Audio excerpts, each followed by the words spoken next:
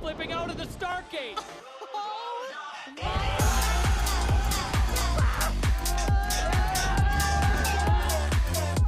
This place is erupting.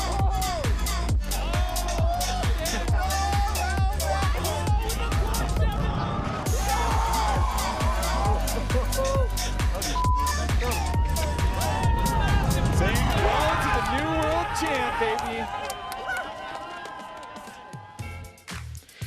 Welcome to the Freeride World Tour by Peak Performance. We are at the Kicking Horse Pro, stop number 3 on the 2025 FWT, and Kicking Horse Mountain Resort is turning it on for the Freeride World Tour. Absolutely spectacular morning, stacked up and ready to go here on the Ozone face. Back to Canada, my backyard.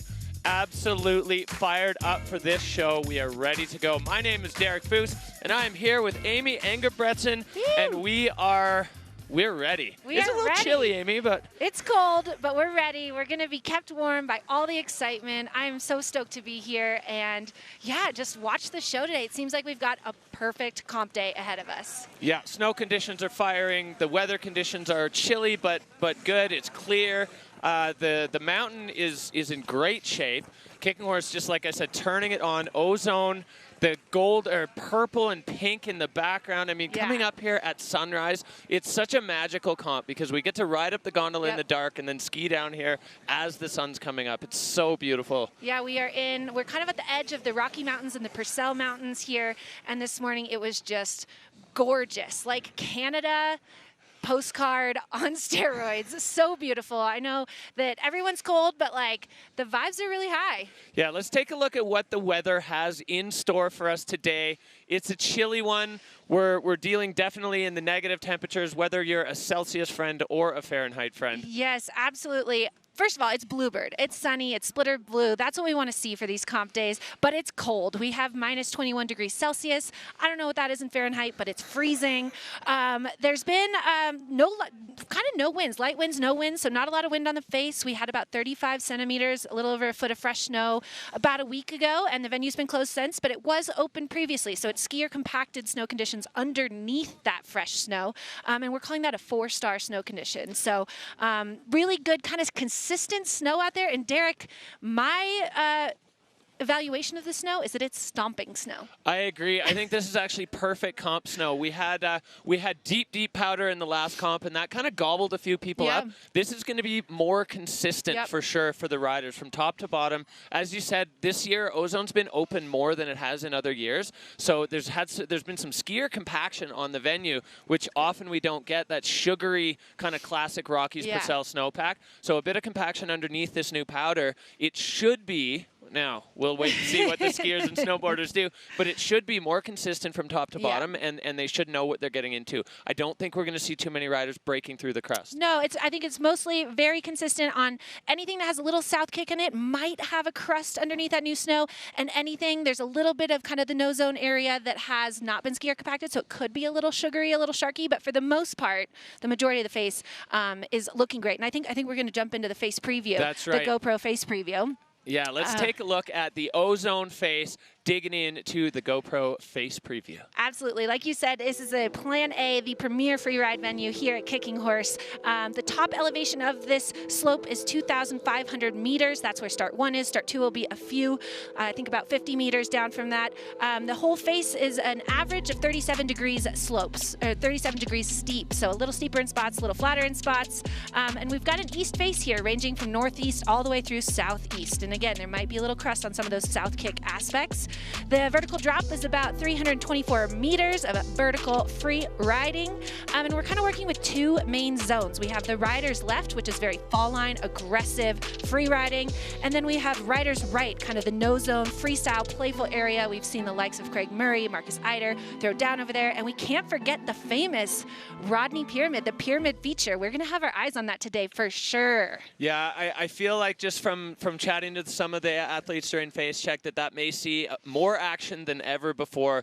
I love the social post that Freeride World Tour did with George Rodney, Yu Sasaki, and Max Hitzig all lined up, timed perfectly. The evolution of that feature, one of the biggest airs on the entire Freeride World Tour. Yeah. So we'll see if somebody wants to bite off a chunk of that. The snow is soft, but it's not super deep. So I'm interested to see how that goes. I mean, these are some of the best freeriders on the planet, so if anybody can do it, this is who it is. Yeah, absolutely. And, you know, we're talking about how there's kind of two really different styles of skiing that this venue affords itself, where you have the really aggressive, kind of more traditional free ride on the rider's right side or left side, and rider's right is more playful. So I feel like it's going to be maybe hard for the judges, because we might have like a huge variance in ski styles, run styles, rider styles. Yeah, this is probably one of the most varied styles that we have on a Freeride World Tour face, where you can have this almost pure freestyle zone, but still steep and rowdy, and then the I guess, classic big mountain right off the summit of the Ozone. So we'll see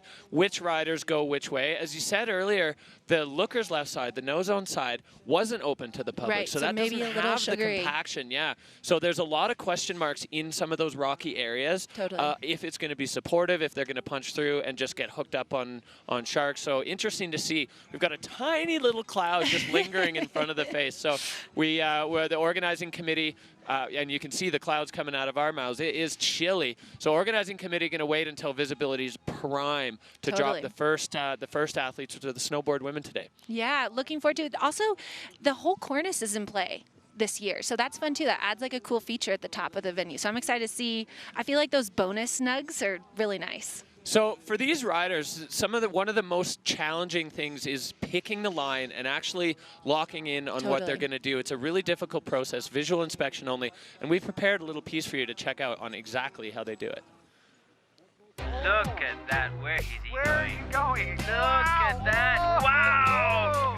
The order of face checking, I think for me it's like having a big picture first thing, then having a quick binocular check, then checking the forerunners, and afterwards having a pretty long binocular check. And then when I go to the hotel, I try to spend a lot of time on my laptop and check the pictures and footage. So complicated, such, I think, an undervalued skill in this sport. The visual inspection is just, it's hard. You know, the riders are pretty much in our position with binoculars looking across. They can hike up the sides to get side views. At some venues, they get to look in from the top, but they've never stood on the features that they're hitting. They've never actually even stood at the lip of the airs they're hitting. So timing a 360, timing a backflip, knowing how fast to go, all of that is that quick mental math that they're doing while they're riding. It's such an incredible skill. And it's the mental game of these athletes to be able, like the pressure all the athletes have been feeling since yesterday, since the face check, like the decision making, like all that. Like, yes, they're amazing athletes physically, but the mental side is super impressive. And with this venue, unlike the venues so far this season, we've had comps on this venue. And so a lot of the athletes were looking back at historical runs, winning runs, trying to find something new, trying to replicate someone's winning run. And then athletes that have competed. We have quite a few athletes that have competed and podiumed on this venue before. So that is an advantage. Absolutely, yeah, for sure. For some of the rookies, and as you said, this is the first one this year. We've had different events, different venues. This is the first one that has that historical data to pull from.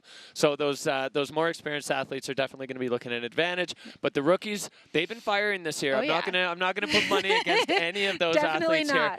We want to take a look here at what our judges are looking at and what our judges are looking for. They are the people who are making the decisions at the end of the day here.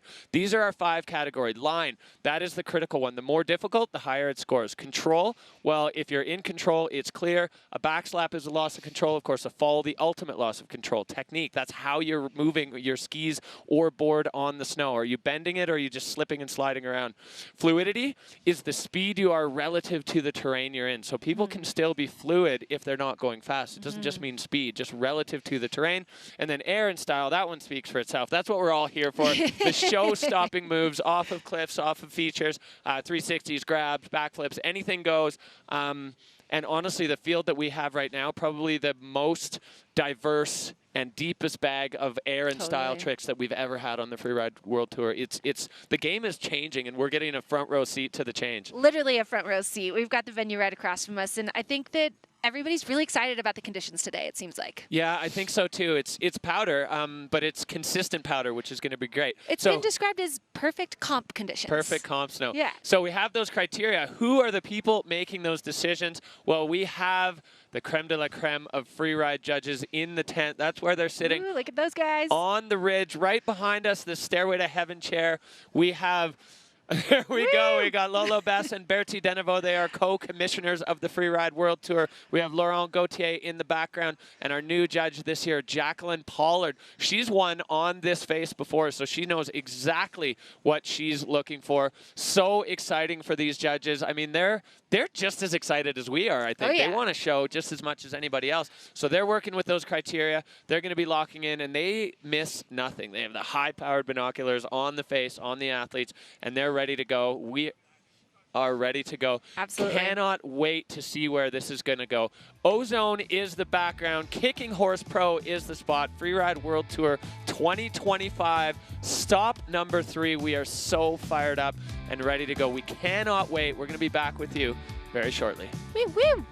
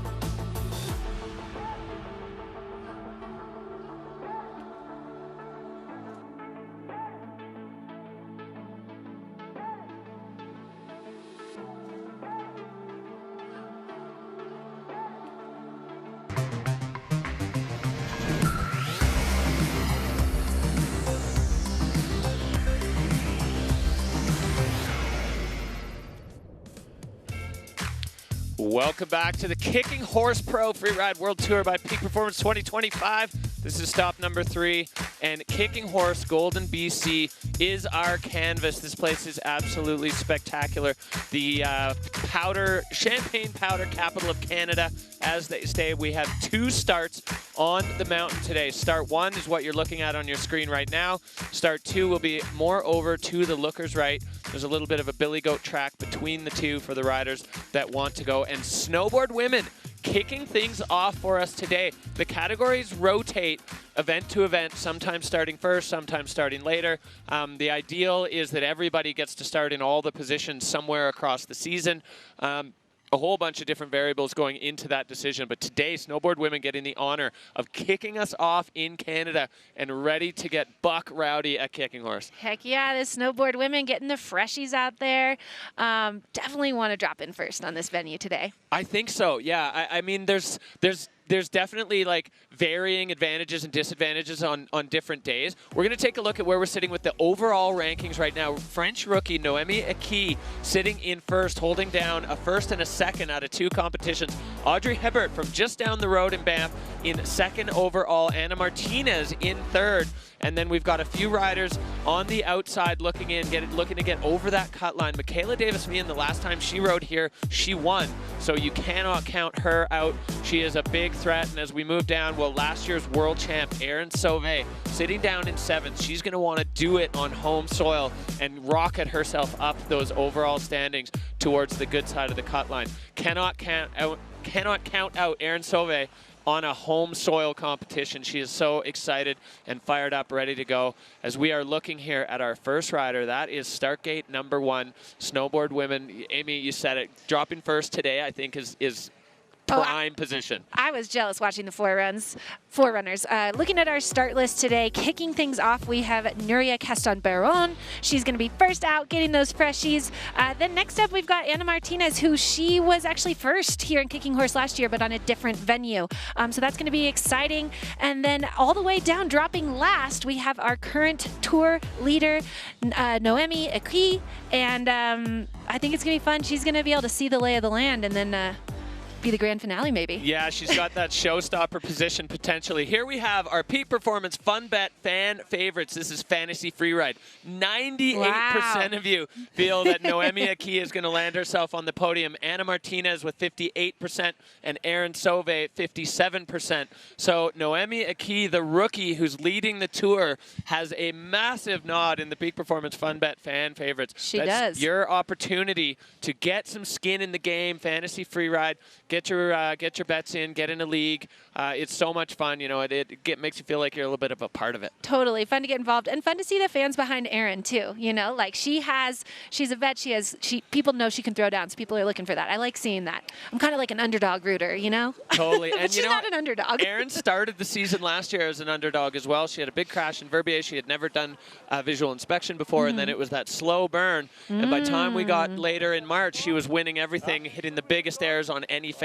So I would not count her out. She's, like you said, she's a world champ. She's a veteran. She knows what to do, and she's also fairly familiar with that underdog spot. And the tour is a long game, right? Like these athletes this year, it's 6 stops. So I think the athlete mentality going into today is it's not a make or break. People can still kind of go for it. Some people are trying to stay safe, like get a good result. We do have a couple athletes in the ski field that don't have any results yet, so they really need to land a run. But then you have a lot of athletes with results where they're like, well, maybe I'll just go for it, and I still have 2 stops to make sure I get above the cut. Totally, and I think we're going to see both sides of that strategy game play out today.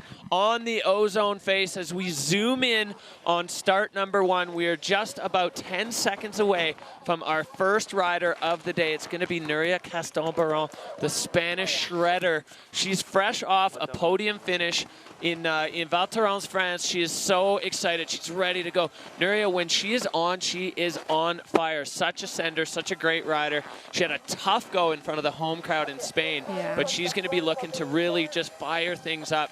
Always a fan favorite, and Nuria is, oh yeah, you can hear it. The excitement is building here as Nuria grabbing on, ready to do that border cross start and fire herself out. On to Ozone, here we go. Kicking Horse Pro is on. Dropping out of start 1, Nuria is on course. She is making her way down the ridge.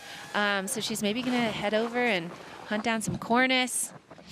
Got to be hard being the first one out of the start gate. Yeah. She doesn't know what this snow's like. She's got probably the biggest nerves. There's a kind of a long ridge approach here, but you can see that there's cornice, some pepper. She's looking for her spot. Nice, and a 360 right off that cornice, coming into the face on that heel side. Yeah, you can see the tracks from the forerunners and the ski cutters, checking avalanche conditions and stuff. So Nuria kind of has an idea. It's pretty good. Getting the judges' attention right out of the gate with that 360. So Nuria has a very strong start to her run here. Absolutely, making her way into the middle of the face there. Some good snow. This is where I've heard there's the best snow on the venue. It's kind of the deepest powder, but also that skier compaction. Looks like she's looking for her next feature. Making pretty quick work of this face, too. Yeah, there's a nice peppery little chunk. Nuria biting that off, getting on the heel side, and rocketing out on the apron. That sunshade line is kind of your indication that they're past all the features there, as Nuria now approaching the finish gate. She's through the arch and done. That is run number 1 of the Kicking Horse Pro.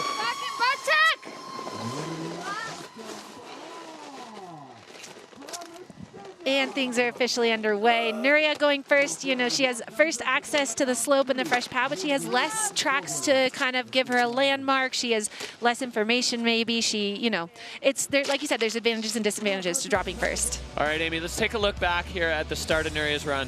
Nice 360 off that cornice, landing nice and solid on her board, getting a couple pow turns in as she lines up. Kind of like a little bit of a technical turn through some pepper, maybe a little washout there. And then she goes over and she hunts down this kind of pepper air, which those airs are kind of tough. They're a little raked out, you know?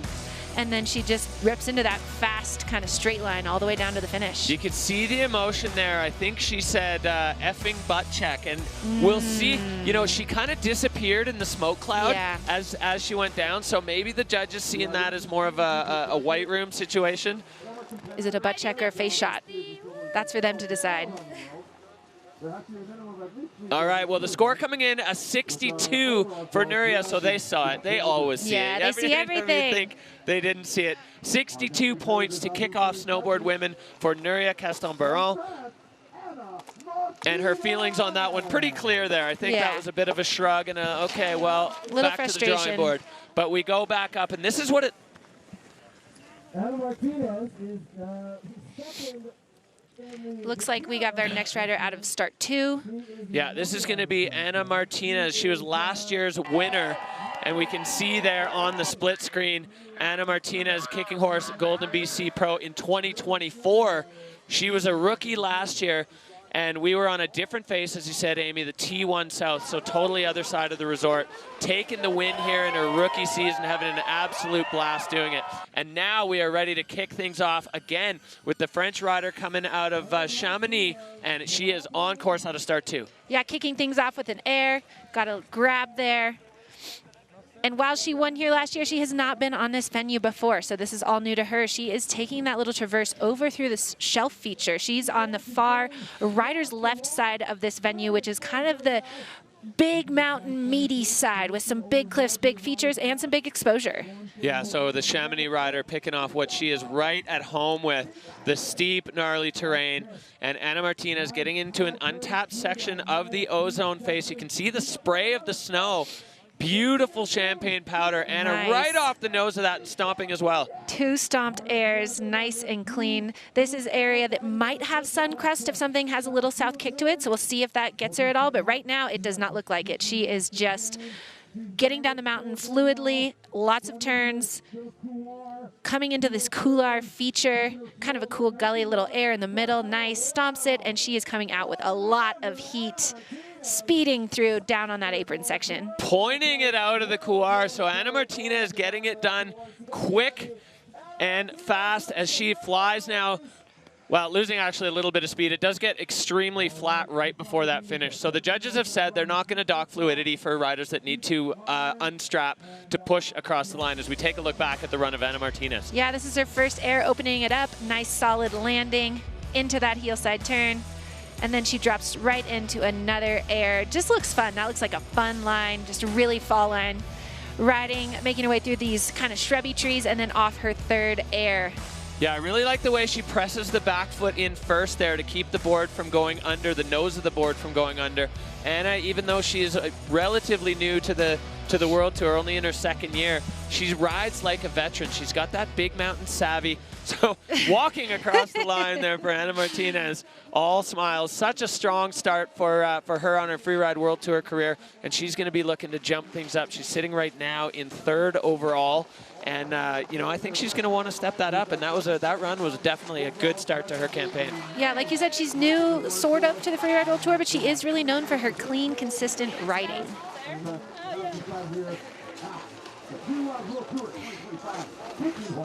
All right, well, the judges dropping in quick on this run, a 78. Nice. So Ana Martinez is going to be taking over the hot seat from Nuria. We hear them just catching up, trying to always listen in, do a little eavesdropping on the storytelling from these riders in the finish area as the relief and just, you know, it all washes over them once their runs are done. And now Anna getting comfy in the hot seat as she waits for the rest of the snowboard women's field to have their say here. You can see trying to warm up her face. Yeah. It is cold, minus 22. We're gonna have to call it the cold seat. Yeah, minus 22 Celsius, I think minus 7 Fahrenheit. So chilly day out here in the Purcells. But Anna, her work is done and dusted, as she's now going to sit there and she can look straight up the face. This is nervous moments for an athlete when there's still quite a bit of the field left to run. Still have 5 athletes. Still 5 athletes to drop in snowboard women. And so, yes, she's in that hot, cold seat for now, but she's got to wait and see what her fellow competitors throw down. Absolutely. So the next rider, here we look, the traverse from start 1 to start 2 is pretty rugged. And you can see just there in the upper center of the screen, that is Audrey Hebert. Audrey coming over the Kicking Horse Pass from Banff. She lives very close by here. She's probably the most local that we have in the event. Coming up from Banff and ready to go now. She has competed at Kicking Horse a ton on the Challengers and on the 4 stars, so she knows this resort inside out. She's definitely ridden Ozone. We're still just looking at Anna as we wait for Audrey to be ready to go up top. But so exciting here. Snowboard women, the first category in the Kicking Horse Pro. Absolutely, and Audrey, you know, coming from just over the pass, basically, you know, she's at home in these rocky Purcell Mountains. She knows this snow type. She knows how to ride in these cold conditions. I definitely think that adds a little bit to your confidence. Yeah, so Audrey coming back to the tour. She was on in 2017 and 18, and then has been a mainstay on the qualifiers for ages. Coming back to the Freeride World Tour, now sitting in second overall. She said she's got a totally different mindset than she did the first time she was here, and she's just having a blast. She's having such a good time, super positive, and like she said, easy trip over, just a couple hours over the pass, and now she is dropping in Audrey Hebert from start 2. On course, lining up, oh, a front flip with a butt check, but that was fun to see right out of the gates. Now she's gonna make her way over to that traverse through the shelf feature. That's going to see some traffic today, so we'll watch for that to deteriorate with some rocks in there. But this is how you get to some of the meat of the terrain over here. Well, what an aggressive start for Audrey. I love that. Right out of the gate with the tame dog front flip, popping off the next air. That traverse on your heel side, you know, for a regular foot rider, it's so scary, just looking out over the abyss. And Audrey now well and truly into her run, giving herself a big spray and just having a little bit of a checkup. So fluidity now, you know, starting to pick up for Audrey as she just lines up her direction. A different trajectory completely there than we saw Anna go. Yeah, different than the Forerunners as well, finding a new kind of creative spot, new landing. And it looks like she just washed out a bit there again. So maybe it is that sun crest coming up. Maybe there is some inconsistency in the snow we don't know about. But she's making her way through these punchy trees, which kind of add some landmarks. And then she goes really fast through that couloir feature and then getting hung up down again. That was a bit of a tough one, a bit of a buck and bronco ride for Audrey Hebert. It's tricky to tell if it was snow conditions or maybe, you know, a bit of snow in the goggles on the front flip at the top. Could have been. And all of a sudden your vision or even your kind of whole mental game gets a little bit rattled when the first move doesn't go right to plan, and then the rest of it, you know, it is a delicate house of cards one of these free ride runs as we look back here at the replay. Yeah, so cutting straight to her kind of heel side, scary traverse, as you mentioned, through that shelf feature. And then this is where she kind of had some fluidity bobbles. You're seeing that on the judging, the video judge, but then finds that new trajectory off that feature. And here she's coming through these punchy trees, looking like she's looking for her other feature as she comes into that couloir with the little mini pepper air and then washes out a little bit.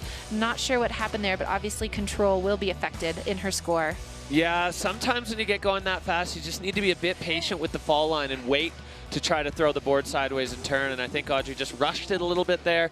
And unfortunately, the board coming off.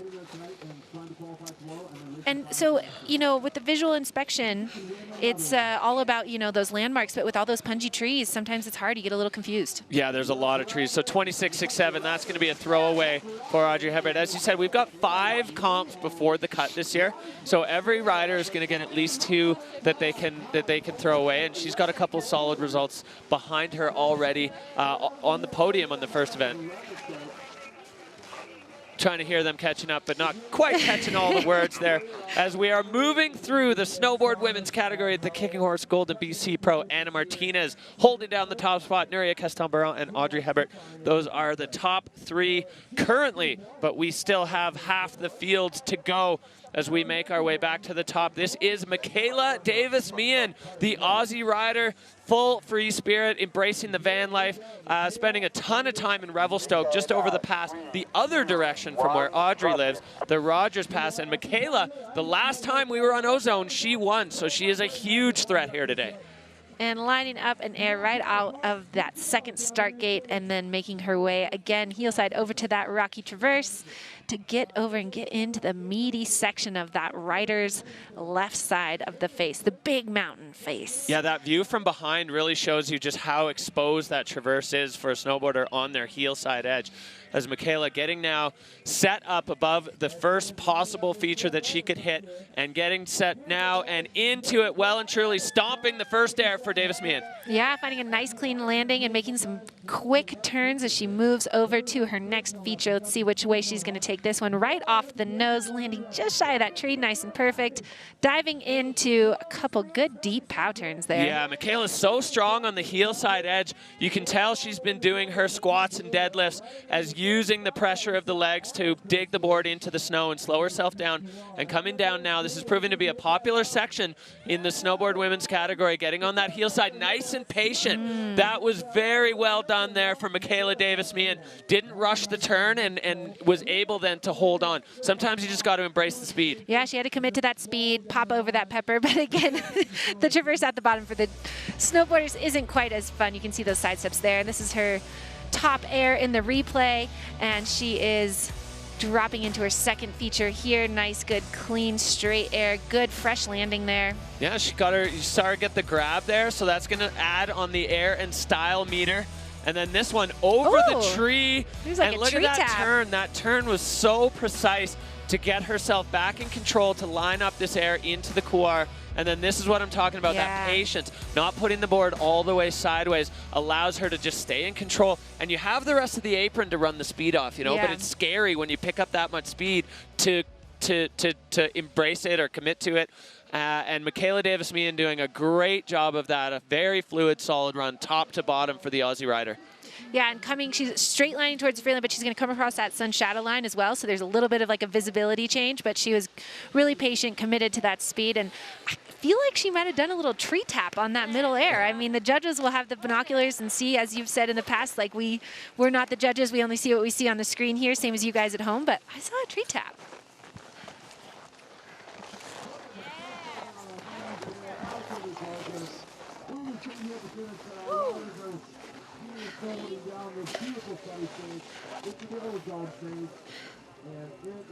All right, well, Michaela catching her breath. The score coming in 81.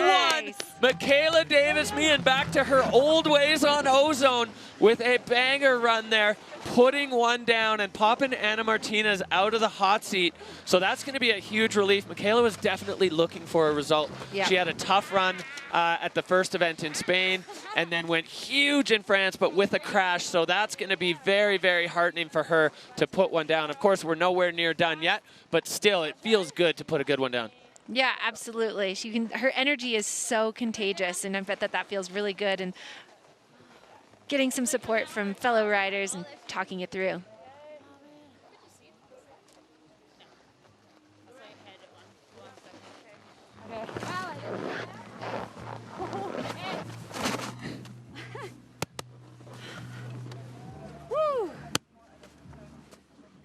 Trying to eavesdrop a little, see if we can hear what they're saying and hear the kind of the vibe check from the finish line. But we've got the thermometer there. That's officially the cold seat. You want to be in the lead, but you got to do something to stay warm while you're there. Well, Michaela just looking back up and taking it all in, the relief that washes over a rider after they finished a great run on the Freeride World Tour. You could see it on her face. So Michaela Davis-Meehan takes over the lead in the snowboard women's category. This is the first category out of the gate today at the Kicking Horse Golden BC Pro. And so far, a great start. Very popular area. Pretty much every one of the snowboarders going through a very similar zone. You said it before, Amy. We heard from the forerunners that's some of the best snow on the face. So pretty wise line choices there. Absolutely, and again, she's been on this face. She has won on this face. That's gotta be a mental boost. For sure, and taking the completely opposite side that she won on. Thank you.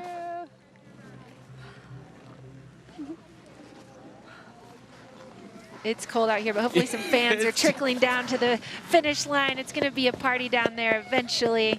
Gotta stay warm with those positive vibes. I love. Got a little kangaroo pin there on the neck warmer. Yeah, the kangaroo pin is awesome. Little ode to home. All right, we're moving back up to the top. Start one, our next rider out of Tonon, France, Estelle Rizzolio. She's a DJ in her spare time. She's doing computer code, and she is essentially, Estelle is she's sending, full-time sender. Sometimes it works out. We saw her last year in second right here in Golden. Actually, the last 2 years she's been on the podium. So this has been a happy hunting ground for Estelle Rizzolio, and we'll see if she can continue that streak and find herself back on the podium here. Start number one right from the summit of Ozone, and Estelle is on the face. I like that clap coming out of the gate. She looks energetic, excited. She's going to make her way down the ridge, maybe over to that cornice feature. And see that beautiful view of the venue. That's kind of all the athletes can see dropping in. You see how it's kind of like a blind rollover. So that's why that visual inspection is so important. And she's just going to drop into the face right over the split in the cornice. And she is pumping, trying to keep her speed as she works her way across. No doubt feature hunting. Oh yeah, here we go. You can see a few little items starting to show their faces underneath Estelle. As she pops her way off that first feature, the snow on this side of the face looks absolutely glorious in that early morning light. Just carving a big toe side turn, nice. Spraying that champagne powder as Estelle now coming down. There's features stacked up below her. Oh, getting a little caught up, but no problem. Off that air, little, like you said, little bobble, but recover quickly. Lands that air nice and square.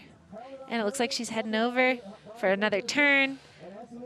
And lining up a last little nug. Oh, nice. Off the donger, little butt smudge on the bottom, but back on her feet and riding out into that sun shadow line. Yeah, that's a tricky one there because it's almost into a rock well. There's a big dip, and I think either need to jump over it or go really small to line up with the transition.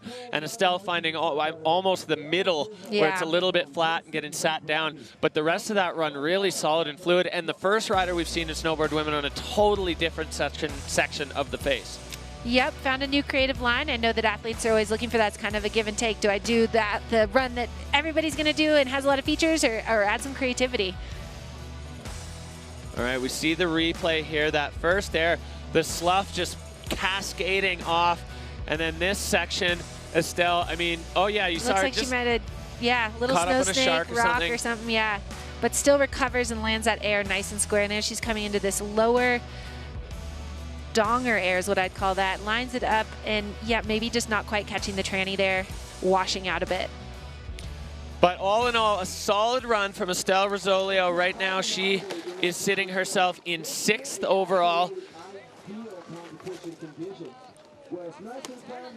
Big smiles down in the finish as the score coming in a 65 for Estelle, so 3rd so far. So is still a possibility that she could land herself on the podium for a 3rd straight year here in Canada. Yep, still 2 riders to drop, so not sure, but there are still some challengers coming for sure. That is a look at start 2. Yeah, and speaking of challengers, this is a huge one. This is the reigning Freeride World Champion, Erin Sauvé, riding out of Roslyn, BC, Red Mountain, her home resort. You can see the maple leaf on the shoulder of her bib there. Erin's had a rocky start to her her title defense season, and she's going to be looking to get back to her winning ways. Erin, when she's loose and free in her mind, then her snowboard will follow as she is on course and straight into the air out of the gate with a grab. And immediately onto that heel side edge, going towards that traverse. She is looking to bite off a big chunk of this Ozone face.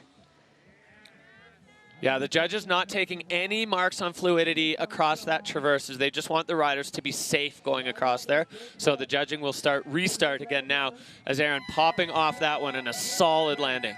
Yep, finding a clean spot, no bomb holes there. Working her way with some pow turns over to this next feature. Lining it up, ooh, and taking it nice right off the nose. Clean into a pow turn there again.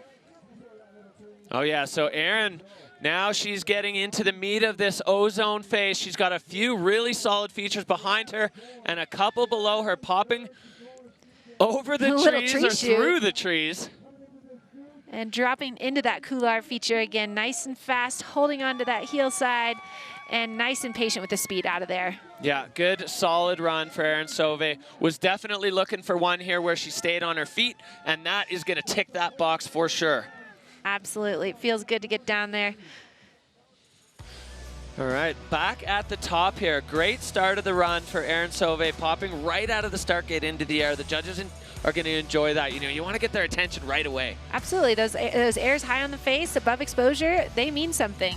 Right here, she kind of went right off the nose of that middle feature, which found her own fresh landing, a little bit bigger, and then working her way through those trees and into that couloir, coming out of that thing with some heat, handling it well, nice and patient and committed to the speed, like you said earlier, and into the finish line. So yeah, a solid run. She's on her feet. I'm sure that feels good.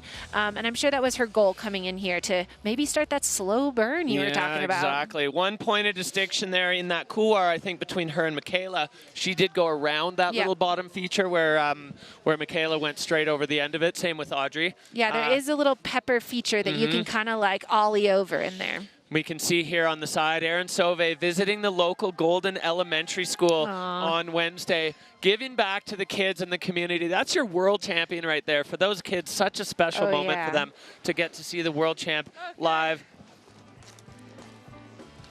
See if we can catch up Erin Sauvé and Michaela Davis-Meehan becoming fast friends on the tour, roommates, travel buddies, having an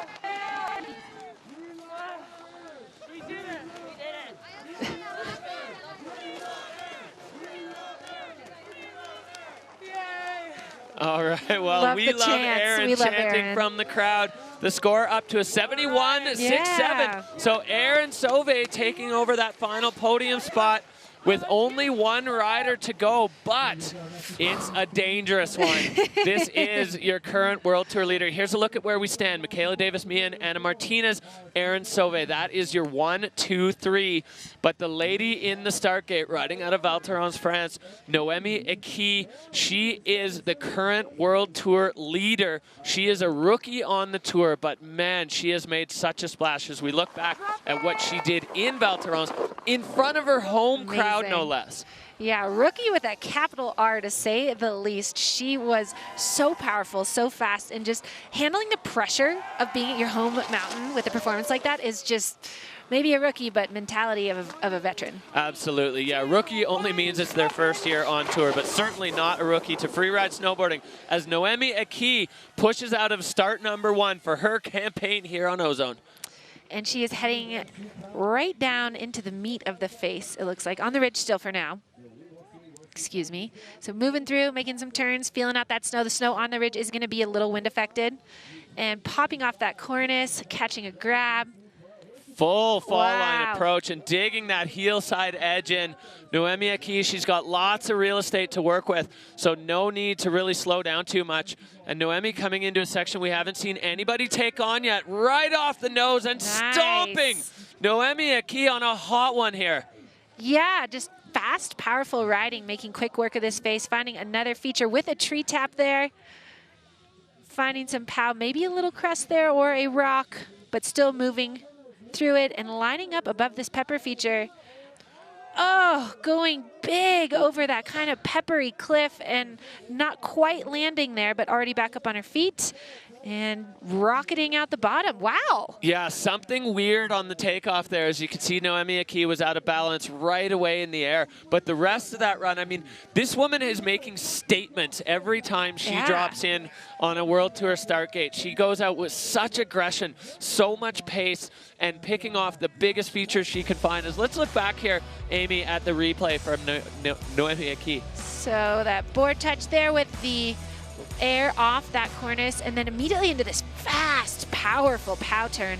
And then, like you said, finding a feature that we have not seen any of the snowboard women go off yet. No hesitation off the nose of that. Very square landing. And then she makes her way through here, maybe uncovers some rocks, but this feature is a really round, kind of bulbous feature, actually, like a kind of an ice bolt / pepper cliff, and going huge, but just not quite perfectly balanced. Yeah, you can see the board projecting out from under, the tail dropping, the nose coming up.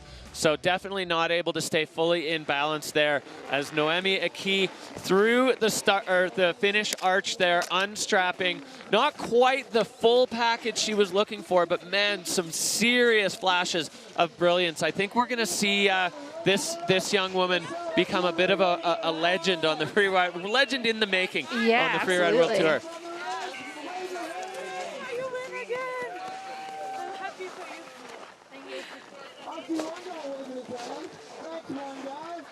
And she really did take it fall line, right from the top of Ozone, right down the middle, right down. Like if you drew a line from start 1 to the finish, that was her line. So we haven't seen any of the athletes kind of do that really direct line yet. All right, well, here we have the score of Michaela Davis-Meehan and Noemi Aki coming in at a 67.67 for fourth. So Noemi Aki into fourth. That means that the Aussie rider, Michaela Davis-Meehan, backing it up again on Ozone with another W. And Aaron Sove, oh sorry, that's Nuria Caston-Baron running in. There's Aaron. It's similar color suits as the snowboard women of the Freeride World Tour celebrating together. A huge win for Michaela. Yeah, queen of the Ozone so far for snowboard women. That's got to feel good, and she was looking for that good result, and she found it. And that is our standings here for Kicking Horse Pro Snowboard Women. We have first place Michaela Davis-Meehan, second place Anna Martinez, third place Aaron Sove. Aaron maybe starting that slow burn we talked about, and Noemi right off the podium. You know, she had that direct line, but had those control issues. So we have big things in store for her later in the season. No doubt, no doubt. And then we see rounding things out, 6th and 7th, Audrey Hebert with the front flip attempt at the top, probably the single move of the day so far in snowboard women. As we see our little flower ceremony, those are your podium finishers here. Michaela Davis-Meehan with the gold, Anna Martinez silver, and Aaron Sove with the bronze medal at Kicking Horse. So good to have a Canadian on the podium, and then the Aussies and Frenchies. Of course, this is such an international field here. As we take a look at what this has done to our overall standings, Noemi Aki holding on, but it gets a little tighter. She was kind of running away with it before. Anna Martinez now only 3,000 points behind, and Michaela Davis-Meehan jumping up and over the qualifying line for next year, and Verbier and Aaron Sove coming much closer now. Her and Audrey Hebert going to be in a battle for that fourth and final spot. Nuria and Estelle down there. And we are going to go down to the finish where we have the queen of Ozone, Michaela Davis-Meehan, winning. You love this venue. Tell us about your run today and how you're feeling. Oh, I think I'm more relieved than anything. I've crashed the first two comps, so stoked to finally just put one to my feet. Especially this one, you know, I got to come and take the title again from my last time I competed here. So very excited, yeah. All right, well, a huge congratulations to Michaela, locking down another big W on the Ozone face. Congratulations, and moving herself way up in the standings into third overall. Fantastic run there for Michaela Davis-Meehan as we are done and dusted with snowboard women. Yeah, that was a show. They really kicked things off hot. Again, starting off with that front flip. We just knew the stage was set. All right, well, that's going to do it for snowboard women as we see moments of joy. We are going to be moving on here with the Kicking Horse Golden BC Pro. Stick around. Don't go anywhere because we're coming right back with snowboard men.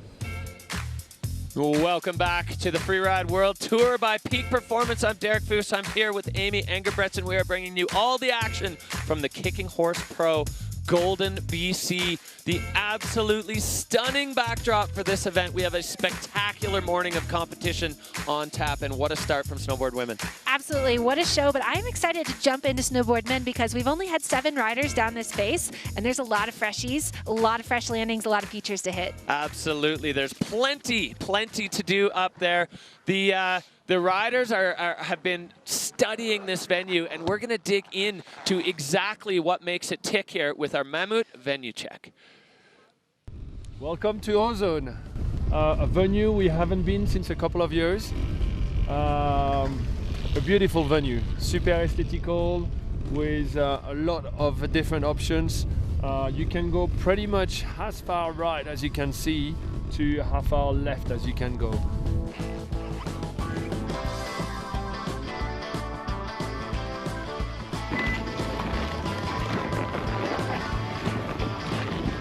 Stairway to heaven.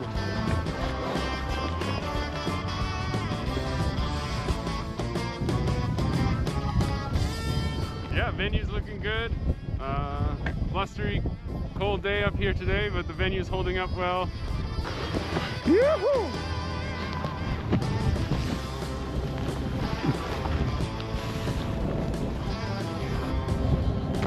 Oh yeah!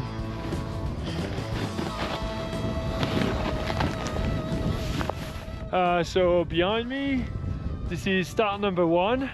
Riders are going full line and all the way on the ridge on the other side.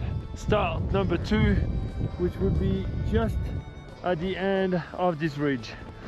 The access they're gonna get, it's everything below me. As I can see, it's pretty steep, a bit of gnaw, and a couple of places over there that they can reach to go far skis left of the venue.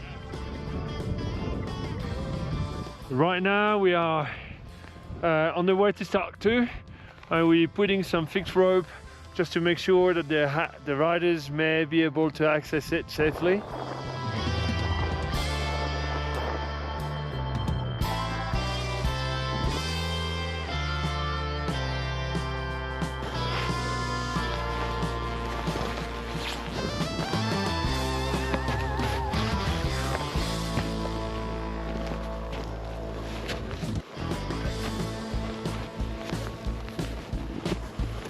So now we are looking the upper shelf, who has been used for many years but looks pretty good, and we are looking if landing is okay, if rider can avoid rocks down there.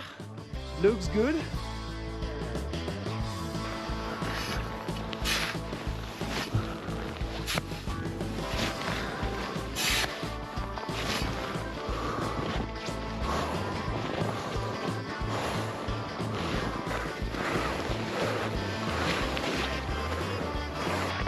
Yeah, it's kind of normal. I can't say without chasing.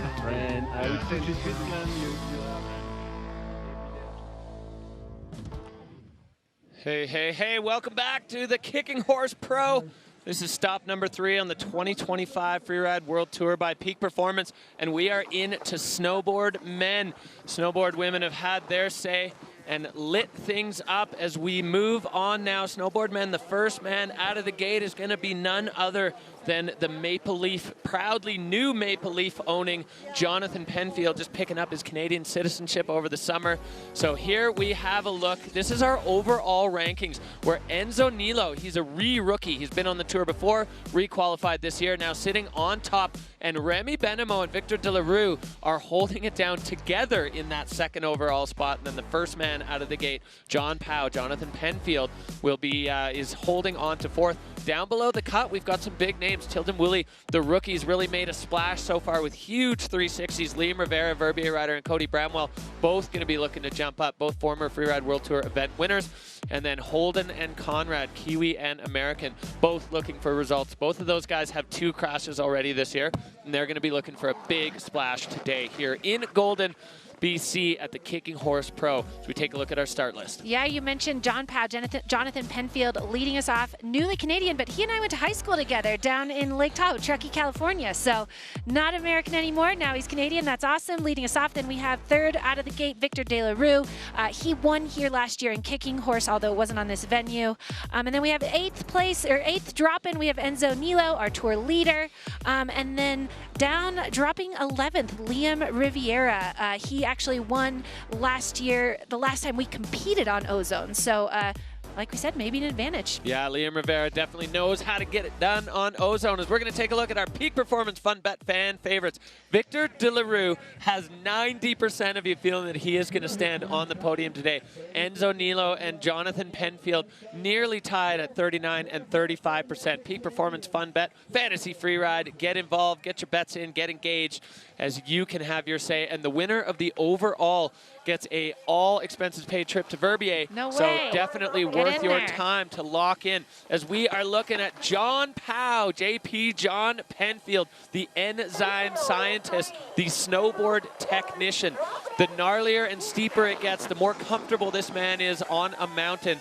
Loves riding powder, as he is going way out here to the riders right along the ridge. Yeah, dropping in on face, catching a little air off those little wind features up top. Like I said, it might be a little wind scoured on the ridge as he makes his way down, maybe to this cornice feature. But once he gets on slope, there has not been that much wind on the face, which is awesome. Yeah, and kind of rare, honestly, for this part of the world. Often Ozone gets the wind coming out of the east and pushing. Oh, I love that. Ooh. Dropping in and out of the face, just adding a little spice to the stew there for John Penfield as he's going way down the ridge. There's lots. You can see exactly what's looming below that cornice for Jonathan Penfield as he now looks to lock in on his landmarks and get into the meat of things.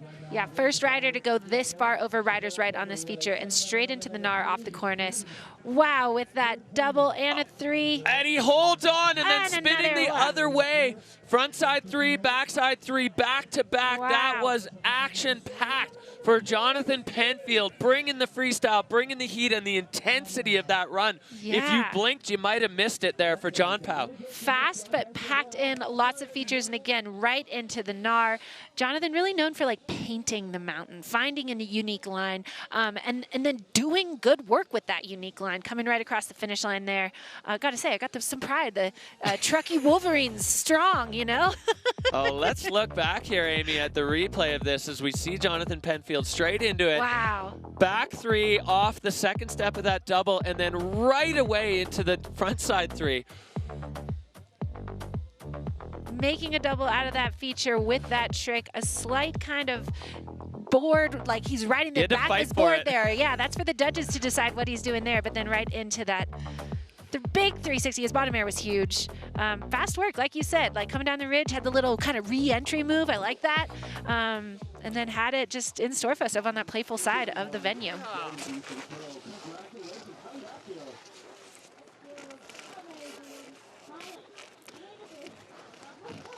Well, the judges have their work cut out for them when the first rider of the day puts that down.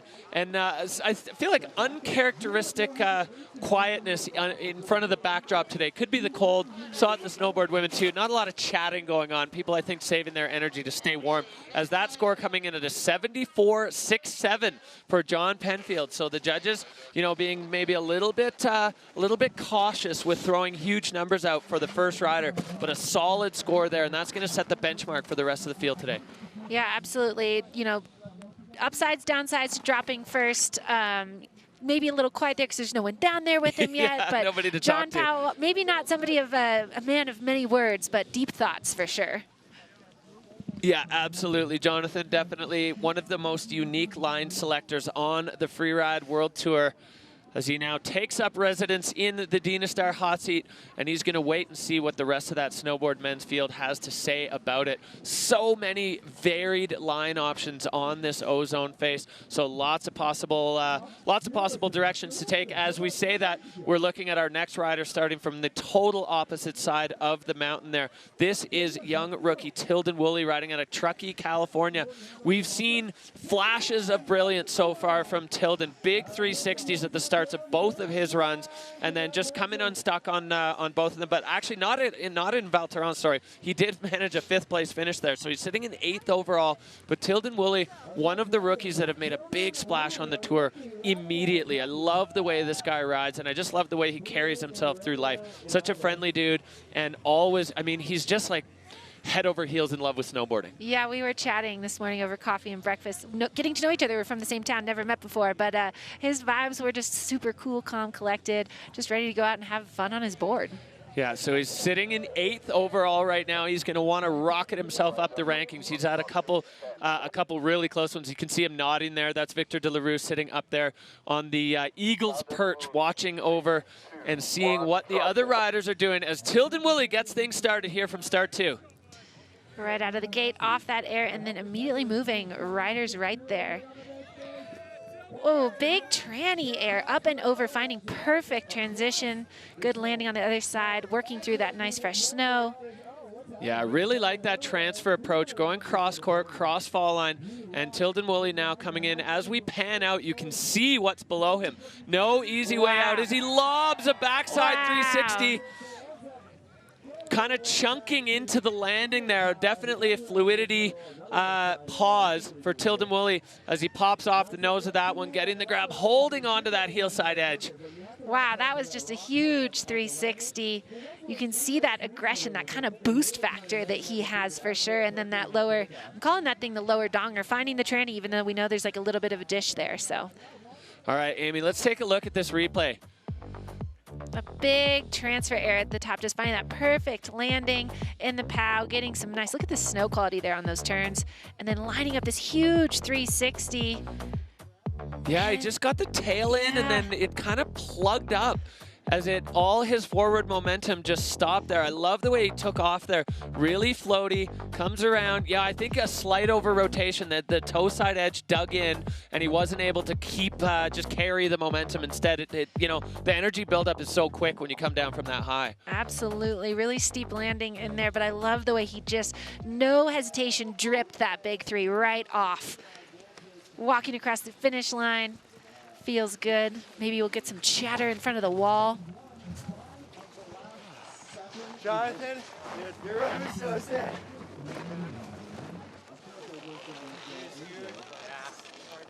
Yeah, I just like didn't get the pop right.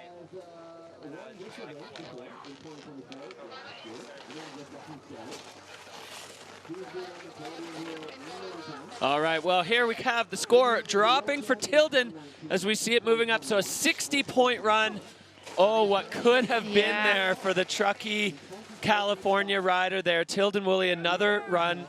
So close to brilliant, so close to probably, you know, a very high scoring run. He's got all the pieces. Once we see them put them all together, I think we're going to see this guy standing on the podium at the Freeride World Tour. As we look back here, the next man in the gate. This is your 3-time world champion of the Freeride World Tour, Victor De La Rue. Coming out of after his home event, he lives in Val Thorens, and now he's looking to back things up. He won here last year, as you said before, on a different face on that T1 South, but you can't count Victor out anywhere, anytime. This guy has the complete package, board handling, tricks, and he is out of the gate with intent. Pushing right out on face, hopping over that top feature, coming in with some heat. Oh, nice, big 360, stomps it, finding that perfect landing. Oh yeah, Victor now, and another 360 front side there, so he spun both ways already, and Victor De La Rue making short work of this face, popping through the rocks, catching up a little bit of speed and lobbing another 360 and just making it over the rocks. Yes. Wow. Well, packing that run, absolutely packing it. One of his best travel buddies beat him in the last event, and you know Victor doesn't stand for that, so he wanted to put down a banger run, and Victor doing exactly that. Made quick work of that face, good line creativity, tricks, great landing. One small bobble with maybe some like chunkiness in the snow. Here we go. That first big 360, finding that landing, just stomping that, coming out with nice speed. Getting a little creative here through the trees, finding like a little sneak chute into some fresh snow, and then that's where he had the little bobble on some snow. Not sure what happened there. And then again, no hesitation, right into another big 3, landing just barely on the other side of those rocks, but stopping it and flying out with speed. Yeah, finding trajectory. You can see that Mammut line tracker. The only deviation from the fall line was when he was in the air on that huge cross-court 360. So Victor De La Rue making the absolute most of the Ozone face. Blink and you miss it. All smiles there. As Victor now waiting for the score. The judges speaking quickly. The score coming up, up, up, up, Wow. up, and up. 88-67. And Victor De La Rue is moving into the hot seat. A huge run there. Yeah, the hot cold seat. Huge run there for the world champ. All the French snowboarders did some face art with the frostbite tape this morning, and you can't really see it with his goggles, but maybe you take some off, you see they have like cat faces made out of their frostbite tape, which I like. Je croyais tellement pas en moi. J'étais sûr que j'allais faire de la grosse râle. Exactly, Yeah. Victor. All right, well, back up we go. The Kicking Horse Pro lighting up here for snowboard men. We got the man from Zillertal, Timmy Schroeder. He's got the German flag and just taking it all in. It is so beautiful up there today. A gorgeous background. Timmy Schroeder, he's been on the podium. He knows exactly what he wants to do, and he's about to get it done here on Ozone. Yeah, bringing that energy right out of the start gate. You can see it. He's excited. He's feeling good, and he is dropping in on that ridge. We'll see where he's headed, and right onto the face, over the cornice, getting that air, getting grab. Yeah, and taking a unique direction approach here over towards this traverse, but from start one. Now cross court with the front side three. Perfect landing for Tim Schroeder, arcing a toe side turn. These conditions absolutely gorgeous, and you can see him just laying in to that heel side carve, the snow spraying everywhere for Tim Schroeder. Yeah, just making it look fun, making it look good and greasy. Lining up something below him. He's got some peppernar airing over everything. Oh, into a double, and a little washout on that landing. Was just going so fast. Yeah, super aggressive fall line approach there for Timmy Schroeder, turning that into a double, kind of a long and low, you know, the kind of feature that you could ride down if you weren't going fast enough, but he certainly was going fast enough there. So very quick work of the Ozone face there for Tim Schroeder. And right off that cornice, popping that air, solid grab, lands solid, and then just rips right over across to a new unique part of the face, 360. And right into those greasy turns. And here, starting off that double, he starts over this kind of peppery air, lands it, no speed check, right quickly off that double. And that feature, when you look at it on the screen, it's hard to see, but when we look kind of at the mountain across from us, it's kind of a bulbous, like raked out feature. So it's not the easiest feature, especially with coming at it with that speed. Yeah, it's long, and you can see Tim touch down basically for only a board length before he was off in the air again. And unfortunately, that heel side edge, the board just getting a little sideways, and Timmy getting bounced out of the landing. So the score, not going to bother the score of Victor De La Rue, 68-33. That's going to move him into third so far for Timmy Schroeder, the German rider. So we are firing here through our snowboard men's category on Ozone at Kicking Horse. That is start number one right there up at the summit. You can see the rest of the snowboard men's field and a few of the ski women starting to gather up there as we are moving through this quickly. These runs don't take very long when you never come out of the fall line. Yeah, it's an action-packed face. There's no transition, there's no rests, as you call it. It's just top to bottom free riding, out of the gate, straight to the finish line. You can see that cat face there with the frostbite tape, and he's holding up the thermostat or the thermometer, and it's cold for sure. But you know what? Cold equals good snow, so we'll take it. Yeah, exactly. Blower powder for these riders as we're looking at the gate. Everybody, you know, getting those last-minute high fives and hugs and congratulations and best wishes for these riders. It's such a unique blend of fiery competitors and good friends in this community. So these riders, they want to win. They want to stand on the podium. They want to be holding that big Freeride World Tour trophy at the end of the season. And this man is no different. Camille Armand, one of the most talented snowboarders on the face of the earth, known for huge backflips. Camille right now looking for a strong result. He's got a couple of sixths under his belt, riding out of Chamonix, France. So definitely no stranger to big, scary terrain. Part of the Freeride Fiasco crew with Enzo and Victor. Each of those guys has a win. Maybe it's Cammie's turn to take the W today. You saw him giving the thanks and love to the riders up top as he drops in. You can see that camaraderie, and making his way down the ridge, the windy ridge. Gonna find a spot on the and getting a little washed out there, but then airing off the cornice into the face, into that better snow. That snow transition is major when you get off the ridge. Working through some fast, fun turns. Quickly off the toe side edge, floating a 360 for Camille Armand, not really slowing down at all, just pointing himself towards his next feature. So Camille Armand definitely with an aggressive approach here to his run on the Ozone face, and no easy way out below him, lobbing it fall line. Oh, and just coming undone there as the board gets put sideways across the fall line. You can see the emotion there from Camille. Yeah, just that was, again, another like kind of long and low one, just trying to rip a really lot of air time, but not that far off the ground, and just a lot of speed getting washed out in that landing. But again, quick work of that face. I mean, he was, we don't have a timer up here, but that was a fast run. And again, what I love about these conditions is I can see the enjoyment in the riders in the in-between moments between the features. Like, they're getting some nice turns. They're making me jealous. Yeah, we saw Camille on the ridge top. That's where the wind has had a little tickle on the face or on the snow. But then right into the meat of it here, floating this backside 360 landing right next to the tree, but perfectly balanced. But definitely now, here's where we start to see things really ramp up as Camille going huge there, landing and then bending out the tail of the board, kind of tail press, and then the board gets sideways, and you can see his good buddy Victor there with that reaction. We all want a stomped run from Camille Armand. Look at that Mammut line tracker, just straight from like halfway down the face, just straight. And he was just had a lot of speed, a lot of heat, and yeah, going big. Well, another man with the kitty cat frostbite tape on the nose. I should have gotten ready with those guys.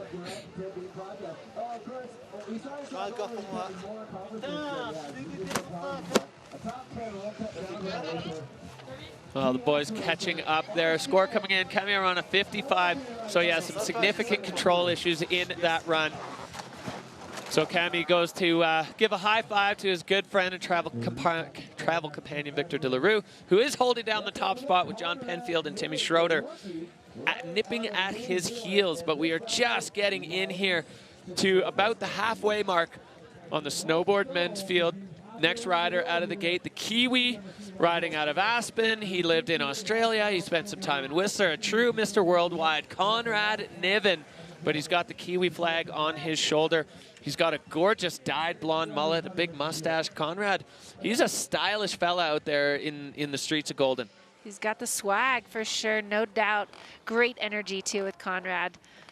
You can just see the beautiful view up there. I mean, like we said earlier, we're sitting right kind of at like the line of the Purcell Mountains and the Rocky Mountains here in Golden, Canada. And oh God, I just love these mountains so much. Yeah, spectacular backdrop for the canvas that is the Kicking Horse Golden BC Pro. You can see Conrad there in the gate, getting ready to kick things off.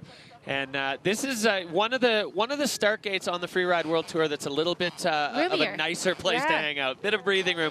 31 years old. Conrad definitely looking for a strong result here. I think safe to say we haven't seen the best of Conrad Niven just yet. A couple great runs interrupted by some crashes.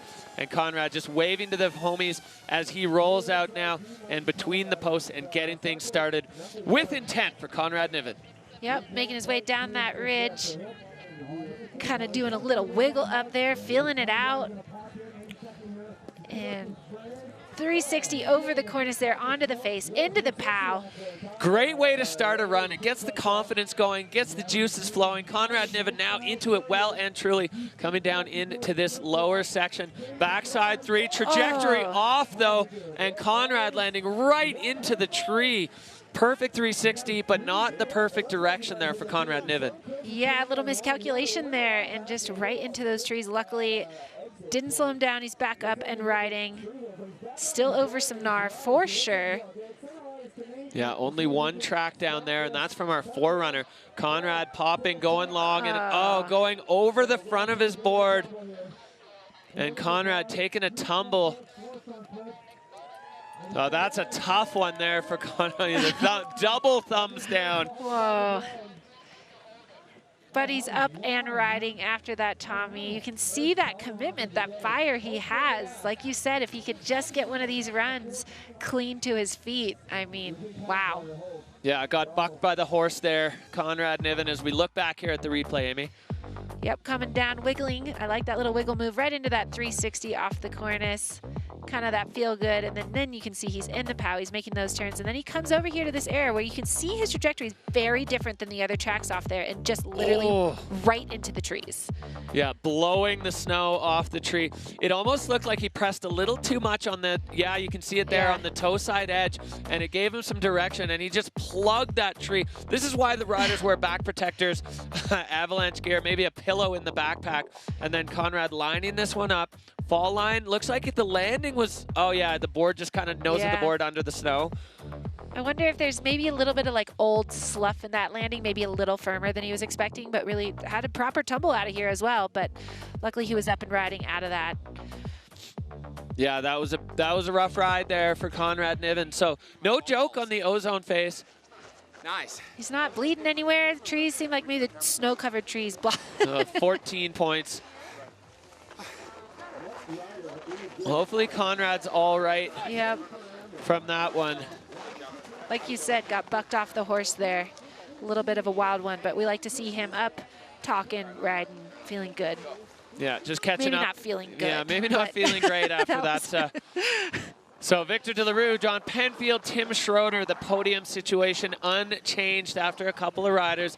As we're back up to the top, this next man, lightning in a bottle, Cody Bramwell, one of the most stylish riders on the tour, one of the most talented riders on the tour, and another one that's just had a bit of a run of unlucky results, going arguably way too big on a giant backflip in Val Thorens and running out of transition.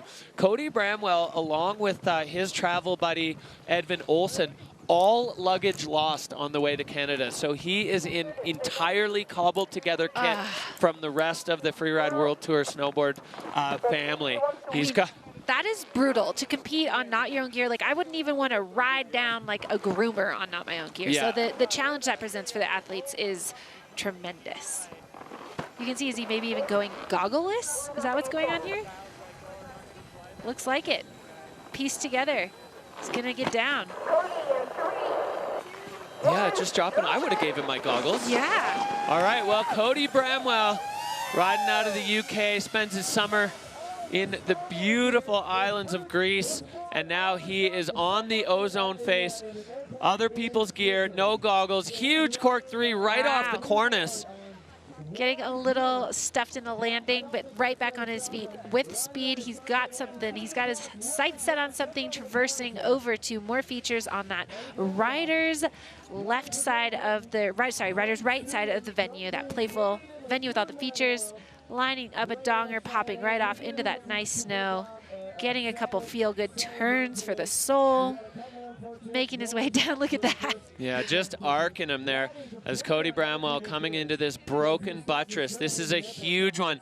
Popping off there, clearing the rocks, and going over the front of his board. Cody Bramwell, no goggles to protect his face from the elements or the snow. And a backflip there for Cody Bramwell. Clean landing to finish it off. I love that. Just throwing that backflip off that lower donger, and just, it's got to be a challenge. Not being on your board, not knowing the gear, not wearing goggles. Very impressed with that run in those that's circumstances. a lot of pieces. I mean, And you could see the styly, kind of greasy casualness between features. I love that, just showing that he's got that style, he's got that flow. Well, popping off the tail there, hand drag 360. Yeah, digging into the heel side edge there. So Aaron Style just maxing out. Love this one with the grab in the powder. Imagine what that must feel like on his face with no goggles on. At minus 7 degrees Fahrenheit or whatever it is. And then just punching right over his nose on that landing. Yeah, that was a big air there for Cody. And we've seen, that's a similar area where we saw Conrad going down, and then Cody getting the backflip. That is really one of his trademarks, just locking in the heel side edge to control the speed.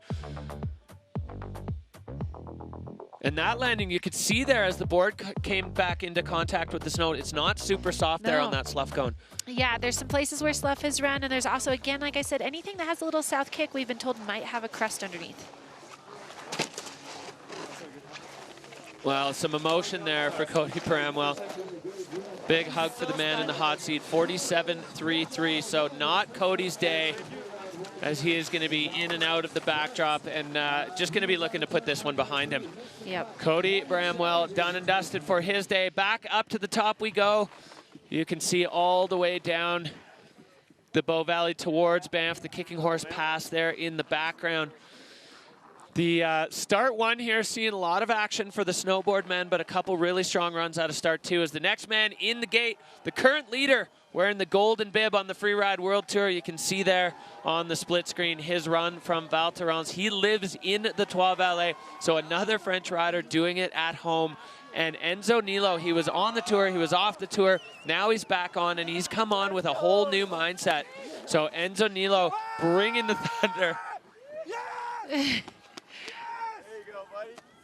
And so fired up, that emotion. He's also, I saw him, he's got the kitty face tape on there. I think he has a little hard on his nose. Bringing the vibes. You got to do something to stay warm out here today. Yeah, those three Frenchmen, Enzo, Victor, and Camille, always with such good energy, such good spirits, making their online series about the Freeride fiasco. And Enzo Nilo now looking to back up his win in Val Thorens on the Ozone face here at Kicking Horse. Yeah, we've got the gold bib on the face, making his way down the ridge. A lot of options of where you can go still from this ridge. Could go all the way over, could drop in pretty fall line. Coming in with a lot of heat off that cornice. Big 360, landing nice and square. A lot faster off that top than we've seen anybody else so far. Yeah, aggressive approach there for Enzo. And now going back three off this one, landing perfectly. Trajectory absolutely on point. So Enzo Nilo with a very aggressive approach here. A ton of speed. Similar approach that we saw Victor de la Rue take, but airing out of that instead of going straight. And no, not able to hold on. Enzo Nilo going down on what was looking like an extremely promising run. Yeah, just getting maybe caught up in the pepper. Maybe that came up a little fast, but some control issues for sure. But really fast and aggressive riding out of the top. You saw him come into that top section with like twice the heat as any of the other riders. So I'm sure he'll be frustrated with that, no doubt.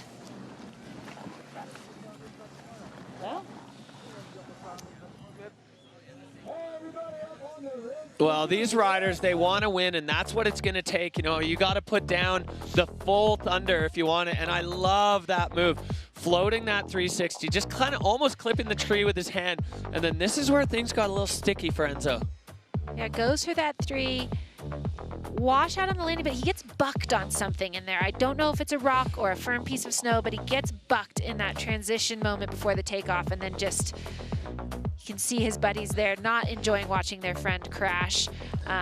Yeah, not the result obviously Enzo was hoping for, but at least he's on his feet and walking through that finish line.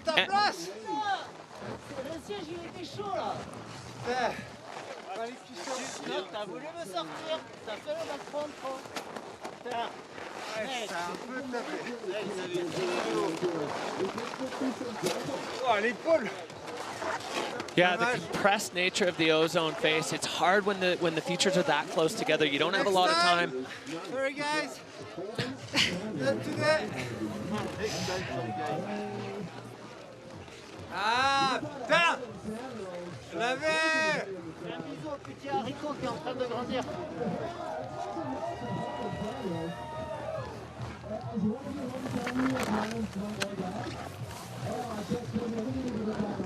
Can't hide that emotion.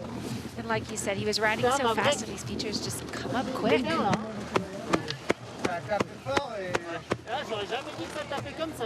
Well, these riders, they put so much stock in these runs and they just want to deliver their absolute best. So 57-point run there for Enzo. Gonna slide him into fifth. So another big challenge seen off by Victor de la Rue as he sits in that hot seat. A place, the hot cold seat, a place he has become extremely accustomed to over his career on the Freeride World Tour. So we're ticking away here at the Snowboard men's field. Back up to the top, this next man at a Moonlight Basin, enjoying the fruits of Big Sky Mountain Resort, Holden Samuels. Holden, both in the last comp in Valto and last year here at Kicking Horse, sometimes a victim of just too much sauce. He goes so fast, and sometimes it lands him on the podium. Other times it just, he runs out of transition.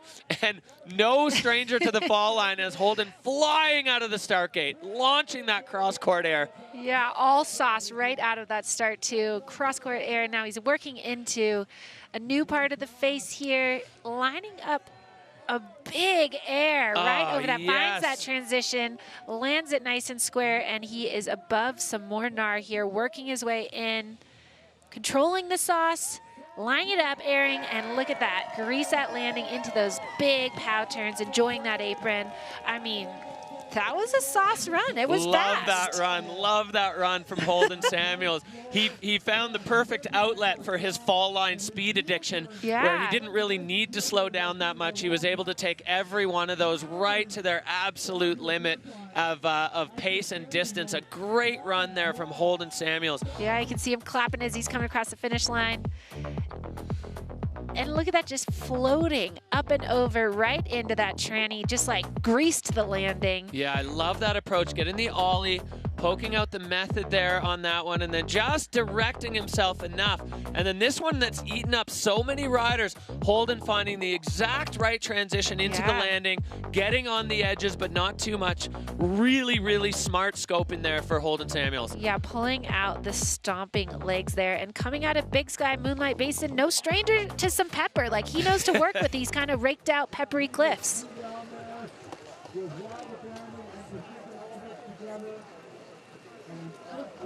Not much to say there. Full gas. Full gas. That was Full Victor gas. De La Rue's appraisal.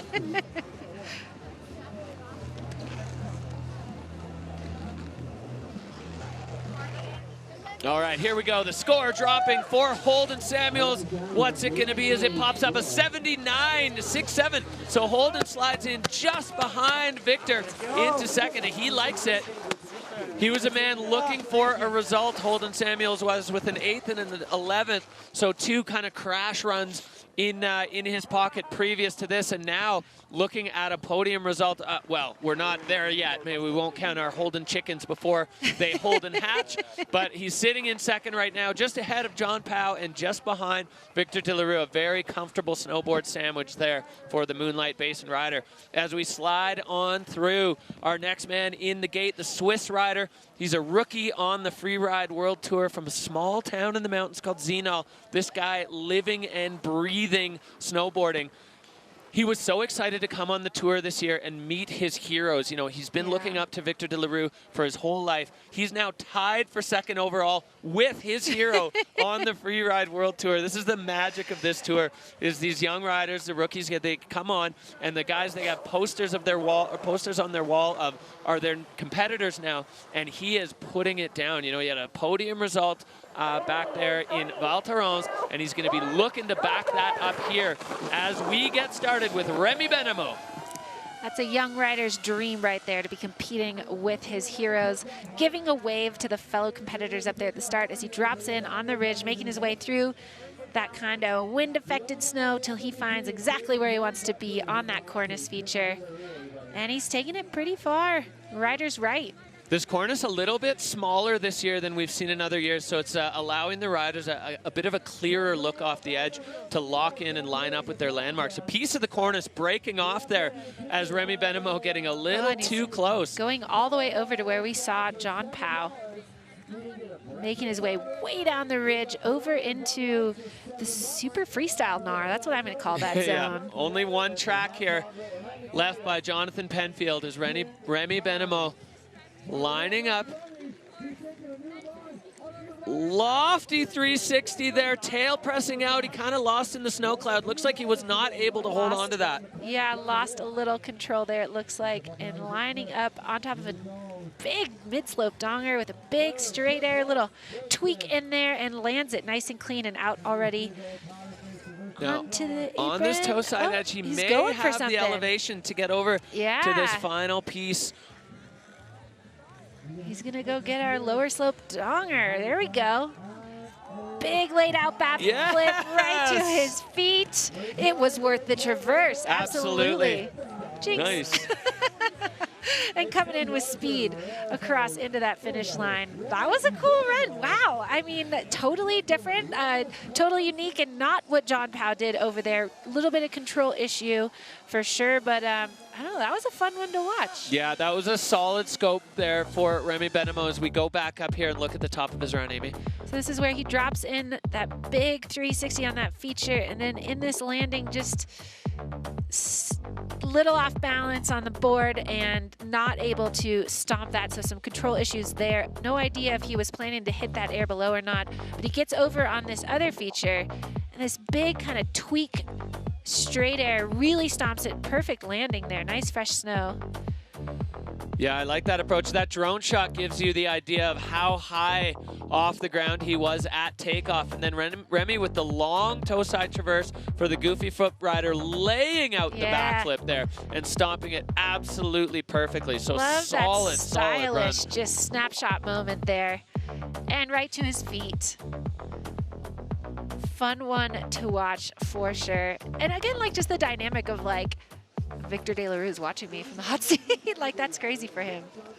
All right, here we go. The score dropping for Remy with that control issue. Not quite going to bother the score of Victor De La Rue, but good enough for fourth. Yeah, that'll be. Yeah, it should be a keeper result there for Remy Benamo as the Swiss rider really showing he belongs here on the Freeride World Tour. A look at the ridge top here of Ozone. You got a couple start options in that Billy Goat boot pack to get from start 1 to start 2. Victor De La Rue, Holden Samuels, Jonathan Penfield. That is your top 3 with Remy and Timmy rounding out the top 5 so far. Snowboard men putting on a lightning show here for the Kicking Horse Golden BC Pro. Couple different starts. You can see just adjusting the GoPros, getting everything right. Next man in the gate, Swiss rider out of Verbier, Liam Rivera. Liam has been living and breathing freeride for a long time, and the last time we competed on Ozone, he took the win. You can see there on the right side of your screen, Liam's run here in Ozone. Glorious golden light, glorious golden powder, and he put it down last time, spinning in both directions, putting an absolute laser focus run together. So Liam's going to be looking to repeat that here. He's been a little bit under the weather, got a little bit of a flu, but you know, hopefully taking a little bit of cold medicine, and he's got to do one run here, light it up and lock it down for Liam Rivera. Yeah, and different than his last run on Ozone, he's going to be out of start gate 2. So over on that kind of more big mountain fall line side that we saw Victor come out of, who's sitting in the hot seat. Yeah, so there's definitely some precedent. Liam Rivera popping out of the start gate with some speed. Making his way over. Oh, backflip, holding on. Nice. Little bounce there, but no hand or butt touch as Liam lacing. That heel side carve just feels like it's a triumphant move after that huge flip for Liam Rivera. Yeah, that transfer air, but backflipping it. We haven't seen any of the riders do that yet. Going for that low, yeah, keeping it on his feet over that bulbous low feature, and then looking to bite off one climbing the more. wall. 360, no, just losing the heel side edge and flopping onto his back. You can see his reaction there, that frustration. Almost like an extra credit feature there. Most riders have just pointed it into the fall line there, but Liam saw an opportunity to get another big trick there. Especially after taking a feature we've seen hit before, but backflipping it and then getting into those kind of that raked out bulbous feature that has been a problem for some of the riders, but he keeps it on his feet. Look at that backflip. There's no lip there. Down sloping takeoff. And Liam just executing that to bolts. I love the way he took off here. Yeah, and like you said, holds on to that landing. And then this was that final feature, front side 3 coming around. The rotation was there. Maybe the board dug into the snow a little bit more than he was expecting. He was really fighting for that rotation, though, so maybe just a little off balance as well. Yeah, the takeoff maybe being a little bit less supportive than he was hoping, pushing on it, and then you start to already rotate when you realize you didn't get the pop you thought you had. You could see his upper body kind of fighting for it.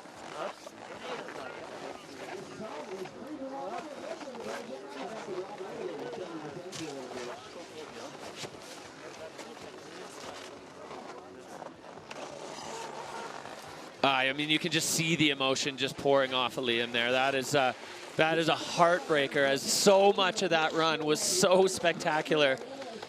So the judges, they still have a lot of good to work with there. It's obviously a significant control issue at the bottom on that 360, but they still add up all the other factors and features that he did before that. So, you know, potentially a salvageable score, as outside of the top 3 or 4, we've seen quite a few crashes, maybe 5, we've seen quite a few crashes. So let's see what the judges thought of it.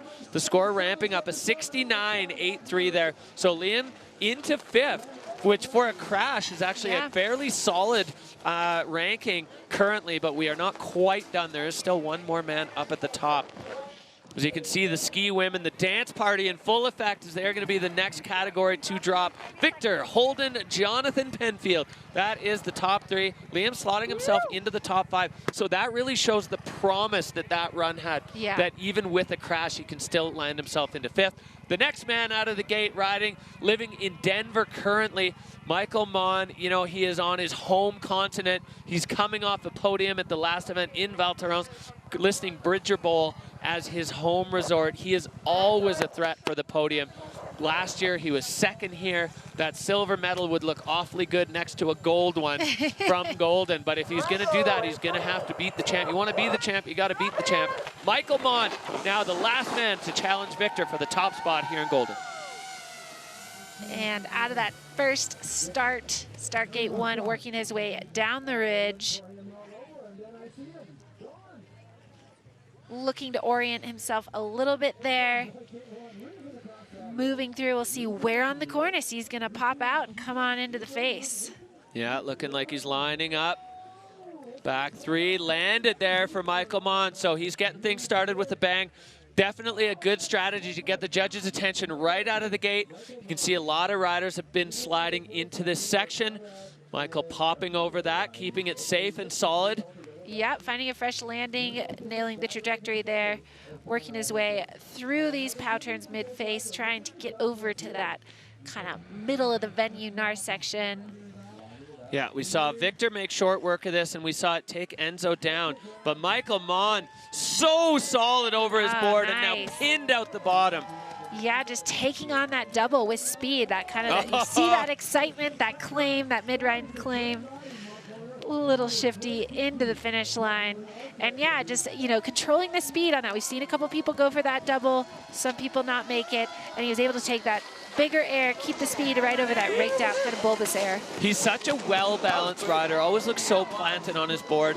You know, goofy foot rider, finishing things off. Maybe that gave him a bit of an advantage on that one. I like this, wrapping it up, getting way out there, and then launching that backside 3 right off the cornice. And here's the top, the first stage of that double, getting a grab in there, and then holding on to that speed right over that kind of peppery double. Yeah, you can see his hands just fighting for balance there. Fighting for it and holding on, and then, like you said, being patient with that speed out the bottom. Pretty fall line run there when you look at that Mammut line tracker, just pretty T to B. Yeah, a lot of back foot pressure.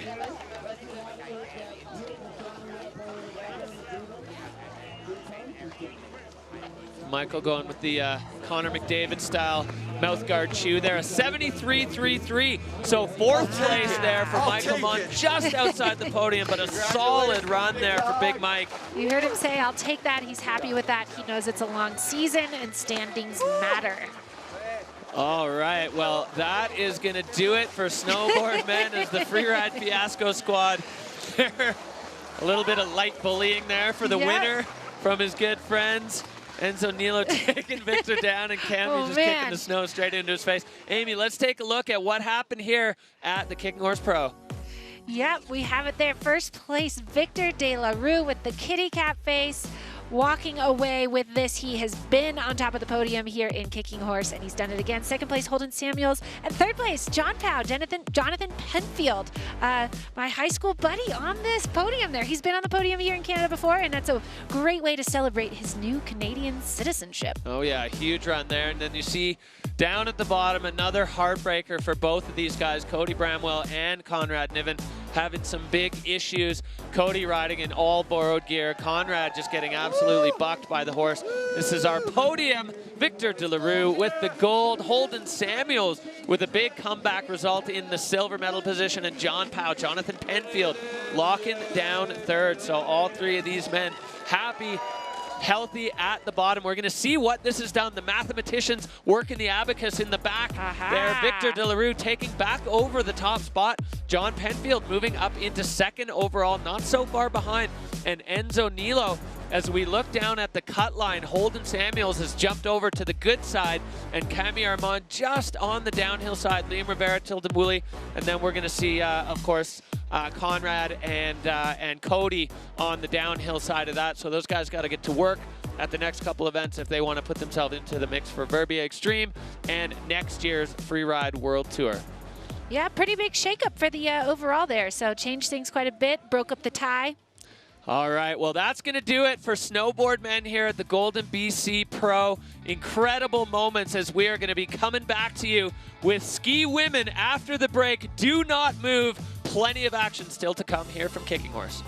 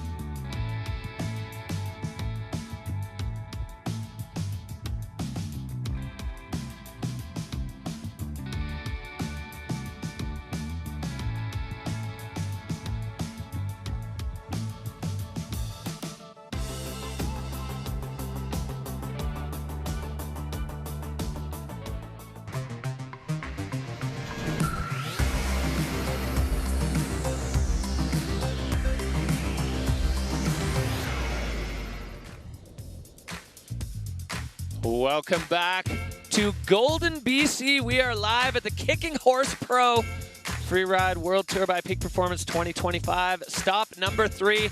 Golden providing an absolutely spectacular backdrop. Our next category, ski women. My name is Derek Foos. I am joined by Amy Engerbretson, and we are keeping you up to date with all the action here live from Golden Kicking Horse Mountain Resort, giving us a show. All the snowboarders are done, and now it is time for the 2 plankers to have a go on the Ozone face. Ski women going to be the first skiers to take off here. Exciting times. We've seen some of the best competitions in ski women in the history of the Freeride World Tour happen right here on Ozone. I cannot wait to see what these ladies have in store for us. Oh, we got our overall rankings here. Astrid Chelus and Justine Dufour-Lapointe sharing the top spot. Each have a win and a second. So the battle really just starting to heat up. Ari Tricomi, 3-time world champ, in third. And then down there near the cut line, we got a whole bunch of stars and stripes. Chloe Hare, we have seen flashes of brilliance from this young rider. I can't wait to see what she unleashes on this face. As we move down through the rankings, Jenna Keller and Britta Winans going to be looking to wind things up and get themselves out of the basement and into the attic of the overall rankings here, the Freeride World Tour. For Britta, she's closer to home soil than she's ever been. She's had some time to heal from that shoulder injury that she picked up in Spain. As we look at our start list here, Amy. Yep, Britta, fellow Tahoe Gals, kicking us off, dropping first. We have Astrid Chelus dropping fourth, tied for tour leader there. And then as we come down, we have Justine Dufour-Lapointe dropping 8th. So those girls definitely, it's becoming a battle between those two. And then all the way down, we have Ari Tricomi dropping 10th. And then to round it off, we have Elizabeth Gerritsen and Susanna Witsch dropping 11th and 12th. And call me biased, Derek, but this is a show I'm looking forward to the most today. 100%. Here we go. Peak Performance Fun Bet fan favorites. Astrid Chelus with 86%, Justine Dufour-Lapointe with 81%, and 43% of you voting that you're going to see Ariana Tricomi on the podium. Peak Performance Fun Bet. It's your chance to get in the mix. Fantasy Freeride. Have your say. Tell us who you think is going to win. Big prizes from Peak Performance available at the end of the season for the correct bets. Bet with your heart, bet with the strategy, bet with the stats, whatever you want to do. But don't forget to do it. You got to have it locked in before the broadcast starts. So if you didn't do it yet for the Kicking Horse Golden BC Pro, you blew it. But there's plenty more events to come here on the Freeride World Tour in 2025. Yeah, get on there for those bets for the future stops. You can win that all expenses paid, no, not all expenses, but some expenses. Yeah, some expenses paid trip to Verbier. And yeah, just it's going to be, there's a battle setting up in the women's ski field here. I think that's kind of the top story. And then there's a lot of athletes that are looking to put down some runs, put down some scores. They have not had a good run yet on the tour. Molly Armanino looking really hungry today. She was really wanting to perform today. So we'll see what the ladies have in store. We saw them dancing up there to stay warm, mandatory. It's not just the normal like girls dancing on mountains. It's actually functional today to stay warm. You got to keep the muscles moving. You don't want to be pushing that out of that start gate with ice cold legs. All the muscles moving and the blood flowing. The riders do have to hike up to the start gate from the top of the stairway to Heaven Chair, so they get an opportunity to get kind of warmed up before they kick things off in earnest. So ski women now, this category absolutely on fire. We've seen backflips from both Justine Dufour-Lapointe and Astrid Chelus in both events so far. We'll see if they have a spot on the Ozone face. Haven't seen a ton of backflips, lots of 360s from the snowboarders, a couple good solid backflips though. Cody Bramwell and Remy Benamo, the standouts. But ski women, this is it, and this category has just been so exciting to watch. Every event, they are just bringing the fireworks, bringing the thunder, as we're going to be looking for our first rider in the gate. It's going to be Britta Winans, the Palisades Tahoe native. She dominated on the Challenger Tour last year. She's so strong, so fast, and really, unfortunately, we saw that aggressive approach take her out right at the start of her run at the Bakira Pro, and unfortunately, shoulder coming out of the socket. So Britta's been doing everything she can with the physio team at home to get that shoulder healed up and locked in place. She says she's feeling good, so I'm looking forward to seeing full Britta at this event. Yeah, I got to chat with her during coffee this morning as we were all trying to save our last bits of warmth, and she has a good attitude, positive outlook. She comes from a Freeride family, really, and so she has lots of support. You know, it's that mental game of like, can you be dinged and still perform, you know, and that's to me, the more impressive part is the mental game that these athletes have, even more than their physical capabilities, which are obviously awe-inspiring. Totally. Her sister Mia making the trek up from Tahoe to cheer on her younger sibling here on the Freeride World Tour. Britta Winans going to be kicking things off for ski women. Here you get the big picture of the entire Ozone face. So many options, so many choices. The riders have to lock in on where they want to go. Some of them having plan A, plan B, plan C, depending on how the face evolves and develops through you know, the many riders. So all the snowboarders have been down. The ski women, some of them will have been watching, seeing where the snowboarders go, if bomb holes are developing in the areas that they want to ski in. But right now we are just about set. You can see the backside of this Ozone face, extremely steep and rugged. That traverse from start 1 to start 2, riders requiring harnesses and slings to get across that cliff band. As we zoom in here, this drone shot showing the beauty of the Purcells and Rocky Mountains there in the background. This is just such a stunning location for competitive freeride.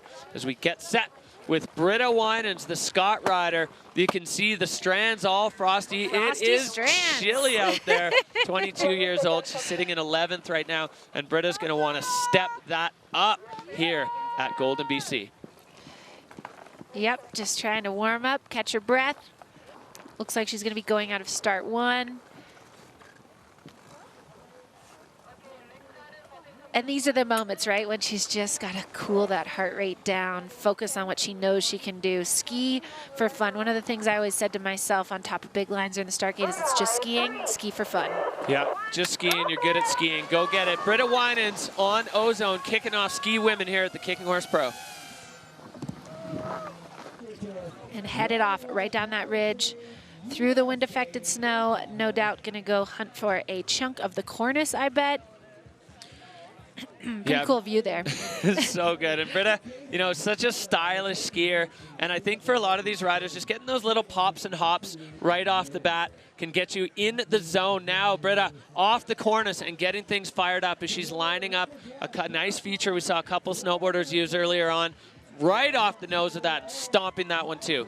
Stopping that, working through this POW, that softer snow. This is, again, the best snow on the venue, kind of right in this zone. And she is setting herself up over some gnar, over some exposure, setting some new tracks through kind of this couloir zone that does have some mandatories, and up and over those rocks, out, keeping it on her feet, getting some more turns, maybe going for that lower donger, not quite getting there, but getting a little air anyway. Yeah, and keeping it nice and clean. I think that was actually a really sensible approach on that one, because the speed that she was carrying there, if she flew off that, I think she would have put herself right into the rock well. So Britta catching the corner of it, still getting a feature right. The judges are going to add that to the line score. And that is a solid run, extremely fall line approach there, fast and furious for Britta. Yeah, and catching this nice small window of time, and we have sun top to bottom right now on the venue. Sun in that finish corral. Big smiles coming across. All right, well, looking at the replay here, Britta right off the cornice, no speed check at all to start the runoff for Britta. And immediately making her way over to this first rock feature, popping right off the nose, putting it to her skis. You can see that snow quality flying up. Yeah. And then working through the snow and over into this kind of couloir little chute feature, getting a couple turns in, and then up and over that pepper, good air, onto her feet, coming out with speed, as you said, and then we didn't see it there, but she had that extra credit air, being smart with all that heat she had. I think so, yeah, making that last minute audible call to not go pumping off the nose of that into a hole. So strong work for Britta Winans. Kicking off the ski women's category. Frosty day out here at Kicking Horse. The score going to come in here for Britta. We'll see it come up and set the bar. 68 for Britta Winans, so she's going to slide on into the Dina Star hot seat. The first rider done and dusted, and another safe one for Britta, just giving herself more time to heal from that dislocated shoulder. And just the benefits of that mentally, like, is huge. Just to stay on your feet, not have a crash, put a result on the board. That's going to set her up for success as continued on the tour this year. just taking it in. Yeah, catching her breath there. It's a pretty imposing view from the hot seat, cold seat, looking up at that ozone face, just kind of rising straight up in front of you. Oh, back up we go to start two. Lily Bradley, they have the mantra, ski fast, have fun.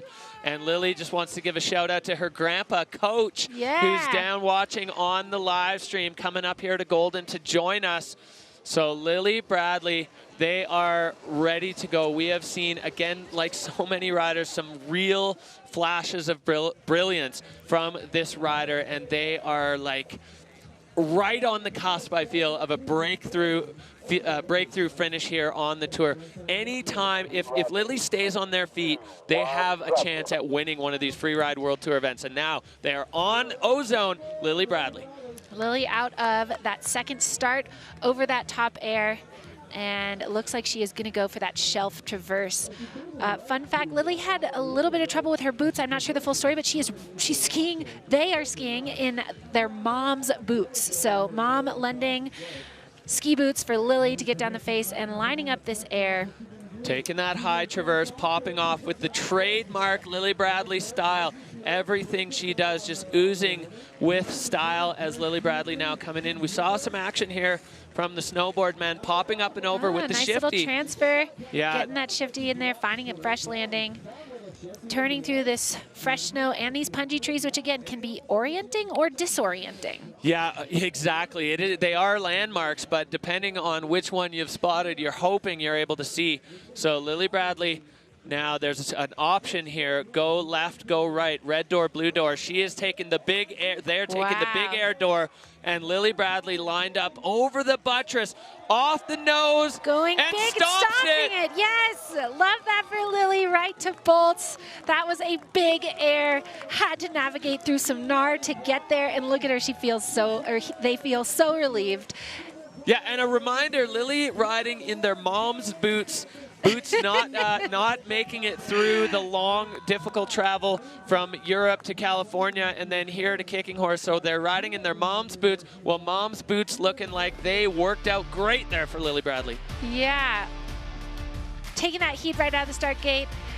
up and over that air, but adding a little style, then working down into this first air past the little traverse up there, stomping it, keeping to her feet. Yeah, Again, that little tweak, those little shifties add style, add to the score. Yeah, and then this is where the decision was made. There's no way out of here but to just absolutely punt off the nose. Little fluidity dock there, but then Lily taking it off the end. Boom! 4-point landing, absolute bolts there. That was a huge air for Lily Bradley. And you can just see that strength to hold on to it there and then just rip out of there with speed. And as she was coming across the flats, you could just see Lily's shoulders just like release, you know, knowing that they had done what they wanted to do. Yeah. Put a run to their feet. Yeah, you plan it, you dream about it, and then to execute it like that, solid run. Lily Bradley, all smiles, score coming in. It's going up, up, up, 77-3-3 for Lily Bradley, and they are moving into the hot seat. Lily and Britta growing up, competing at Freeride together, so these two. Love my Tahoe gals down there in the finish line, hugging it out. And Lily just really, really stoked to see Lily put a run to her feet. They really needed that. And again, talking about the mental game, that's going to allow her to them to have the confidence to do something crazy at the next step. Yeah, to unleash, as Lily likes to do. All right, back up we go. The pride of Ophir, Colorado, skiing at a Telluride. Chloe Hare. We have seen some seriously sick riding from this young lady, and she is proving that she likes to get into the technical. I mean, no surprise coming at a Telluride. Steep, technical, gnarly, scary. That's Chloe's bread and butter. We'll see what she can find on this Ozone face that's going to suit her style. But I love the way that Chloe skis, and I'm really looking forward to seeing what she brings here on the Ozone face. Yep, she is working her way down the ridge, over the cornice, popping a little air onto the face, and then working through these pow turns. It looks like she's trajecting over to these cliff features that we've seen a couple of the snowboarders hit, lining up that trajectory. Nice, aggressive fall line approach, holding on. Chloe getting sat down a little bit. That landing is pretty flat. Chloe Hare now above all this exposure. She's going to go over and catch this little piece that we saw quite popular with some of the snowboard men. Chloe Hare now lining up over the pepper, holding it. Oh! Skimming it through that double pepper feature. I'm going to pull this one right from Hadley. At the last stop, she said, Chloe likes to point her skis at rocks, and that's exactly what she just did. Yeah, little anxious moments there as Chloe looks back up at the face. It seems like a lot of riders have had some trouble in that little section. Yep. So I don't know if there's rocks poking out or if the snow is just slightly different. Let's look back here at the replay, Amy. Yep, coming in, popping the cornice as Chloe gets into the face here. And then starts making her way over to this air. We've seen a lot of traffic here, and that could be when she pops off here, she kind of gets sat down a little on the landing, and that could just be some, in someone's bomb hole. There's a lot of traffic there. A lot of people hit that. And then working into this almost somewhat problematic kind of pepper double feature, and she kind of wheelies through. It's almost like more of a rock ride in sorts. Yeah, there's like a wavy bump right before the takeoff, which kind of explains a few of the wonky takeoffs that we've seen through the snowboard field, and now they're from Chloe Hare, as she is down in the finish, though, done and dusted with her run at the Kicking Horse Pro. Yeah, looking up at that feature, it just looks like there's a lot of traffic in there, and maybe that's one of those ones that just looks different from here than it does from in the moment.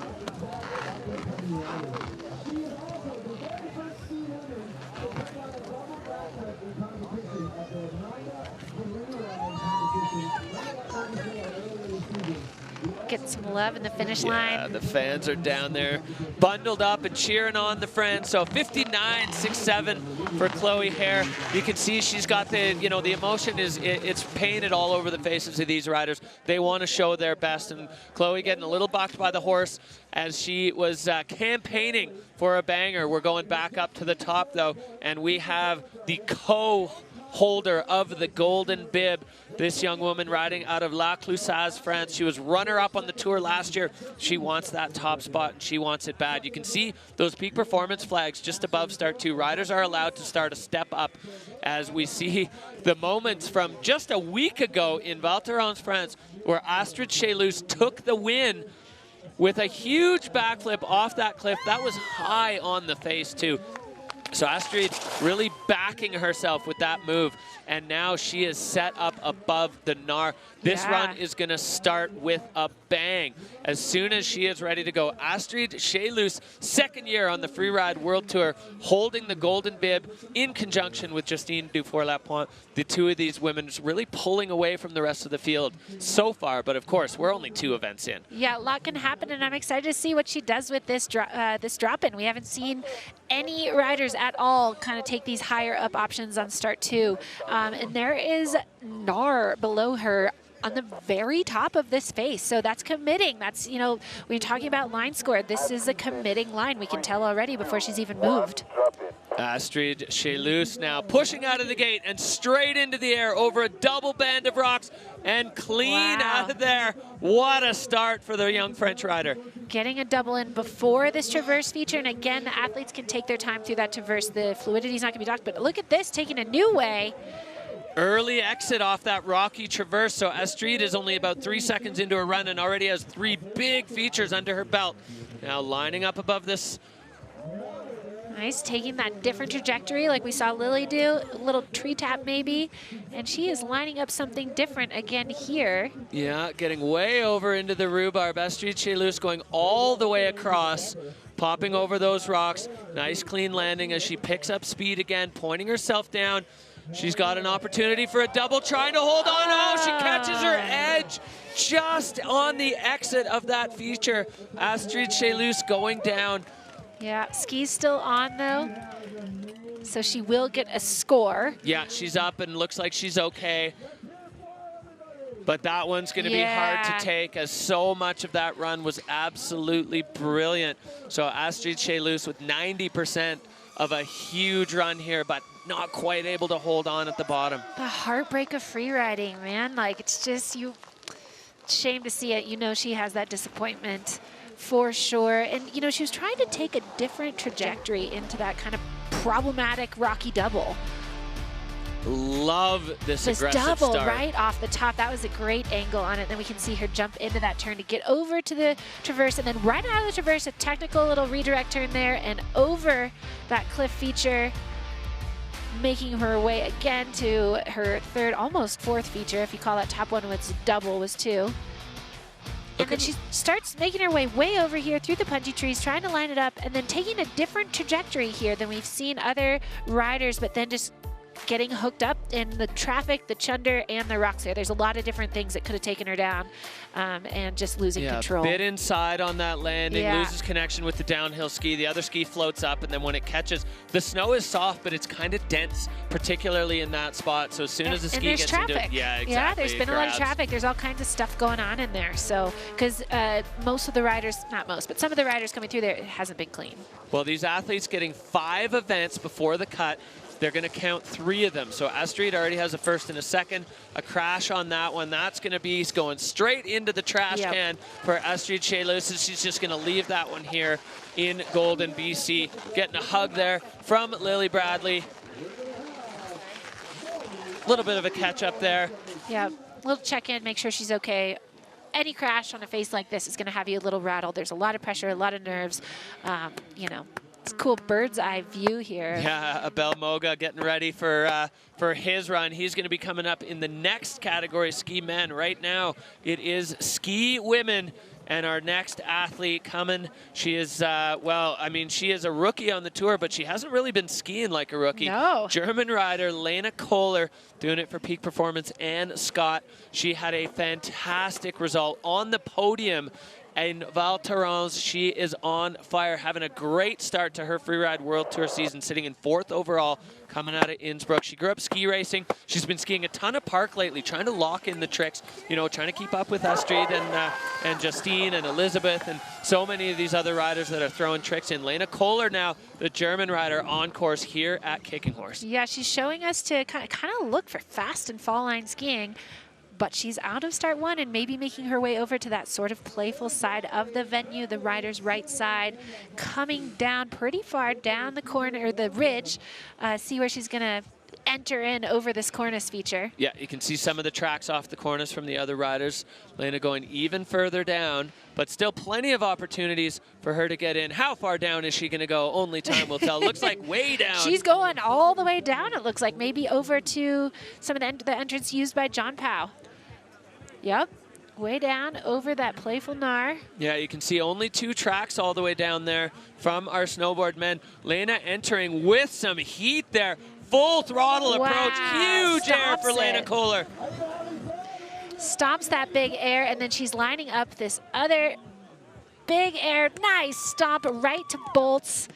2 sizable, good straight airs, and she is just skiing down that apron in that nice snow. Again, this is the best snow on the venue right there. And wow, that was committed, fast and fall line. Classic example of the diversity of line choices on this Ozone face. Lena Kohler, if you look at that relative to the run of Lily Bradley, super different, but 2 huge airs there. So backing herself with the fact that I'm only going to do 2, but they're going to be a couple of monsters.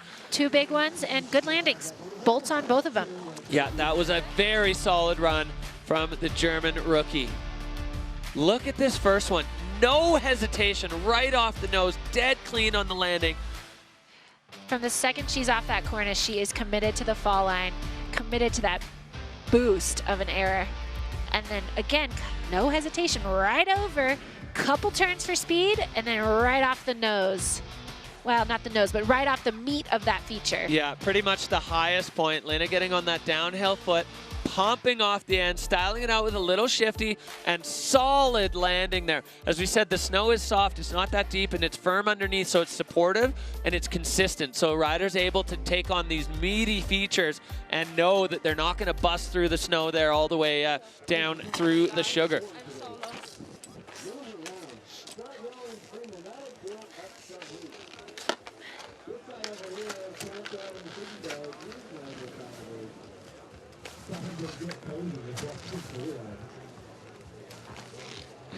Look at Lily there, just looking at Lena. Lily's got that nose frostbite tape on. She needed to get the cat face from the snowboarders. And there is the crew that have their work cut out for them. They have to compare those 2 runs, both against the criteria and against each other. Line score, technique, control, fluidity. Every piece of that for Lena's run was maxing out, but you know, less features on that side, but those features were big. Lily had the big finishing feature, the rest of them not quite as big as the ones that Lena had on that side. I mean, happy to be in our seats right now. I don't envy the judges at all. That's kind of the challenge with this venue, the Ozone venue, is the variation ability in lines, which then makes that so challenging for the judges to judge against each other, because I mean, you look at, from our seat, looking at this mountain, I mean, it's totally different looking at the rider's right side versus the rider's left side. It's just different snow, different features, different style. That's okay.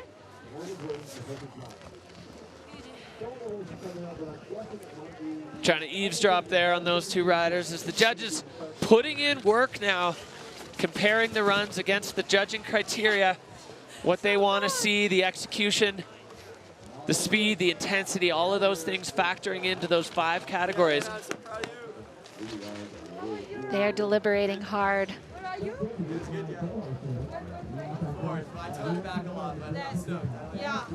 And an anxious spot for Lily too. What's going to happen? You know, she doesn't know, or they don't know as much as I do, as we don't know.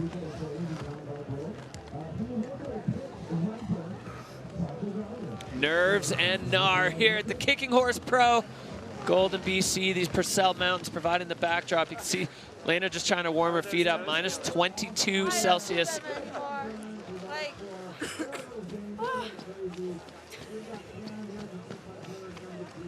Minus 7. Like have racing boots. Yeah. Maybe not the the warmest ones.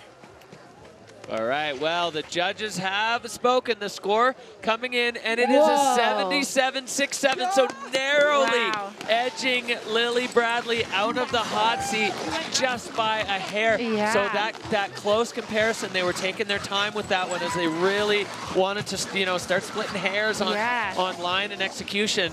So Lena Kohler moving into the Dynastar cold seat where she is going to sit and be chilly. Get her some toe warmers. Her feet are cold. Back up to the top, Scott Ryder, Molly Armanino, no hesitation, straight out of the gate at full Molly throttle. Molly Tahoe gal coming in, and she's lining up this air and finding that tranny, putting it right to her feet. Oh, and just laying down those trademark Molly Armanino turns, the huge extension of the legs out to the side. Molly getting up into the trees here.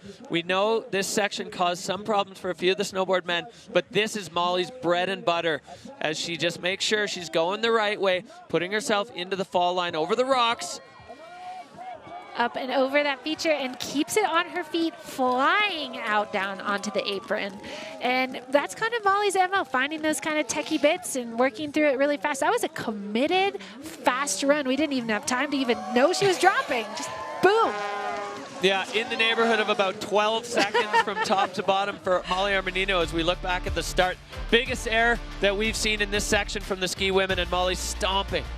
Yeah, finding that good landing, that good tranny, and then lines herself up off of the rocky feature and then doubling it up with this raked out peppery feature and just holding it on with, man, pulling some G's on that landing for sure. Yeah, and that one has that weird bump in the takeoff. You could see Molly get pushed a little bit under her heels, but she was able to control it, get her body back over her feet there. A little bucked, but she kept it to her feet. And yeah, fast fall line. I know she really wanted to put down an aggressive run, and she looked aggressive. Well, she was fast. The judges are fast too, and Molly going to 84.67. The judges absolutely loving what they saw. She's shocked.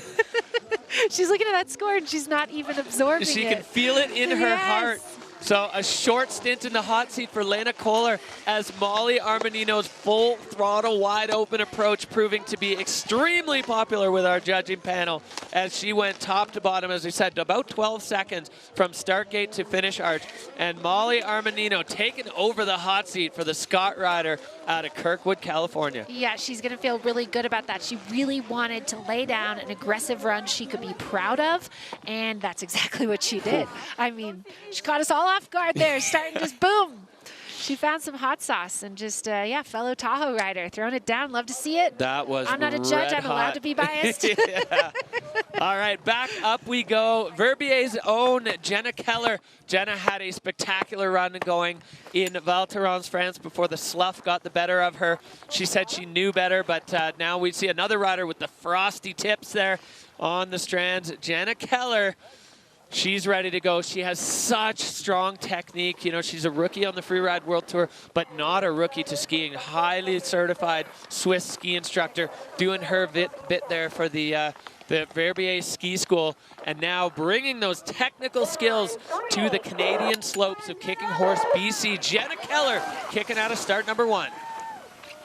Gonna make her way down that ridge. She had quite a shiner after the France stop, but it has healed and she is ready for action. I know she wants to put down a good run to her feet, popping off the cornice, landing and getting into that good snow. Oh yeah, Jenna Keller full speed. I love the way she skis, those turns just executed so perfectly. Coming in still with intensity, pumping right off the nose and clearing the flat spot that we saw Chloe get a little bit sat down on. So the trick there, go faster. Yeah, went right over that punji tree, and she's making her way into a new zone. We don't see any tracks right in this spot.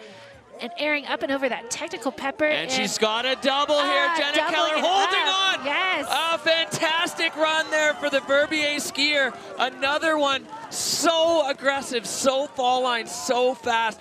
Jenna Keller has had 2 real bummer runs this year on the Freeride World Tour. That's the Jenna that we were all looking for. Yeah, not today. Today is the day for Jenna getting across that finish line. Committed, strong skiing. Was she only holding 1 pole?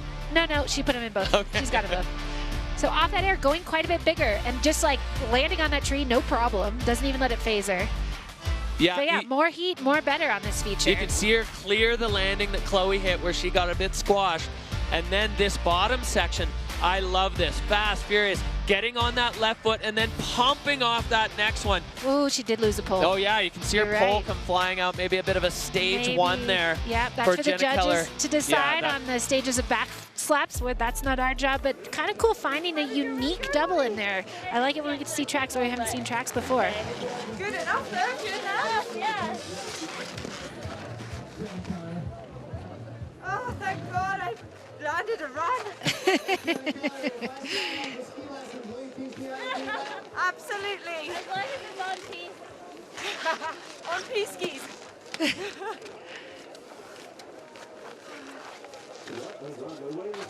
Like we were thinking, just so excited to put that run on her feet. That's got to feel good as a rookie to just show yourself that you can. Exactly, yeah, we know, I mean, Jenna Keller, it's funny, we've heard this story. Legend. Yeah. Oh my gosh. The pole though, how does that The pole went hauling. That made it even cooler. I was like, oh, That was so sick, Jenna. Fiji stuff, you know, he needs poles anyway. That was awesome. You guys do without poles. Oh my gosh. She's going to become a freestyle skier, no poles. Yeah, the Michael Mon there, snowboard men, loving what they saw from Jenna Keller, and the rest of us loving that too. Jenna finally showing, you know, her full capability. I don't know. I'm a little bit surprised. And the adrenaline just coursing through her there. She is fired up on that run. Full throttle aggression. I really enjoyed watching that one. Yeah, I'll be curious to see what the judges do with, you know, what they have those high power binoculars. They're going to know exactly what happened on that landing with the backslap and the pole and with kind of the razor thin margins we have so far for this competition. We'll see where that puts her. All right. Well, here we go. The score coming in, 84.67 for Molly, and jumping up into second for Jenna Keller with an 82. A huge score there. So the judges digging it. Molly Armanino's fast and furious approach, fending off a big challenge there from our Swiss rider as we are back up to the top. Oop. And we have It feels caught really up cool with to Justine. be at home in Canada. For me, having all this energy of the crowd is always give me more energy and more power to ski my best. As always, it's really part of my goal for this season is to always push my limits every race, to do better than last year, the year before. And honestly, that's what makes me so proud is when I finish my run and I'm like, yeah, this is exactly what I imagined and even more. Well, that's scary to hear if you're another one of the ski women, because Justine, she's got a title already under her belt. She's got an Olympic gold and silver. Now she's here just to push herself. She wants to do the coolest stuff that she can. Peak performance athlete, current Golden Bib co-holder with Astrid Chelus. Justine Dufour-Lapointe is on the Ozone face. Yeah, you saw her practicing her backflip pops there in the start gate, so we'll see what happens. She's aired off that corner. She's into the face kind of early and working through some fresh snow in a new part of the venue. Moving cross court now. Picking up speed, Justine laying out the backflip, perfect! Lands it, nice, backflip high up on the face. Yeah, and the higher you take the risk on the face, the more the judges reward you, because it is early on, right? There's more risk up there. So Justine Dufour-Lapointe with a backflip right out of the gate, and now coming into this chunky section, gapping over the normal takeoff of that one. So Justine bringing some intensity here already in this run. Yep. Moving all the way over to that rider's left side of the face and coming in above the Nar, looking like she's at that decision point that you talked about with Lily. And she is taking the hard way down. Yeah, she is. Justine lining things up. Oh, she caught her ski there, pointing it into the fall line and getting out safe. Ski getting caught on something. I think that wasn't the exact trajectory that Justine was looking for. Still happy to get down, still happy to be on her feet, but yeah, we'll have to look at the replay when it comes.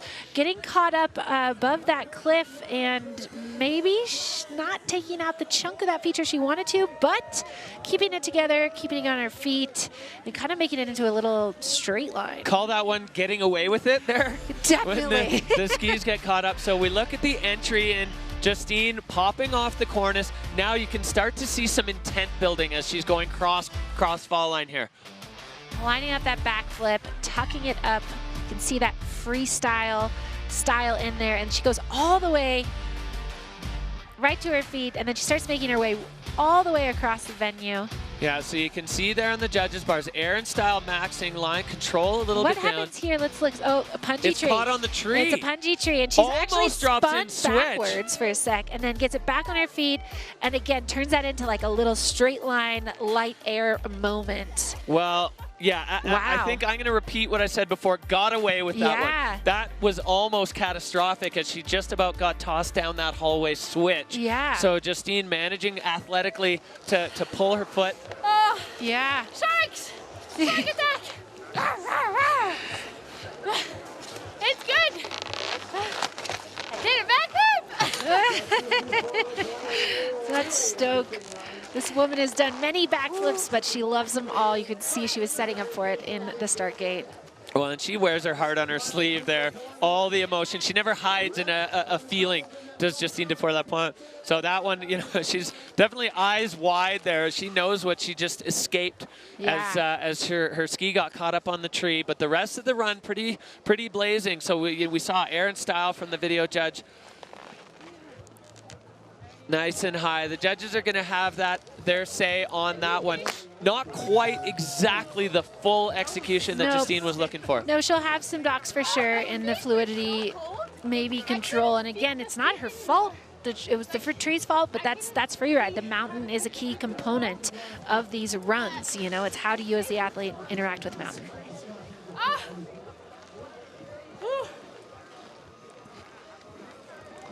I'm sure her adrenaline was pumping when she was kind of backwards for a second over that cliff. I was confused with my feet. It's too cold. Oh gosh. It's so cold, guys.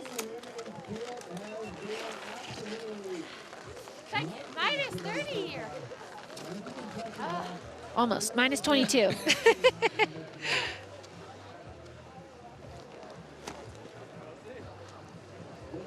Wow, it's interesting. Moi aussi. Je chante tellement plus mes pieds. J'ai de la misère à aller piéger. J'ai senti sharp. All right. Well, Justine catching up with the friends down there. Score coming in 77.5, so she moves into 4th. Yep. Not bad. Not bad. She's got a great attitude. Love you too, Justine. Yeah, you know, it's crazy though, because we had this crazy tight battle at the top, and we're looking at quite the shakeup in ski women today. For sure, yeah. Molly Armanino, Jenna Keller definitely moving up. Lena Kohler, who is not that far down the rankings, high, but we are moving on. Taylor Dobbins riding for Dina Star out of Bozeman, Montana. She is a public defender, you know, doing it for the people out there in Bozeman, but also doing it for herself out of Killington, Vermont. You know, the East Coast representing here well and truly on the frigid slopes of Kicking Horse Mountain. And Taylor Dobbins kicking things off out here on Ozone. She has that ski racer background, so we'll see how she makes use of that on this face. She's moving down that ridge, working through the chunky snow and getting off that cornice, airing into the face, into the better snow, and working her way over towards the rider's right, it looks like. Oh yeah, that looks nice in there. Seen, you know, a few more tracks developing. And we saw here a few riders going for it all the way across, just catching the edge of that transition, but able to find her way through and fight for balance there as Taylor Dobbins now above this chunky buttress that we saw Jenna Keller take off on, putting her skis into the fall line. And she's lining up exactly where she wants to be, coming out of Bozeman. No stranger to some pepper and stomping out of that technical section. Yeah, solid approach there for Taylor Dobbins. She had to take her time to just line up the trajectory, make sure she was going the right way. That's not one that you want to go the wrong angle on. We saw earlier on the results of going the wrong direction off a takeoff from Conrad Niven. So Taylor Dobbins with another lightning fast run here. Ski women just bringing the thunder at the Freeride World Tour. Yep, just throwing down on this Ozone face, and we'll see when we watch that run back exactly how it went on that upper air. We saw earlier that more heat, more better here. So she took a different trajectory and landed really close to that tree, maybe in some kind of traffic zone, and we'll let the judges decide on the backslip there, but not a perfectly clean landing. Yeah, you can see not a lot of pop there. So Taylor Dobbins kind of drifting into the back seat in the air, but she did get away with it. You can see from the video judge her approach on this one costing her a little bit in fluidity as she had to slow down before the takeoff. But managing to stomp the landing. So the line solid, super direct for Taylor Dobbins there. Yeah, getting right through that face, top to bottom. Oh, who's this? What? Wow. Oh, the old pit viper kicking horse. So a 76.7 for Taylor Dobbins. As the horse twerks by. Yep, she's going to be a little disappointed with that. And obviously the judges just taking a look at the, landing and really wanting to see a clean landing, which you understand. So 100%. All right, well, we are making our way through ski women. Molly Armanino, Jenna Keller, Lena Kohler, Justine Dufour just outside the podium situation with Lily Bradley rounding out the top 5. The ski women bringing it as we always expect, and we are back up to the top. 3-time Freeride World Tour champion, 2018, 2019, 2020. Ariana Tricomi, the Italian shredder, she just lives on vibes. When she's feeling good, we will see it and feel it. Kind of the spirit of the Freeride World Tour right there. You can see she's dancing. Doesn't love the cold, but is loving the snow conditions. Yep, she doesn't love the cold. She doesn't love the Canadian pizza either. The Italian in her is not a fan. Sorry to say it, Derek. But yeah, Ari, so playful. Always looking for somewhere she can do her signature 360s. A little kiss as she takes off out of start 1. Yes, ciao Bella to the fans at home as Ariana Tricomi is on Ozone and heading down the ridge. We'll see where she wants to enter into this Ozone face. She's going to find a spot on this cornice, no doubt. Boom! Tweak out, little mini shifty there, coming into the face, finding the pow. Yeah, Ari skiing fast and aggressively here, keeping it fluid. Approaching this takeoff, kind of clicking off there, not landing in the hole that we saw gobble up a couple other riders. So Ari making short work of the top section of the Ozone face. Yeah, she found a fresh landing in that high traffic air and working her way over into this peppery feature where we know that there's a lot going on below her. What's she gonna do? She's hopping up and over that pepper, airing in. Yeah, taking a different direction, looking like she was trying to get over and cross-court that double, or that lower shelf of the double, having a little bit of a hard time on that left footer to actually execute off that feature. Yeah, getting light there through some of those features and staying on her feet, staying in control, that's important because that area has seen a lot of traffic. Well, these two have become absolute fast friends on the Freeride World Tour, Molly Armanino and Ari Tricomi. So Ari's stoked to see her good friend in the hot seat there. This air was a highlight for me on that run, flying off the cornice with the big shifty trademark Tricomi style. Yeah, that nice tweak showing that style, finding that fresh landing off that air that has seen a lot of traffic and getting a little light moment tranny there too. Didn't catch that until the replay.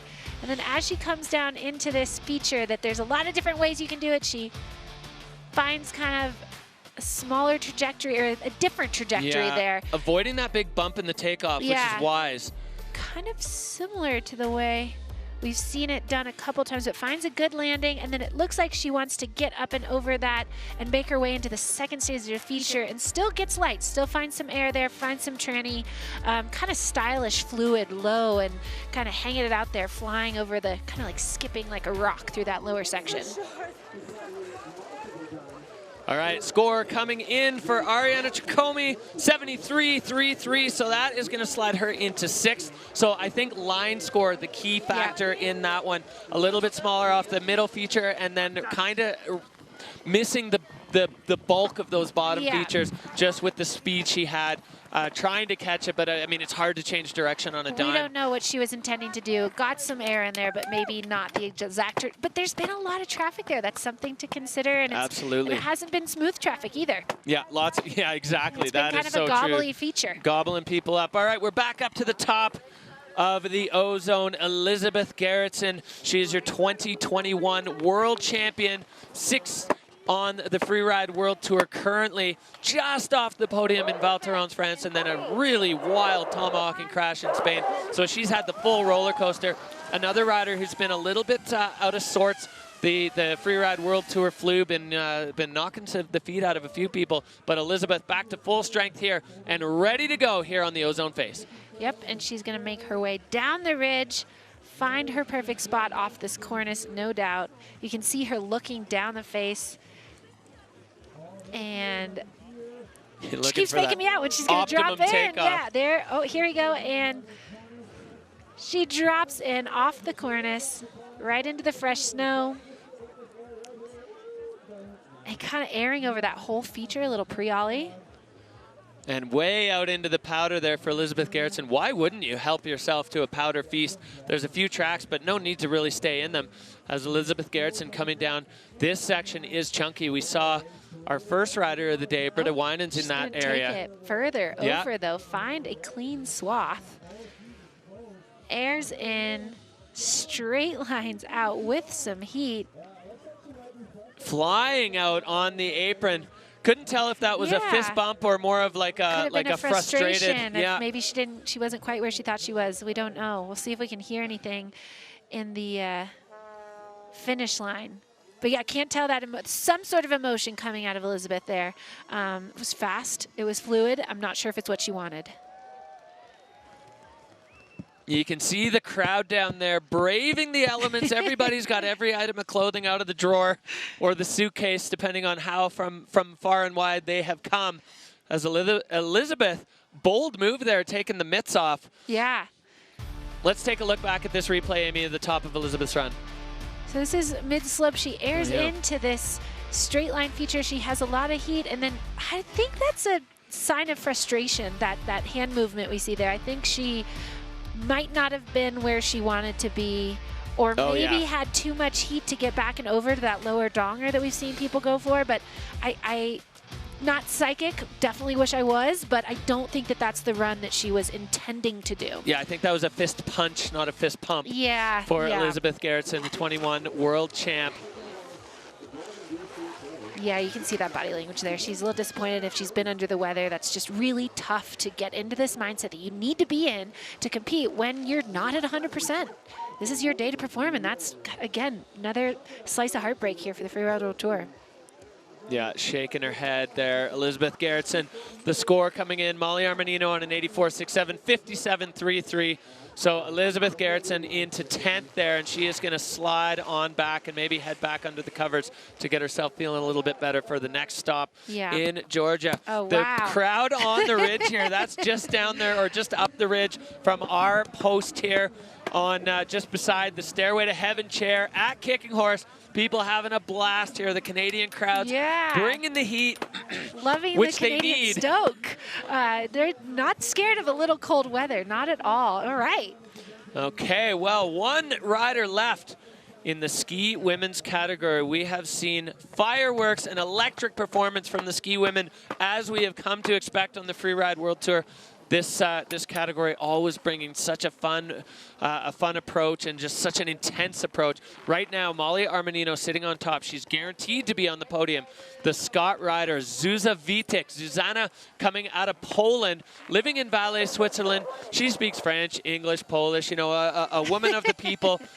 One of the many overachievers on the Freeride World Tour, Zuzana Witek. She won in Verbier last year, opening the season, and she loves skiing powder. I cannot wait to see what Zuza Witek does on the Ozone face today. Yeah, we've seen that this athlete likes to go big. That's what she's always looking for. And she is going to make her way looking like right off that first section of the cornice, airing into the face nice and early. Yeah, kind of moving across. We saw Justine Dufour-Lepont going in a similar area. This thing lining up. Zuza popping it through a 180 and buttering it back around. I wonder if the lip not quite as supportive as she was hoping. And then catching a feature there, getting some air. Yeah, we'll wonder if she was wanting the 3 or if she was going for the 180s with that little switch butter out of it. Yeah, we've seen other riders bringing the switch skiing into the freeride world. Zuzana Vitek up and over this feature, taking a different trajectory. Yeah, smart trajectory there. Another trying, like Ari Tricome, yeah. trying to get on the left foot and get over to that thing. Looking, I think you said it earlier, Amy, the traffic in there has kind of scraped the snow off, and it's making it way harder to get purchased to get over there. Yeah, because it hasn't been even like stomping traffic. There's been some, you know, Tommies in there and some sliding around, and I think you see that head shake was her wanting to bite off another piece of that feature and maybe double it up. She did have a light moment in there, but maybe not everything she wanted. So airing off the cornice into the feature, or into the face up top. Just getting right into the meat of the face immediately. And then throwing the 3s, yeah, just didn't have enough air to get it, but I mean, it was a 180. We don't know, we're not psychic. Yeah, she might have been going for the 180 and then was able to just butter right around out of it and keep going. Finding a different trajectory off this air we've seen some people take, finding a clean landing, stomping it, but you can see she's wanting to get over and bite something else off here. Gets a little light moment, but I don't think she got the chomp she was after there. Yeah, you can see on this turn that left ski just bouncing and chattering and shaking as she tries to get some grip on it to get over to that bottom pepper feature and actually get into the air. So Zuzana Vitek, another one. That section is tricky. Yeah. And we've seen a lot of riders, well, super close up there from Zuza. She's like, thank you for that.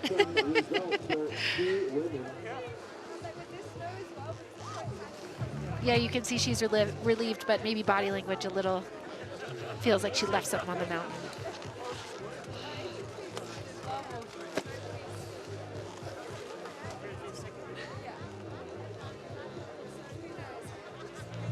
And a look at Molly there, sitting in the cold seat, waiting for the results to come in. It's an anxious time. Everybody's holding their breath.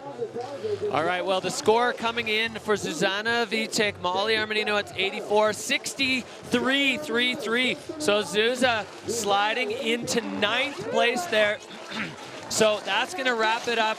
A couple of shared hug there for the 2 Scott team members, and Molly Armanino ecstatic. That smile, look at that smile, just beaming. She is stoked. She wanted this bad today. All right, Amy, let's see the event scoreboard here as our rankings from the Kicking Horse Pro. And that's Molly Armanino in first place at the top of the podium, gold here in Golden, BC. Second place, we have Jenna Keller. And in third place, Elena Kohler. So, yeah, just shaking things up a bit for women here. Yeah. Justine Dufour-Lepoint in fourth, just off the podium. Yeah, and for Justine, you know, with Astra down there with a crash score, that we're going to see what that does to our overall Freeride World Tour Series rankings here, but definitely likely going to be a shakeup. The mathematicians getting to work calculators and abacuses as we see the Canadian crowds lining the ridge here at Kicking Horse, as we're going to see now our overall standings coming up. Oh, sorry, our flower ceremony. Yeah. Molly Armanino with gold, Jenna Keller jumping up with a silver medal, and Lena Kohler, the rookie, with another podium result. So this young woman, the peak performance and Scott rider, really showing her mettle on the Freeride World Tour. 3 stops in, and she's got 2 podiums. Let's see what has happened. The overall now, Justine Dufour-Lepoint taking sole ownership of the top spot. Astrid sliding down to second, and Molly Armanino jumping way up into third. As we've also seen Jenna Keller, who was in overall last, now up to 6th on the good side of the cut. So big shake up there, as now down the hill a little bit, Brenda Weinerns and Chloe Hare. So we've got some work to do for some riders, and some riders putting in the work to get themselves up the hill. Incredible moments here at the Golden BC Pro. All right, well, that does it for ski women. We are done and dusted with the ladies, and we're going to be moving on to ski men. We are going to take a little break here. Do not look away from your screens. We'll be right back from the Kicking Horse Pro.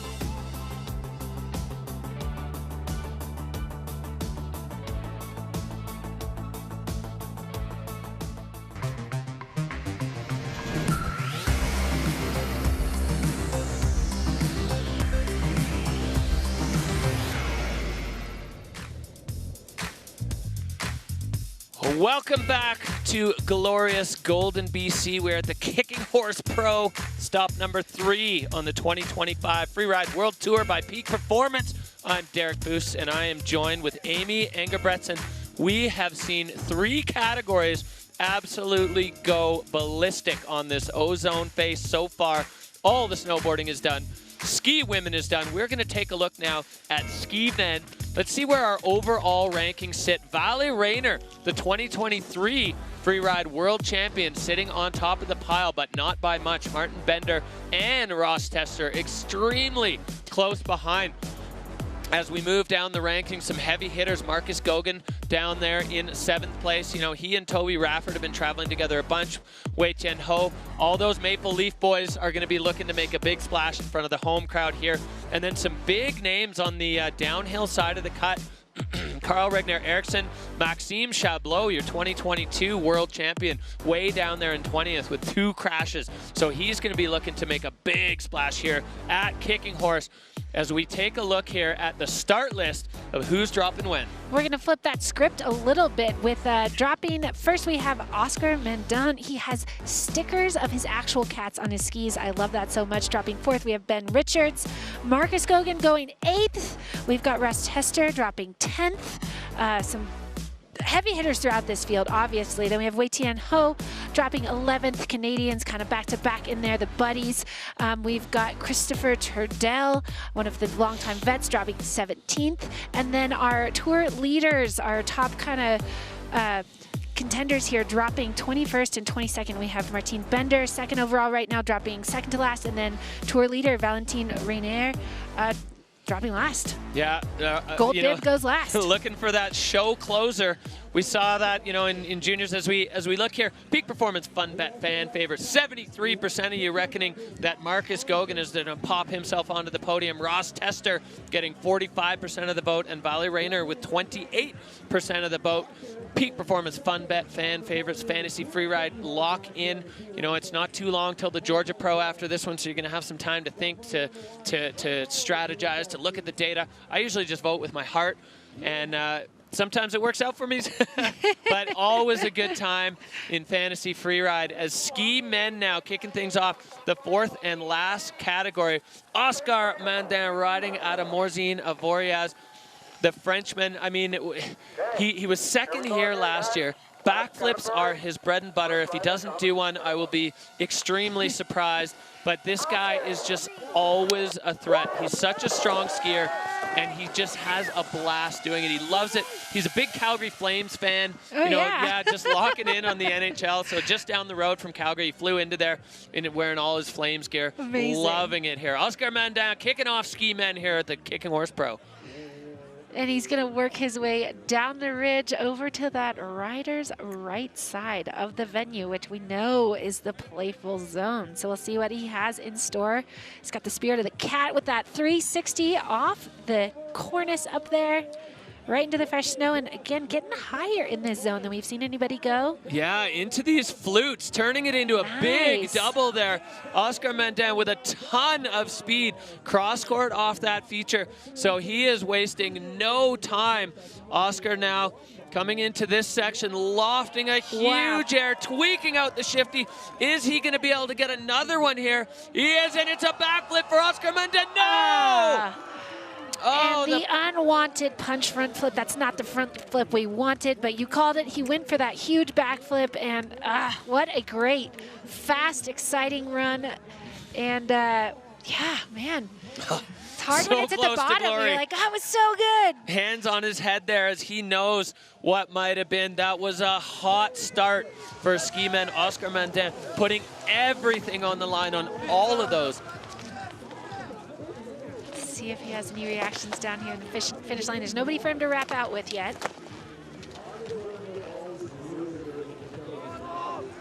Shout out to the home love there, and I think he might have one of those cat faces on there too with the frostbite yeah, tape. the Frenchman loving that as we look back up here at the replay of Oscar's run. 360 off the cornice into the face, and then immediately gets further right on the face than we've seen.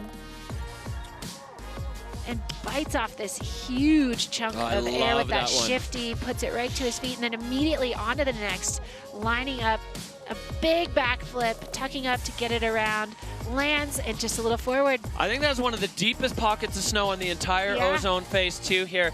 And you know, the riders, they're setting their landing gear for an expected amount of resistance. So the way he landed on the first two would have kind of set that in his head.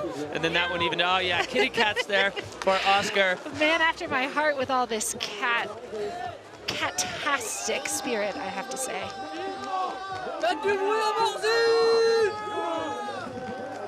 Spirits high regardless. So close. Yeah. But you know, that smile on his face of going for it. Yeah, full throttle approach there. That's the only way that Oscar Mandin does it. So the judges getting to work. They've got, again, 90% of a fantastic run with the punch front. No real break in fluidity. It's just 70 points. 70 points with that, the unwanted front flip, the punch front. Yeah, in one of the judges' meetings, they kind of approach punch front similar to a backslap. If it doesn't break fluidity, you know, there's a set amount of deduction for it. Certainly. Yeah, and so that's a real sign of how promising that run was, where even with that punch front, he still manages to pick up a 70-point run. Which matters in the overall, like we've talked about. Yeah, Oscar's sitting 9th right now with a 19th and a 4th, so a real contrast. Back up to the top, Tom Pfeiffer riding out of the, you know, growing up in the Whistler Freeride Club, still living and riding at Whistler Blackcomb. Tom Pfeiffer, with 2 crashes, is looking for a fire result here. Tom unlucky in Val Thorens, a rock taking him down on what was a hot run. Tom Pfeiffer now kicking out, and he wants to do this one for himself. I feel like those features up on this ridge, those are kind of for him to feel his skis, get in the moment. Couple shifties, and Tom last year at this event was in my position. He was co-commentating. He's back on the tour, not a rookie. He's, you know, a legend himself, but he has a totally different mindset. But he does really want to throw down today. He needs to put a result to his feet. Spraying the snow off the edge of the cornice, locking in landmarks here as things start to get extremely interesting. Tom now eyeing up where he wants to be. You can see that big buttress splitting the face, so he wants to make sure he's on the right side of that. And that's totally blind there on top of that cornice, so you can see he's looking. He's going to kind of acid drop off the cornice, get onto that big buttress. And sailing through that section with some heat now. Tom approaching the lower section of the Rodney Pyramid, floating a huge air and all the way over that with a massive stomp.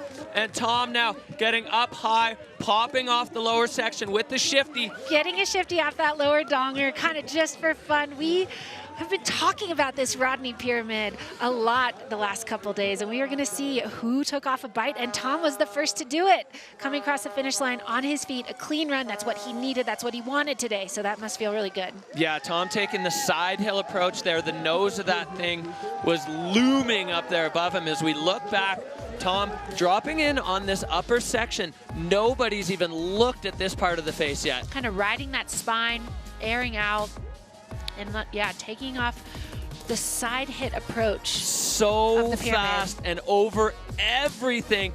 And Tom using that time in the gym to stomp that landing. And he was in the air for so long. Like and that's not even the whole feature, but that's still a very sizable air. And yeah, those stomping quads just fire right up for him. Yeah, no breaks from the fall line there for Tom Pfeiffer. And stoked to get a clean run down on the World Tour in 2025. I should have taken my single on the top, but...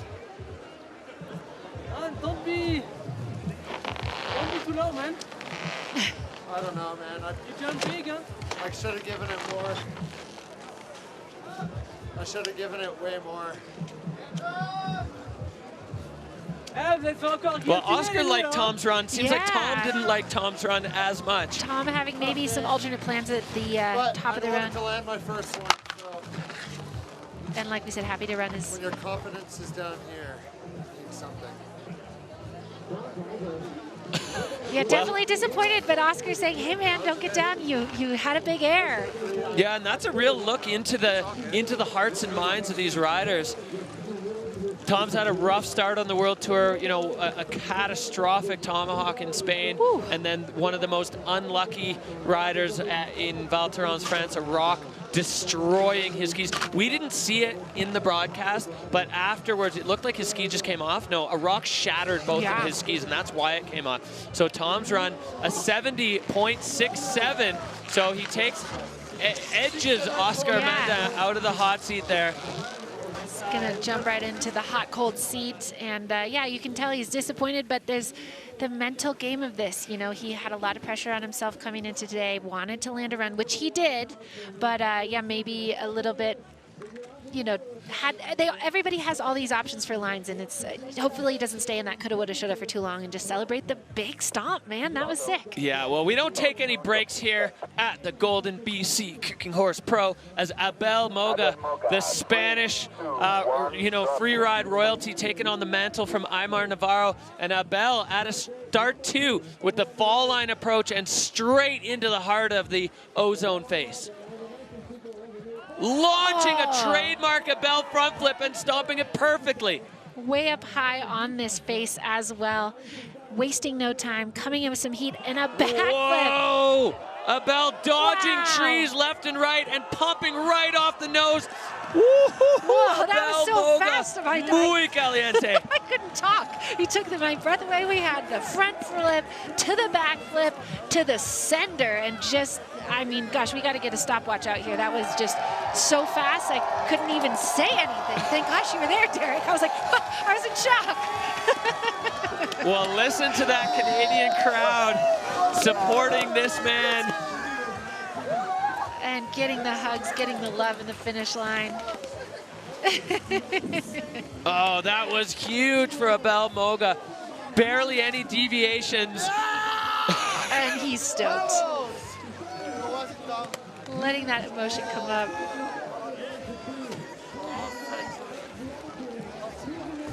All right, Amy, let's go back. To watch now the that we've replay. seen it once, we can maybe breathe. Launching that front flip, just darting it right out there, and no time basically in between.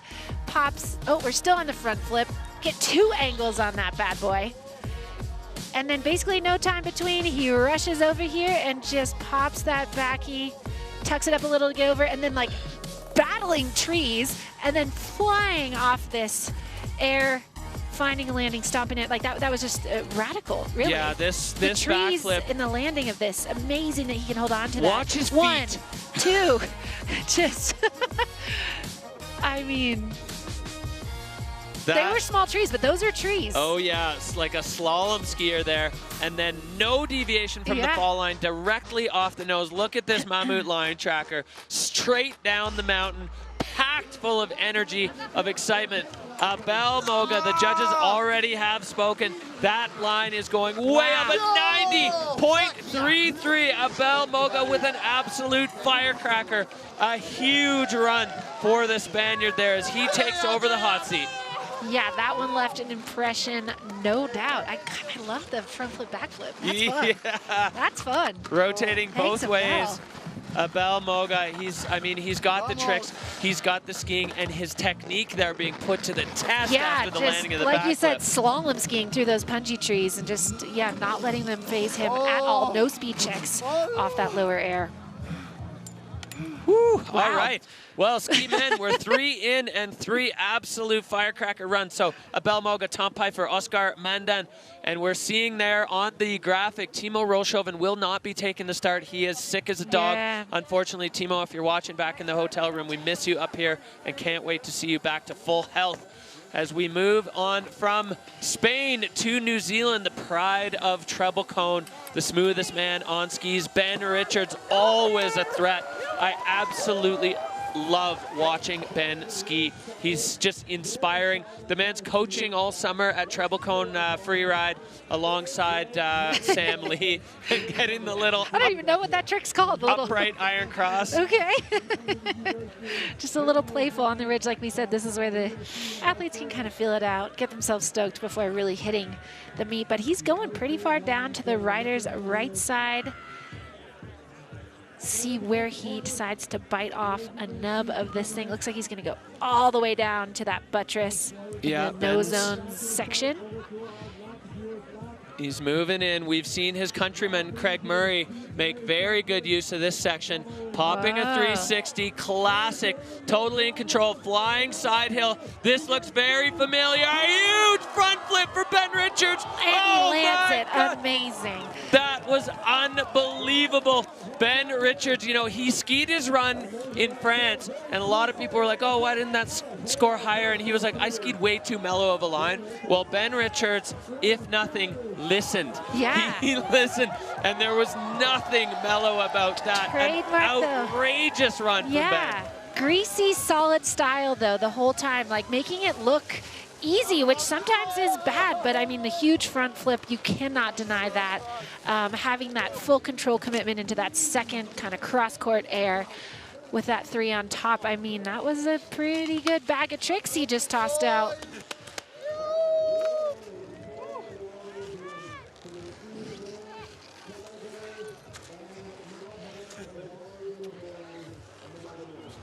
Well, Abel loved it. As we look back here at the replay, Ben Richards kicking things off with that silky smooth 360. Yeah, dripping that 3 and then right into that transfer air with the little shifty poke and big front flip into that POW landing, just totally stomps it. Front flips are so committing, so blind.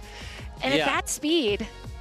I love this turn. The drone kind of losing sight of him there and then just Top leading with its flip. chin. Yes. I don't know why. Front flips just stoke me out.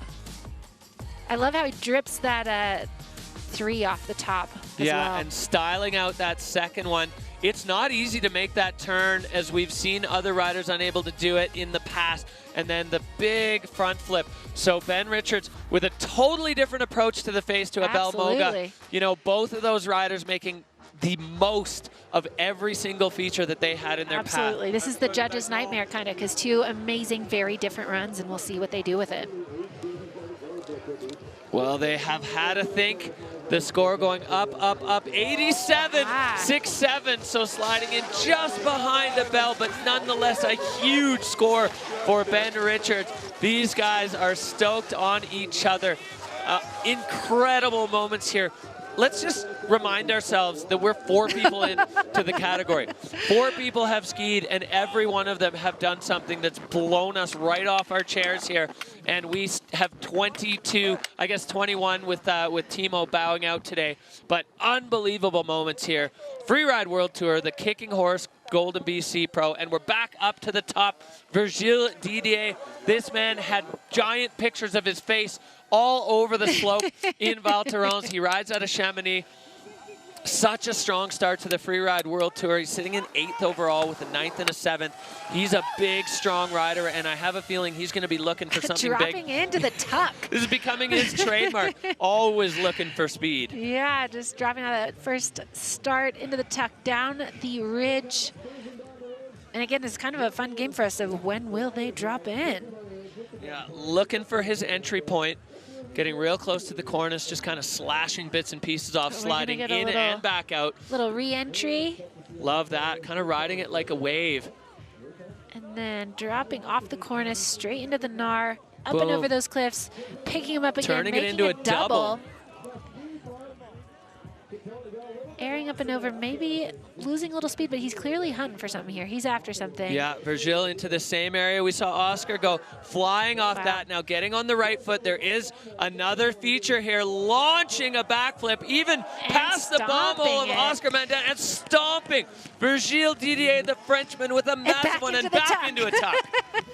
You got to have your trademarks. Coming across the finish line, yes, going for that backflip and getting it this time. Being able to sail past that existing bomb hole and put it to his feet. Smiles, look at that. Well, let's look at this replay, Amy. This run from top to bottom, the intensity ramped up to 11. Some techie turns there, making a double out of that section, almost a triple if you include kind of this drop off the cornice. I include it. Yeah, a little triple. Let's call it a triple off the top, sailing past that bomb hole, lots of speed, and then getting all the way across the face basically, and throwing a huge backflip, laying it out, Landing right in Oscar's track, maybe a benefit. Maybe. As we saw Oscar kind of punching into the snow there. Landing his track, but not his bomb hole. Yeah. That's a good move. Yeah, good move. Good move Veteran, by the rookie. Veteran rookie. Yeah. All right, well, Virgil Didier making his case here. So the judges have their work cut out. I'm already... Whoa. Yeah.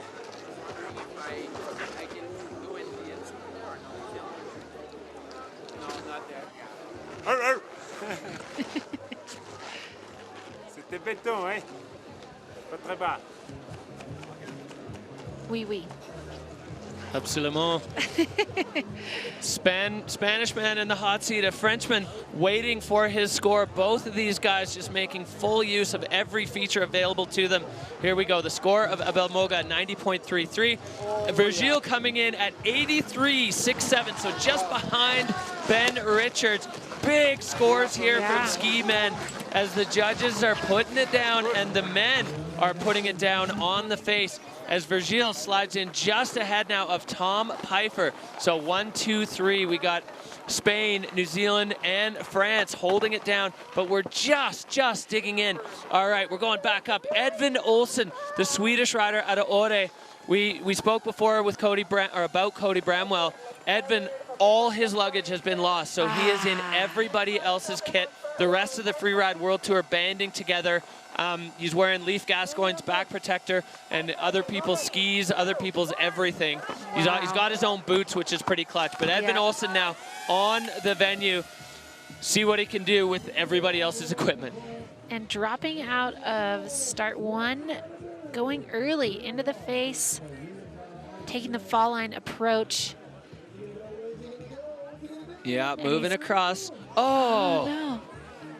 I don't know if he clipped a rock there. Yeah, something. But the feet just got knocked out from Edvin Olsen. He still has his skis on him, but you can see he's very frustrated. Dejected.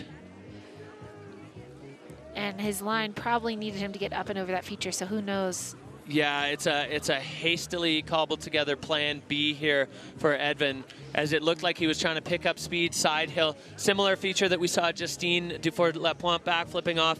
Edvin now trying to salvage it, 360. This guy's such a good skier, and we've just been waiting for him to kind of pop off on the tour. Hopefully we're going to see it when he at least has his own equipment. Right, So, such a challenge. Yeah. Still going to navigate his way into the Nar down here and just boost right off that big cliff.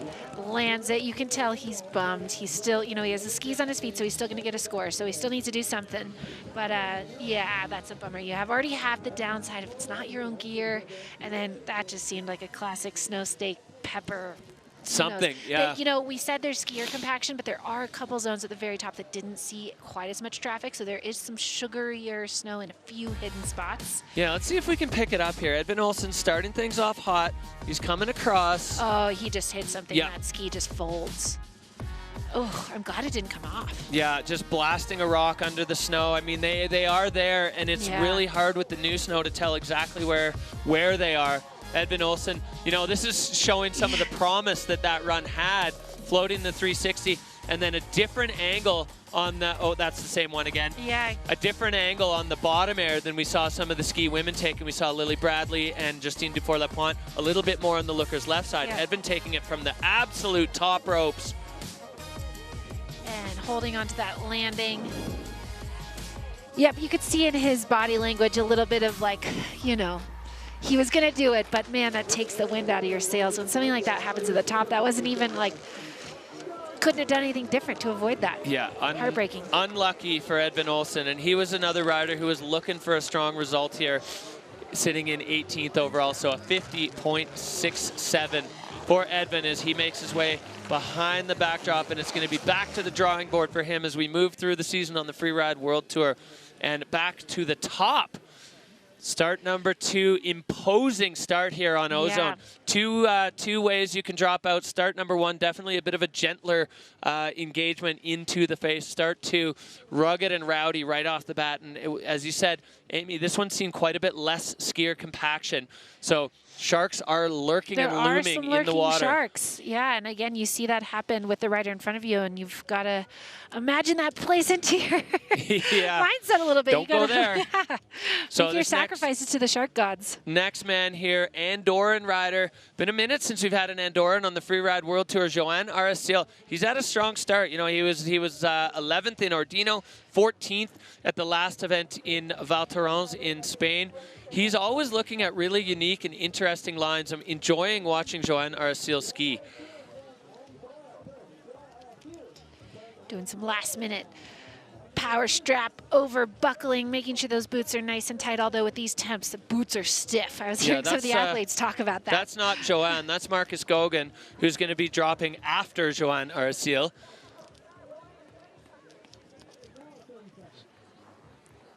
There we go. Yeah, we just had to line up the right rider on the camera. Joan Aracil, the rider out of Andorra. We see we've got our medical team on the face. We've got our ski runners on the face. Everyone trying to make sure they're out of the way before anybody goes.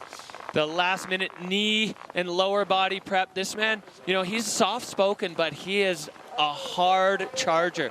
He's got all the tricks. Backflips, 360s, he's doing corks. Been watching his Instagram while he's been shredding back home at Ordino Arcolis in Andorra.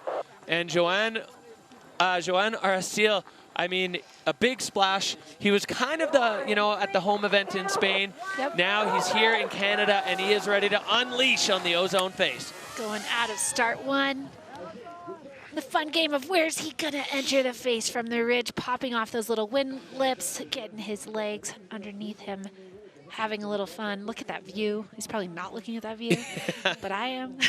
Yeah, a glorious backdrop here at Kicking Horse. It's so pretty. Freezing cold out, but it's keeping the snow light and dry as Joan, lofty 360. Oh, right into the avalanche debris. Yeah, well, it was a piece of that cornice that had fallen down earlier maybe, but yeah, just punching front and I think losing both shoes. Oh, heartbreaking. Dang it. For Joan, as you know, chatting to him last night, he had some big plans to go into the Rodney Pyramid Zone. He watched Max Hitzig do it a couple years ago, and he was frothing on that move. Yeah. But you can see all the chunks of the cornice all around him. Hard to know that those are there. I think it was Tim Schroeder maybe earlier in the snowboard men that broke that off. And so those chunks probably weren't there. But I think you could see that from the start gate. Yeah, and maybe that snow is just a little punchier than I thought. You know, it's going to be wind loaded right there underneath the cornice. Maybe not the consistent surface that most of the venue is, but that is just a bummer. He's going to walk up there and get those skis, and you can see he's frustrated, obviously. I mean, emotions are so mega in this game.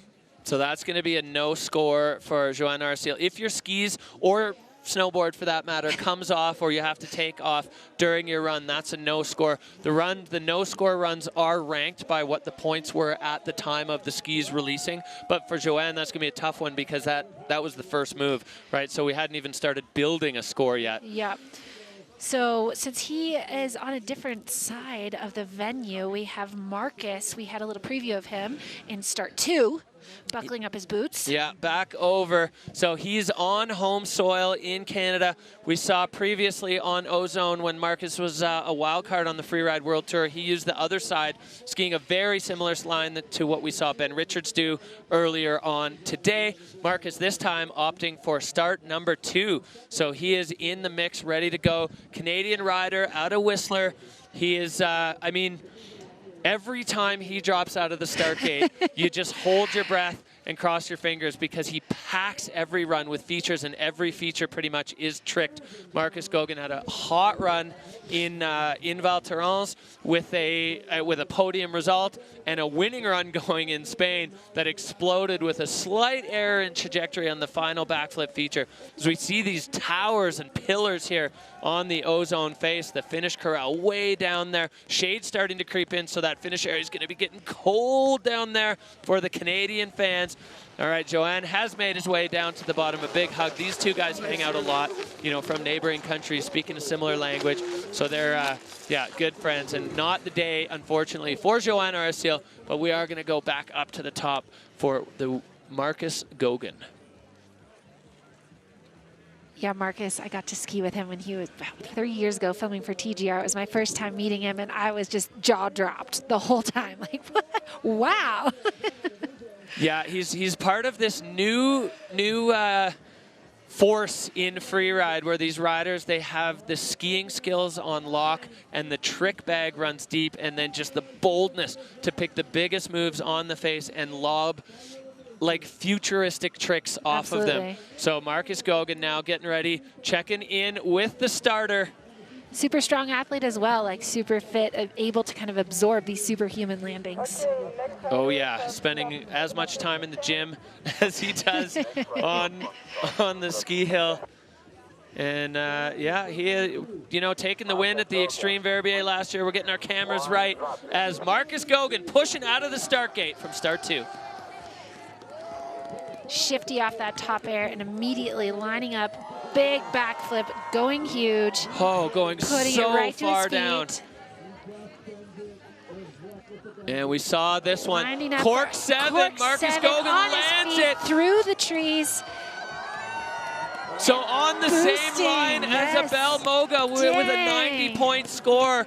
Marcus Goguen, blink and you missed it. So now the judges, and a spread and eagle. a spread eagle. That one's definitely going to factor into Aaron's style right at the end. That Wow. was for the fans at the crowd, in the crowd.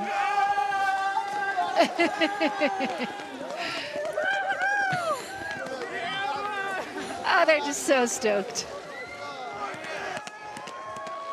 Every single one of these guys is lovers of freeride, so they just get stoked when someone does something amazing like that.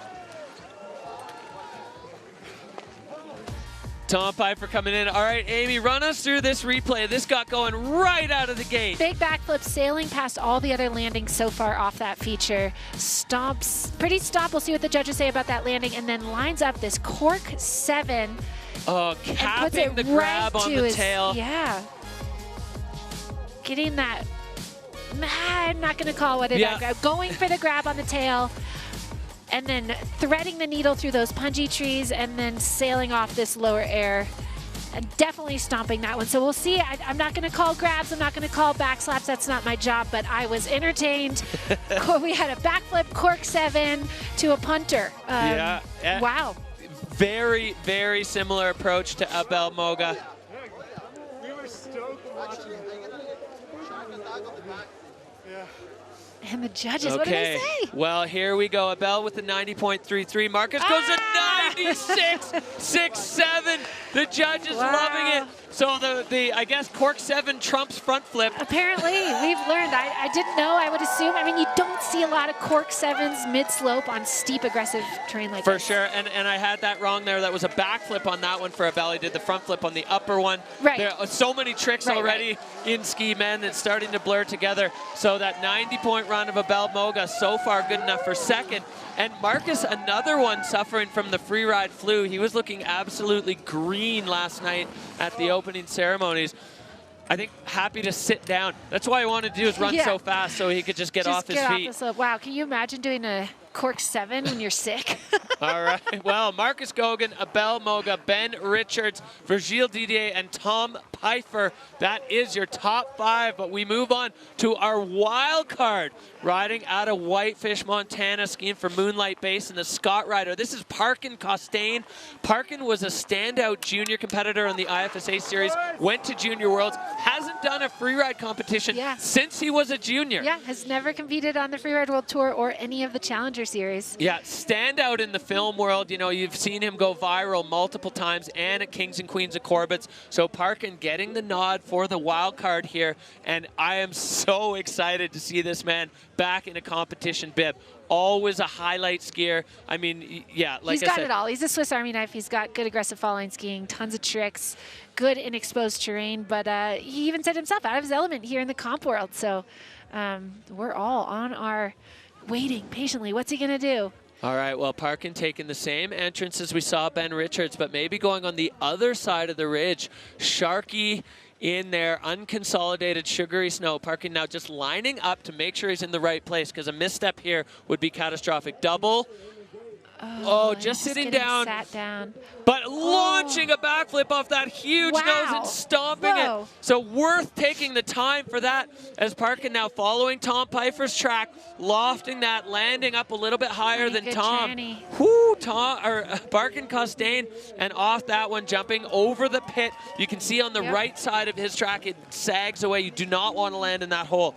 A big run there for the wild card, Parkin Costain. Finding some creativity there. Billy going off the top, maybe some snags in fluidity as he kind of oriented himself, but then sending a backflip kind of out of nowhere, putting that to his feet, finding that big kind of transfer air off the side of the pyramid. We'll see. I wonder how he's feeling. I mean, like he told me last night, he's like, I feel kind of out of my element. But we know he's a super capable skier. Yeah, let's look at the top here as he was just popping and playing at probably the biggest pop we've seen off one of those wind lips. So this is where he got a little sat down there. Yeah, but then too recovers bad. immediately and is backflipping before we even knew he was skiing again. Off that towering prow, just a massive backflip. Finds a good soft landing in there, so he kind of billy goats here. He just needs to hold on. He's just going to get sucked off the trajectory. He had to do that to get he off would have this missed feature. this. And maybe this is the benefit of, he hasn't competed on this venue, so looking at it differently and then catching this kind of tranny air off the side of the pyramid feature and landing really high on it, and then getting in the lower donger, going big right over that kind of dished out landing and putting it to his feet. So, some fluidity, some control, but a fun, exciting, different line. Awesome run there for Parkin Costain. The wild card coming in, as you said, out of his element. He's got that competition experience. It's just a little deeper in his past than most of these other riders. This guy's such an incredible athlete, pro, biker, sledder, everything. 78.33 for Parkin. He likes it. He's chatting there with Marcus, the two of these guys. They're sharing the risk out there and having a blast doing it. So that is it. Our wild card putting on a show and moving himself into fifth. We're back up to the top, and this man always a threat. He's got a win and then a crash, doing just some absolutely futuristic trickery in Val Thorens, doing a backflip with a late 180, landing switch off a huge cliff. Ross Tester coming out of Palisades at Tahoe. Tahoe boy ready to rip. Can't wait for this run. I love the way Ross skis, just total charger. Total charger. His technique is so precise, but he's got again, just that deep bag of tricks. And now Ross Tester on Ozone, looking to make his mark on this face. Out of start one, but going, doesn't look like he's gonna go far down the ridge, airing over the cornice, already onto the face, carrying some heat. Oh yeah. Going somewhere new. Coming in a really different direction here. Ross Tester launching over the rocks. Little bit of a splat landing, quite flat there for Ross, but he's got more lined up underneath him. And big backflip, and unfortunately a bit of a backslap, kind of washout landing. And he's gonna hit the donger 180 Ross and Tester ride it out switch. Continuing the futuristic, Finn Billis, hopefully if you're watching this, you'll be happy to see that Ross Tester is continuing to do the things that you were doing on the Freeride World Tour. Big 180 there at the end of his run. It wouldn't be a Ross Tester run, I guess, this year if he didn't land switch somewhere. Yeah, exactly. I love that. Instead of the lower donger, I'm going to call that the lower nub for the nebulizers. Got to give a shout out to those guys. They asked me to. I got it in. Ross, super fun run. Let's see what happened here. A really creative new air, going big, but like you said, flat landing, not a super clean landing. Yeah, into the powder there, a touch back seat. I think the takeoff a little odd there, and then launching this backflip with a little bit of a twist, almost a whack flip. Yeah, and a little washout in the landing there as well. Let's see, that's kind of tweak on that backflip. I'm calling that a whack flip. Yeah, definitely getting bucked on that landing, and then taking this one. The nub. The nub for the nebulizer. Switch landing in the pattern. Clean switch landing too. No hand drag, no dragging his face in the snow. Super clean there, Ross. I mean, he is so strong, but he is just he's trying to put his own mark on Freeride here and having a blast. Love watching Ross ski every single time. You just never know what you're going to get. Yeah, super exciting skier to watch. Yeah. And obviously those kind of issues are going to affect his score a little bit, but I like that he gave us the 180 at the end. All right, a 68-point run for Ross Tester. So, yeah. Little thanks to everybody for watching. Good smile. Sending love out to Ross. I gotta just love the Tahoe homies. Oh, and we've got some face pictures in the background. Wei Tian Ho. That's the next man in the start gate. You know, the Frenchies did it. We saw it in Spain as well. I love to see it. It's a big face shot. Big face shot.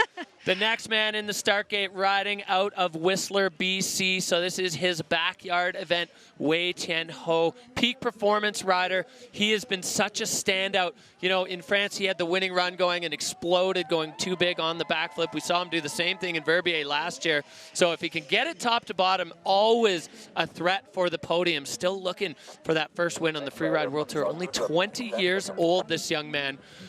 I am so excited to watch him ski. He's just got such great style and such a unique eye for the line as Wei Tian drops in. Yeah, taking this spicy drop in above start 2, working through that triple really quickly and headed straight for this feature. Big shifty. Little bit flat in the landing, but Wei Tian working the squats, launching a big air, shifting it out, keeping in the fall line here as Wei Tian regains control. Now he's looking at a slightly different angle, coming over and then hooking back across. No, getting caught up in the rocks. Oh, a little bit of a direction change there. We're getting the okay signal. He's frustrated, but looks like he's not hurt, but really frustrated. We'll have to, not sure exactly what happened there, but man, that's a rocky, sharky zone, and now he's kind of just perched in this tree. Super frustrating for Wei Tian. He needed to put one to his feet, as we said, and he was lining up something creative, something different we hadn't seen. But do you see his tracks coming across all those rocks? Yeah, unfortunately, the ski's just getting snagged up in the rocks. The ski's just above him. So this is, yeah, sometimes these creative approaches have, you know, more obstacles to manage. Yeah. And Wei Tian always just looking at something different, at a unique and different way of seeing a mountain face. And that time it bit him for sure as Wei Tian, you can just see the body language. He's so dejected. Yeah. He wants to put on the full Wei Tian experience for the crowd and really more specifically for himself as we look back. For sure. So this big shifty air off the top, landing a little past the landing, honestly, going too big again. And then a shifty over that air, slight wheelie as well, and then coming across, oh, it's the same replay. And then here he goes into where we think we've seen before. Yeah, we saw Marcus and Abel just pump off this nose, but Wei Tian goes a little smaller because he has something in store, takes that air, and then gets in that turn and then just hits rocks. And that's a classic dry dock. Yeah. That's like your worst nightmare as a skier. We've all been there where you just lining something up and the snow gives way and all of a sudden your skis are on rocks and you're not going anywhere. And that is just devastating for Wei Tian. Yeah. Not what he wanted for sure. That was going to be so cool, moving cross court on that feature. But the sugary snow, totally unconsolidated at Kicking Horse, and getting a little too close. Well, not too close, getting in and on a rock there. So Wei Tian Ho going down, swinging for the peak performance rider. So he's got 2 back-to-back no scores. Still a bunch of events to go before the cut. Yep. So Wei Tian Ho come back swinging in Georgia, I have no doubt. But we're back up to start 1, and this young man has made an enormous splash on the Freeride World Tour in his rookie season. It is Toby Rafford, younger brother of Freeride World Tour standout Sun Valley Zone Addie Rafford. He wanted to give a shout out to Addie. Hi, Addie. But Toby Rafford, I mean, in the first event, just putting down some of the most exciting moments we've seen so far this year. And we know every time he pushes out of the start gate, it's going to be magic. The crowd just going ballistic down here. I think they're cheering for Wei Tian as he's got his gear back under his feet and is going to be skiing through the finish soon. Yeah, big from W style there. to style. Totally. So Toby Rafford super now. stylish, oozing with style, and definitely leaving his mark so far on the Freeride World Tour this year. Yeah, another rider who has a real eye for creative moves on the face. His line choice ability for a guy who is pretty young is really, really well honed. He's definitely got a good eye, unique and creative moves, and then always with just that wizard-like trickery. He's got so many good. Yeah, I don't know what was in the water at this household growing up, but these two skiers, him and his sister, just oozing with style. And look at that, just big tweaked out little grab off the little little nothing wind lip. Yeah, so but much these moments are for him. Yeah, they're just getting him eased in as Toby Rafford now down the cornice. He's got one eye on the edge as he wants to make sure he enters at the right spot. Sliding in and then cooking underneath. Toby into the barrel. Right in the barrel of that. Hand dragging. We've got this hanging snow face below him.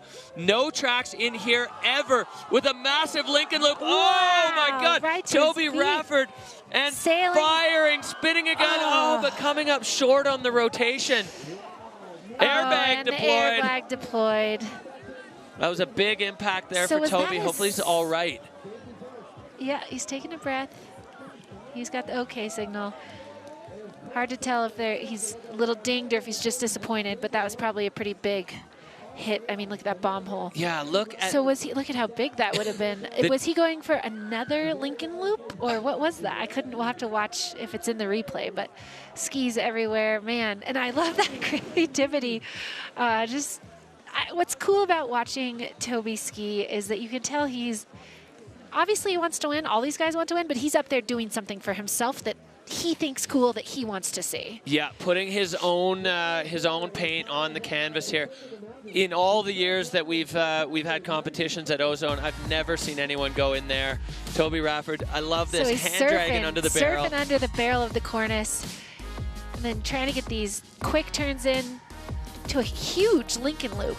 Yeah, and connecting with that one, staying in the fall line, just over all those rocks. So off axis, and then to get it back onto his feet, and then goes. Oh yeah, just short under-rotates. on the rotation. Tucking up.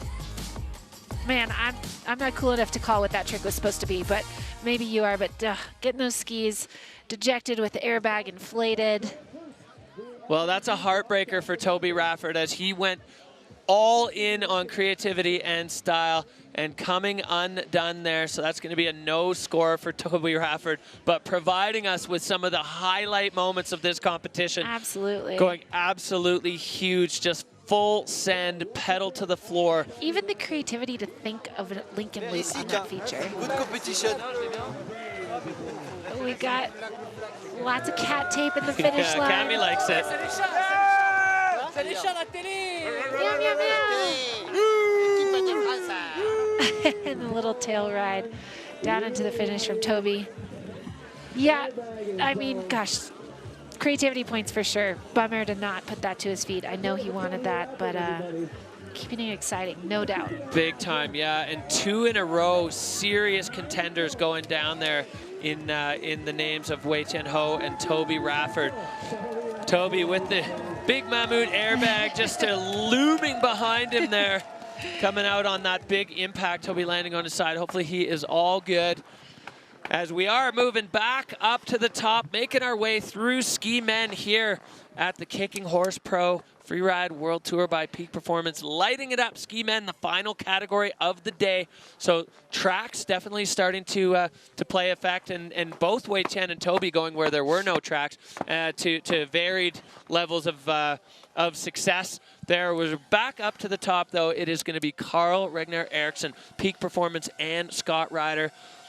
Carl had one of the most exciting and, honestly kind of scary moments at the Val Thorens Pro, cutting out a big slab on the center pad of a big double Feature, air, the snow cascading down, but he handled it like a veteran and was able to move away from where the avalanche was sliding. But so far, so good for stability here at Kicking Horse as Carl Regner Eriksson now on course, a veteran, and I have a feeling we're going to see some fireworks from the Swede.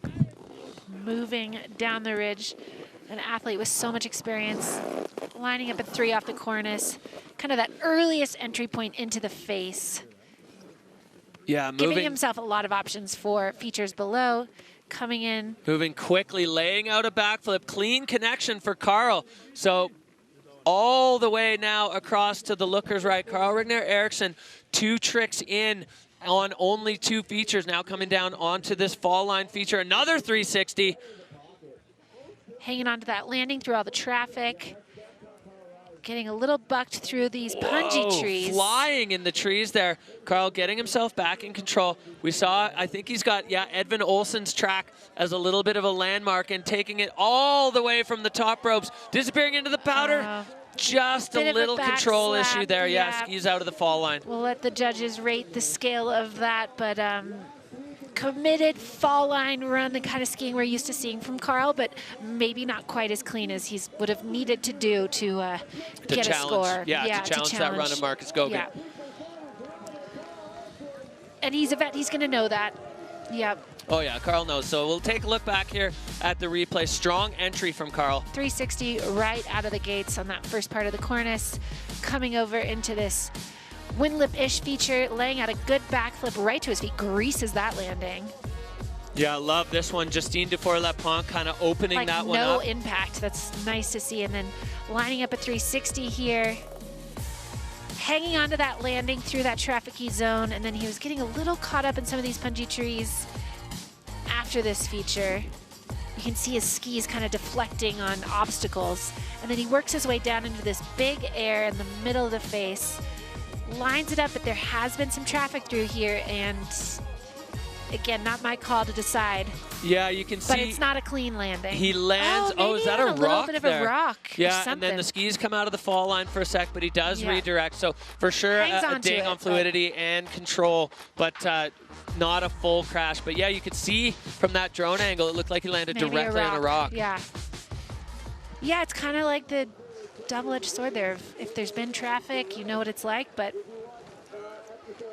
68-point run for Carl, so moving him into 8th place. So yeah, tricky, you know, the more traffic you get as you're later in the field, some rocks are starting to poke out, some things are starting to get a little firmer. Gogan, Moga, Richards, that's your top 3 with Virgil Didier and the wild card, Parkin Costain, holding it down. The top 5 in ski men as we are pumping through this field. Short runs, no time to breathe as we move back up to the top. For the Verbier man, it is Simon Perrodin riding for Scott, riding for Dinastar, riding for Verbier. Simon is in need of a result. He needs a stomped run here to get himself back in the mix. So we're 2 runs in, and he's got 2 pretty big crashes. So but I mean, you can't count out this this tall Swiss man. He's such a strong skier. The gorilla pound on the chest. The Verbier gorillas coming out of the start gate, start 1. He's going to move right down that ridge. Pop and tweak off the wind lip. We're getting used to that. It's such a great way to get yourself engaged in your run. Oh, and he's going to pop off the cornice and come into the face. Still making his way over towards the features on that rider's right side. Got a casual look about him. He's looking cross-court here, or going even above the features that we've seen other riders go into. Oh, yeah. Getting creative, working through that pepper and off that air. Little light moment over that wind feature or the roller. So Simon going over where we saw Virgil and Oscar go, lofting a 360, landing perfectly, those long legs just handling the impact. And Simon now flying off this one, landing in the same spot as Virgil and Oscar. Clean run for Simon Perrodin. So great, great, great to see him lock one down. That's what he needed. He needed to put one to his feet today. He needed to get a result. There's still a lot of comps before the cut at Verbier, but he needed that today. And so I think he's going to be happy with that for sure. big shock absorbers with those long legs. Yeah, absolutely.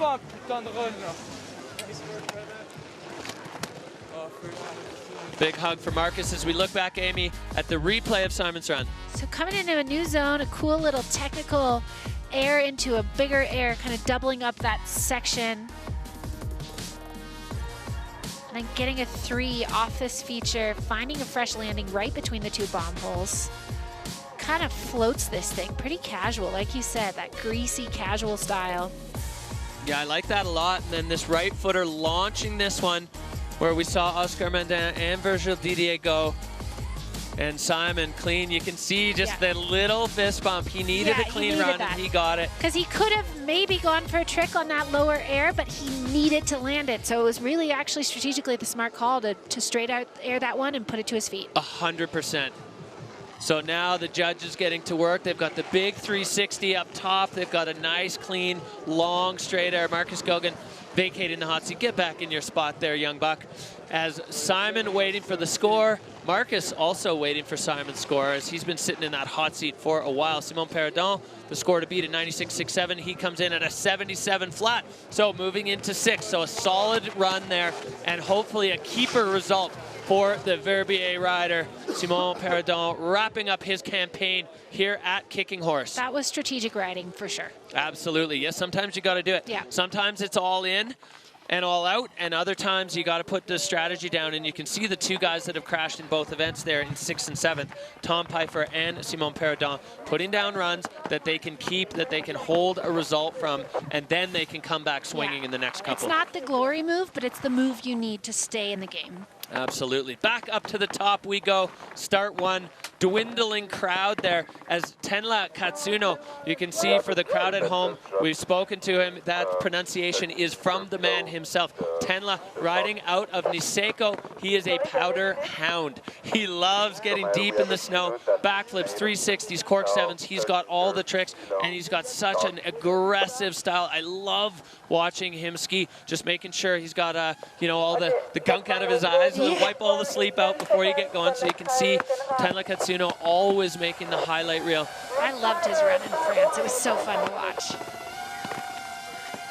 As he gets ready to kick things off, one last deep squat to get the legs ready for what's coming.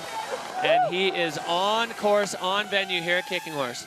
And he's on this, out of this start gate 1. Looks like he's gonna go more direct, potentially. And 360 off the cornice, into the face. It's still gonna make his way over to skier's right side, the playful side. Yeah, and still plenty of powder available for these riders. Tenla going a touch slower, landing up high on that one, bouncing, but actually getting access to another feature there by doing it, holding on, bending the tails of his skis, full fall line. Commitment. Oh, no, go! Wow, what a save. Tenla. Just holding on for dear life there. The attack of the punji trees between those features and just pulling some serious G's coming out of that. Yeah, Tenla had no choice but to just hold the fall line and hope for the best. Marcus loving it. Standing O from the guy in the hot seat.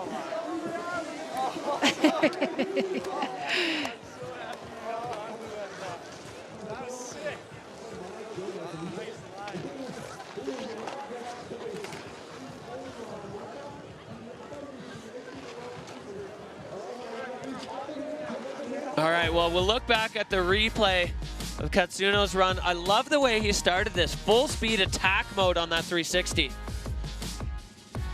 Right into the face and then immediately making his way over to the next feature. We've seen a ton of traffic taking it small conservative into the pocket so that he can redirect and get off this second feature. Tweaked shifties on both, almost the attack of the punji tree. No time for hesitation, straight off that air and just holding on essentially for dear life there coming out of there. Yeah. But keeps it on his feet. I mean, that's not gonna be a clean landing. Judges aren't they're gonna notice that, but he's on his feet. He didn't crash. He did pull it off. That's a save. Yeah, fighting. Fighting those tails. Bending the tails. The one right ski there trying to escape, but Tenla not having it. Sometimes balance is a battle, you know, it's not just given to you. And Tenla had to fight for that one. You can see he's smiling. I mean, he knows how wild that was. He lived it, as did we.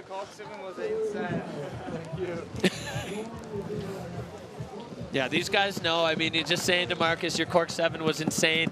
They all can do these tricks, so when somebody else does one that you know exactly how difficult, challenging, and risky it is, well, you're going to give them full props for it. So Tenla Katsuno waiting for the score.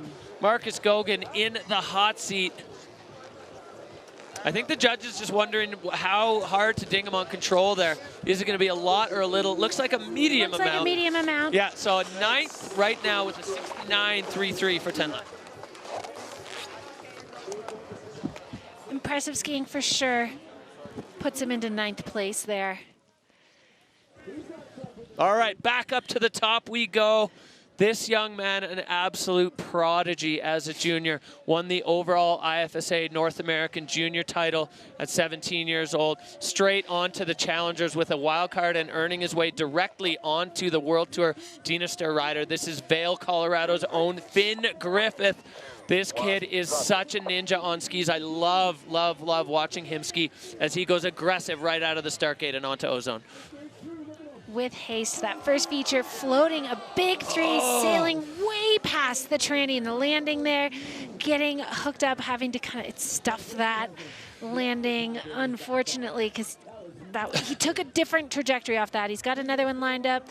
Oh, maybe getting a little hung up on the takeoff, keeping it to his feet. Yeah, cat-like there for Finn. And just erupting out of that bomb hole. Tossed into an unintentional Lincoln loop. Finn Griffith getting bucked off the horse as that run, I mean, it was fast, but every piece of it had some incredibly wild moments. Yeah. And that's the thing is this venue, everything comes up fast. So if you get bucked, you don't have a lot of time to recover before the next thing. You just have to hope you can get it back. Unfortunately for Finn, not the case on those features. Bummer to see. There was some lofty style in that initial 3. Yeah, let's look back here as he goes so aggressive on this approach. The spin perfect, really Amy. Pops, but look, he just sails way past the landing. Yeah. Just smack hot tubs right in. Yeah. And then looks like, he got caught up there. Yeah, that was a little cat out of a bag situation. Got away with it, pinned off this. And then watch him explode out of the powder cloud. Maybe just hit someone's bomb hole or just was off balance from, because there really wasn't a lot of time for him to recover from this cat thrown out the window moment in someone's bomb hole. He's off balance and then all of a sudden he's already in the air. And straight into a bomb hole. Yep. Yeah, that is unfortunate, unlucky. I do like how many times I've been able to say cat in this broadcast. Yeah, the kitty cats are here to play at Kicking Horse. Here at Kicking Horse. Cats like horses. Finn Griffith right now with an 18th and an 11th. That's going to be, not the score or not the run that he was looking for. Top to bottom, that one just full of adventure. Thanks everybody watching at home. Sorry to disappoint, but it was good. It was fun. Well, no need to be sorry for the Vail rider there. He put it on the line there, going absolutely monstrous on that 360. Oh, really? Oh, yeah. That was too big. It was so, I came around, I was like, uh-oh.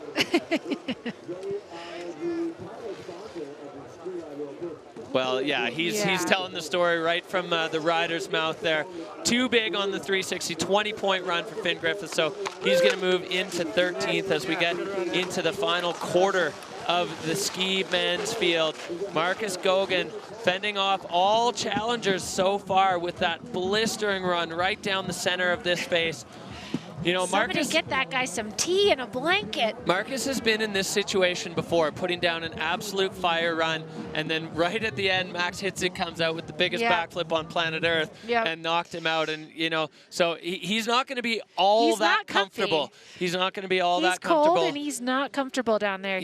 There's a lot of challengers still to come. And many talented riders up top, including the next man in the gate. We're going to be looking at Christopher Turdell, two-time Freeride world champion, also a winner on Ozone in the past, the peak performance rider.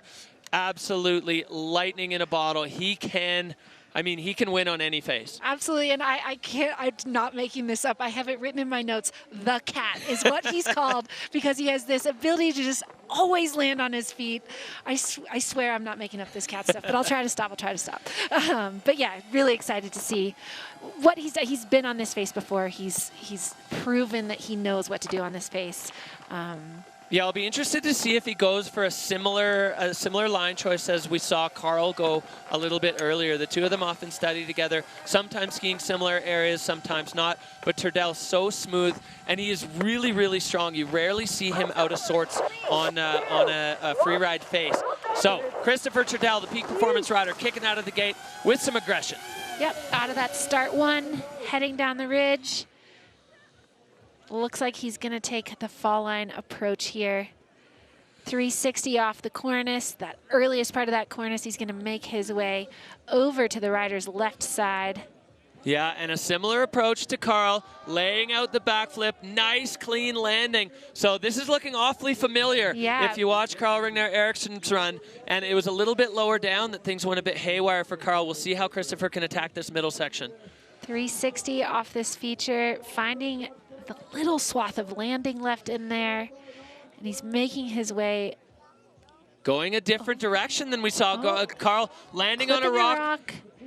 Into the pepper, catching a little air off that bulbous feature, and out. I'm wondering if that was the exact plan A for. I don't think that was exactly what he had planned. Yeah, for sure. It looked a little bit improvised there for Turdel. You rarely see him kind of moving without like very specific and strategic intent. And it also could be that Carl, maybe called him from the bottom and said, wasn't as good. "Hey, that thing didn't work the way we thought it would." So he went to plan B. Yeah, there is definitely some communication between the riders. 360 off the top cornice. Turdel's been working on the 360s. We've known him in his trick moves for the backflips, and you can see here why. Laid out backflip and just finds that tranny where you can't even tell he landed, like no impact. Stretching it out where he needed to. Yeah, that was executed perfectly. And then another 360 here for Turdel. But you'll see he finds like a little bit of landing in there, gets a little flailed. And yeah, just he finds something in there. He's not quite, gets off balance, and then here, again, not sure exactly what he was going for. Oh, he lands on a rock right there, on that rock. and then he's trying to make his way over to that lower part of that kind of goblin zone that keeps gobbling people up. And gets a light moment, but again, I'm not psychic. I don't have a beam into Christopher's mind, but I don't think that's exactly what he had planned. Yeah, but solid run, and he's on his feet. We saw.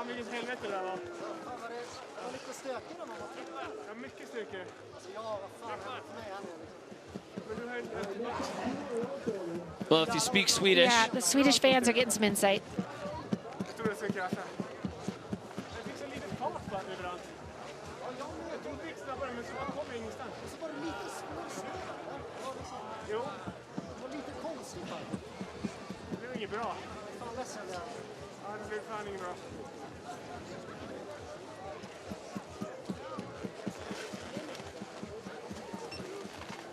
Yeah, we saw the uncharacteristic crash into Val Thorens. It's very rare that you see Turdel go down, but punch front in that deep snow.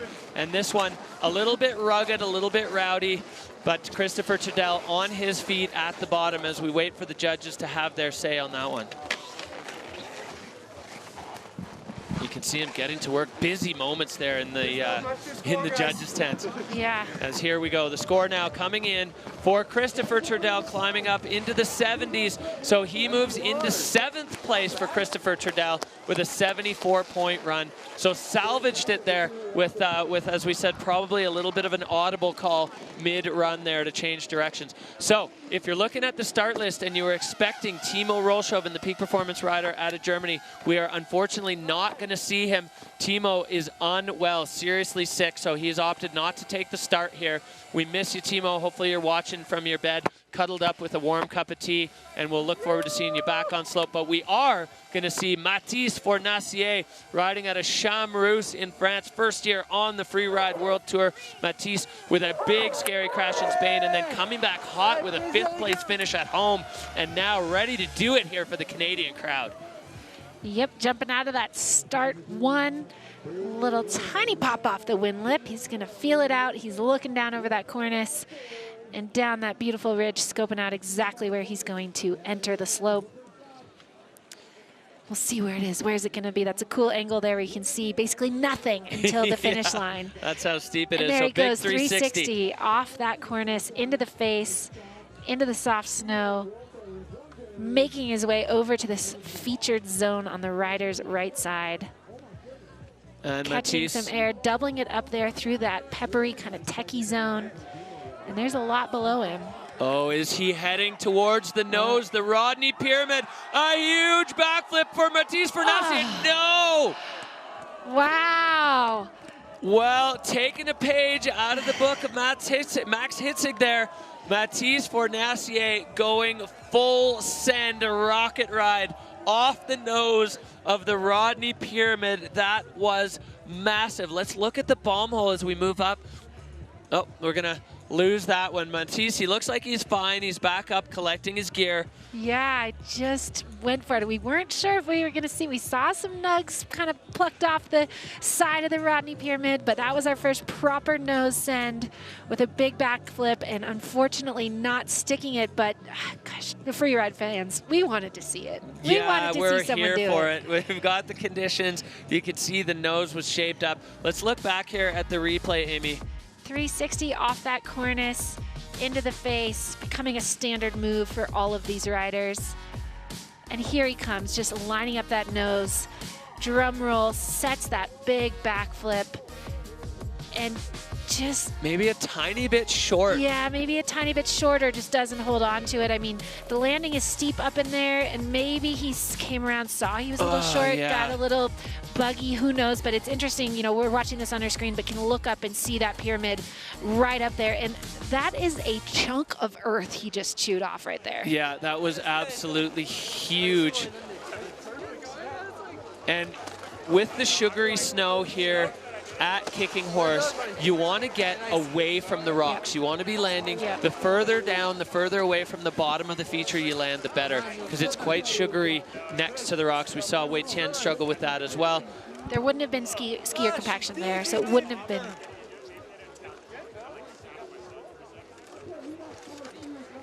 It wouldn't have been as compacted as other parts of the slope. We're seeing if we could get some words from Maddie's there. Again, kind of a similar moment maybe for Marcus on the hot seat, sitting there watching someone throw a huge backflip off.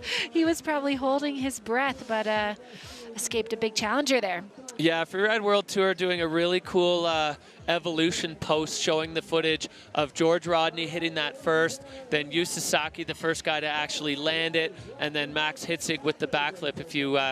If you look at the Freeride World Tour Instagram, it's very cool to see those all lined up together, back to back to back, as our ski runner is, I think, just hunting kind of at the wrong bomb hole there. Yeah, he's looking for, I think there's a pole left up there. Oh yeah, true. And, there's many pieces of gear strewn on the face. Still some takers up there, so we want to make sure there's nothing in that landing, even though unfortunately there are some bomb holes that where it's gonna, I have no idea what everybody's plans are up top, but now we've got a bomb hole and a side step, although in a clearable part of the landing, technically. But there's that pole. You got to get that gear off the slope so that it's not a hazard to any riders that still have to come down. And you can see on Matisse's bomb hole, it's like really steep and then it kind of kinks out. Yeah. So maybe just not quite far enough away from the edge as we've got the pole there. Hopefully he's got his other ski. The ski runner collecting the gear and having a good time skiing this powder down here. So Mathis Fornacier, wow. Well, certainly giving things a good nudge here. As we go back up to the top, we're getting towards the sharp end of the stick here in ski men. The next man out of the gate, Engelberg's own Maxime Chablot. This man is the 2022 Freeride World Tour champion, the 2019 Freeride Junior champion, the current kiteboarding world champion. There's not much that Maxime Chablot can't do. Big bag of tricks, likes to go big, and I was actually told yesterday that, believe it or not, apparently he's afraid of heights. I didn't verify that with him, but I heard it from a trusted source.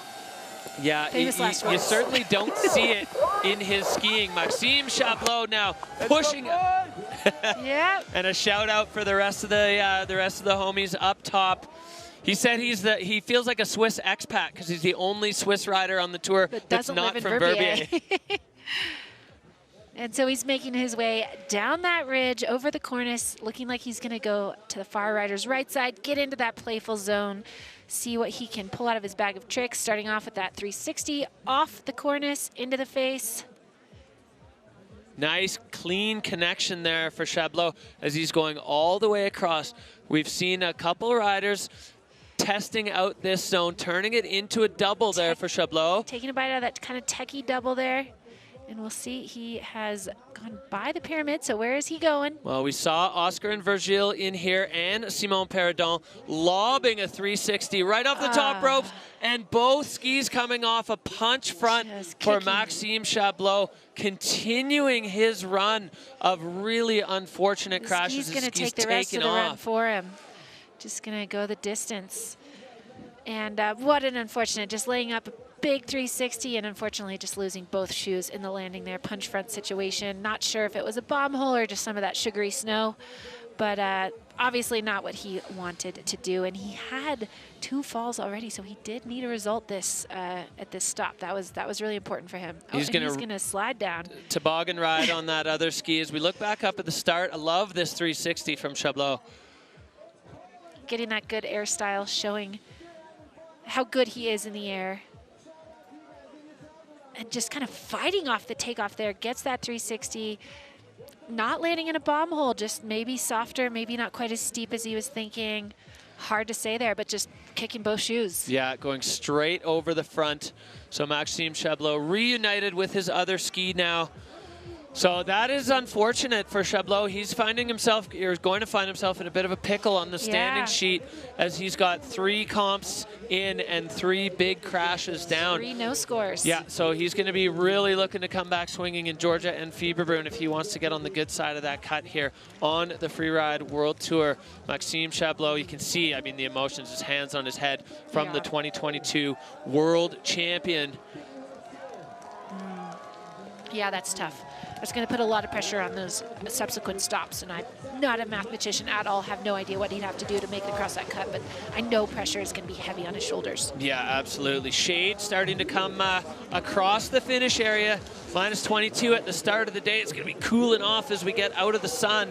So Maxime Chablot wrapping things up. That's going to be a no score for him. Another big crash. Hopefully physically okay. He's going to just have to regroup and rebuild as we move on to the next stops of the Freeride World Tour. Looking here, the Canadian crowd, hardy Canadians up here, man. This Cali girl is cold, and I love seeing the stoke, and the riders appreciate the stoke, and warm Canadian welcome from you nice folk up here. Back up we go here. This man fresh off a win in Val Thorens. You can see on the split screen the Verbier rider Martin Bender with a huge run in France to lock himself into his first win on the Freeride World Tour, and it vaulted him up the standings.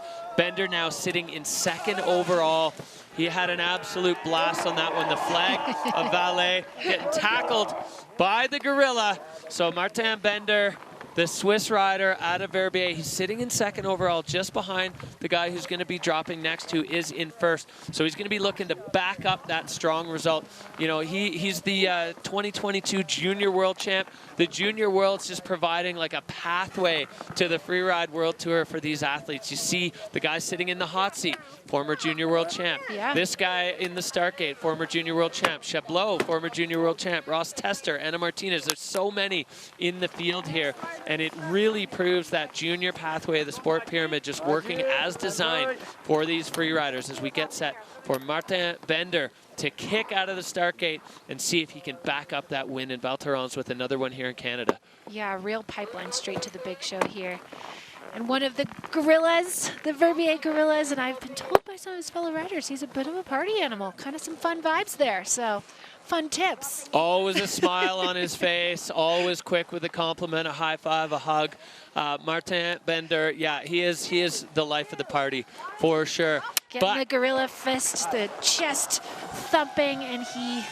Game face on right now as Bender looking to back it up. He's got to win now. Once you get one, you're going to want more, and these are going to be anxious moments for Marcus Gogan sitting down there in the hot seat. Yeah, heavy hitters dropping last, making his way down that ridge above the cornice, over to the playful zone. We know there's some big features below him. And this is a game of when's he going to get in there. Bender looking for his entrance. Oh, doing a little re-entry, a little playful, maybe take a look-see. Yeah, popping in and out. And he's going to go far, far riders right into the zone that we haven't seen action in for a moment. Yeah, you can see the area going way over. That Ben went into, passing by. He's over in the zone that John Powell was in. Mm-hmm. And popping in off the cornice. He's got plenty of powder underneath him, but going the other way. 360 over all of those shelves. That was enormous for Martin Bender. Hand drag 360. Oh, no. And just not able to hold on to that landing. He was in the shade there, so just hard to see exactly what was going on there. He broke off a piece of the cornice, had some slough, then he had that big 360, and just not able to put it to his feet. Ski still on, he'll get a score, but obviously not that repeat heater result that he was certainly searching for. Yeah, I mean, he went left there where other riders kind of stayed fall line or went right to make it a double, and just biting off that entire buttress. He's smiling the chest though. Through, he's smiling, he's got good vibes. Marcus, one more sigh of relief, guaranteed at least second place here. Well, Amy, talk us through this replay. As So Bender, you see that the cornice. chunk of cornice come down with him. There's a lot of slough. He it's basically a double into a huge 3 over a ton of rock there. Not a perfectly clean landing, bit of a back slap, swiping off his goggles, but there's just a lot of kind of action here. So little time to set that up. Yeah, definitely Not a terribly steep landing. Could have been part of the problem. And then here, that hand drag 360, and I don't know what, he might have landed on something we can't see, maybe a chunk of cornice, but he just stuffed it right into the mountain, unfortunately. Yeah, and you could see the reaction from Marcus Gogan. You know, these guys all want to win. They want to stand on the podium, but they also want their friends to lace a cool line. Little snow in the old mustache there, repping the Verbier Catavallet, Martin Bender. So a question of what could have been there. Yeah. Probably one of the biggest moves of the day, you know, in line with the size of the air that we saw Mathis Fornacier hit on the Rodney Pyramid. May have to rename that one. C'est bon. I know that French. It's good. Vibes are still high. All right, well, the score sliding in there for Bender, a 47, so into 14th. So he's sitting in second overall. We'll see what that does to the math behind the scenes as Bender wraps it up, and we go back to the top, the last rider of the day in all 4 categories, but he is also the man leading the overall rankings for ski men. It is Valentin Rainer riding out of St. Anton, Austria. He has such a strong bag of tricks. He's the 2023 Freeride World Champion, riding for Scott and Peak Performance in that fire bib. He is ready to go. He's leading the tour. He's comfortable in this position. He's got an overall title, and he's got, he just loves it. He's so stylish. He's a smooth operator, is Valley, and I cannot wait to see what he puts out on the Ozone face today. Valley Rainer, last man standing here at the Kicking Horse Pro. Last but not least, he was 3rd last time we competed.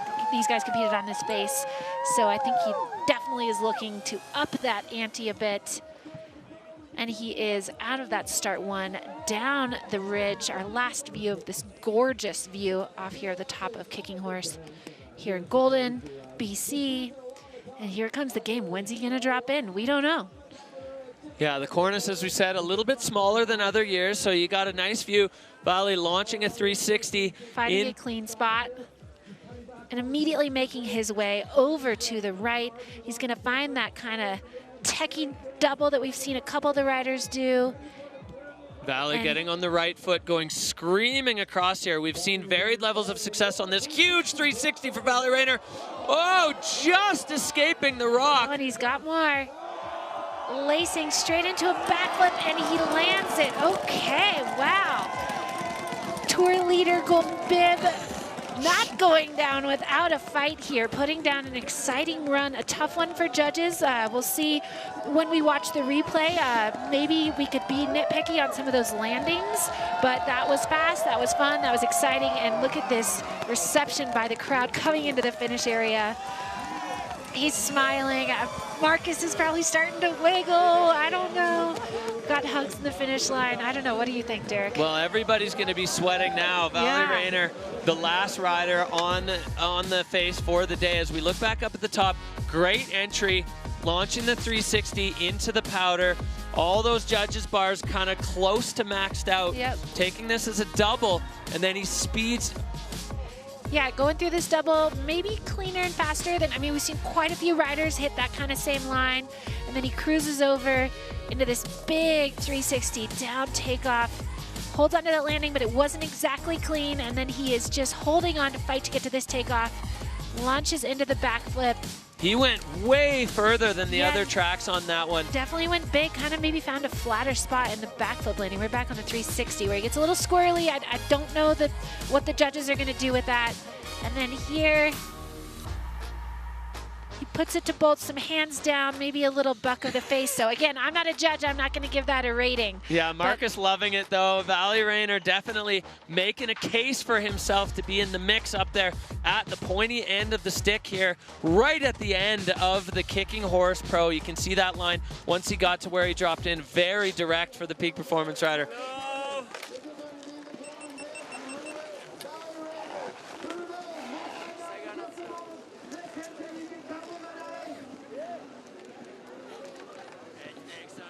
See if he's going to give us a little glimpse into his thoughts there. Yeah, it smells a little funky.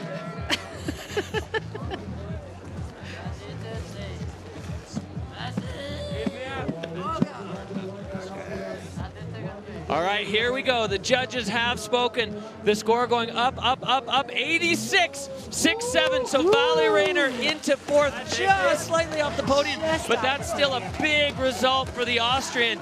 And we have a maple leaf on top of the podium at home with Marcus Gogan lighting it up and winning his home event. What a huge result for the Canadian rider.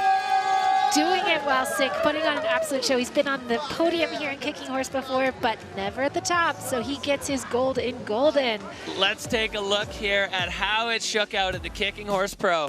First place, top of the podium, we have Marcus Gogan, like you said, Canadian on top in Canada. Then we have Abel Moga in second place, and Ben Richards holding on to that third place, fighting off lots of contenders for that last spot. And then we have our tour leader just off the podium in fourth place. So we'll see what it says. I'm curious to see how the standings shake out after this. Again, absolutely. I'm not the mathematician here, but yeah, that was a great show. Wow. Yeah, we got all the way down to fifth, scores in the 80s, so many strong runs. As we look down here, this is where deeper into the rankings where things went a little sideways for some of these riders.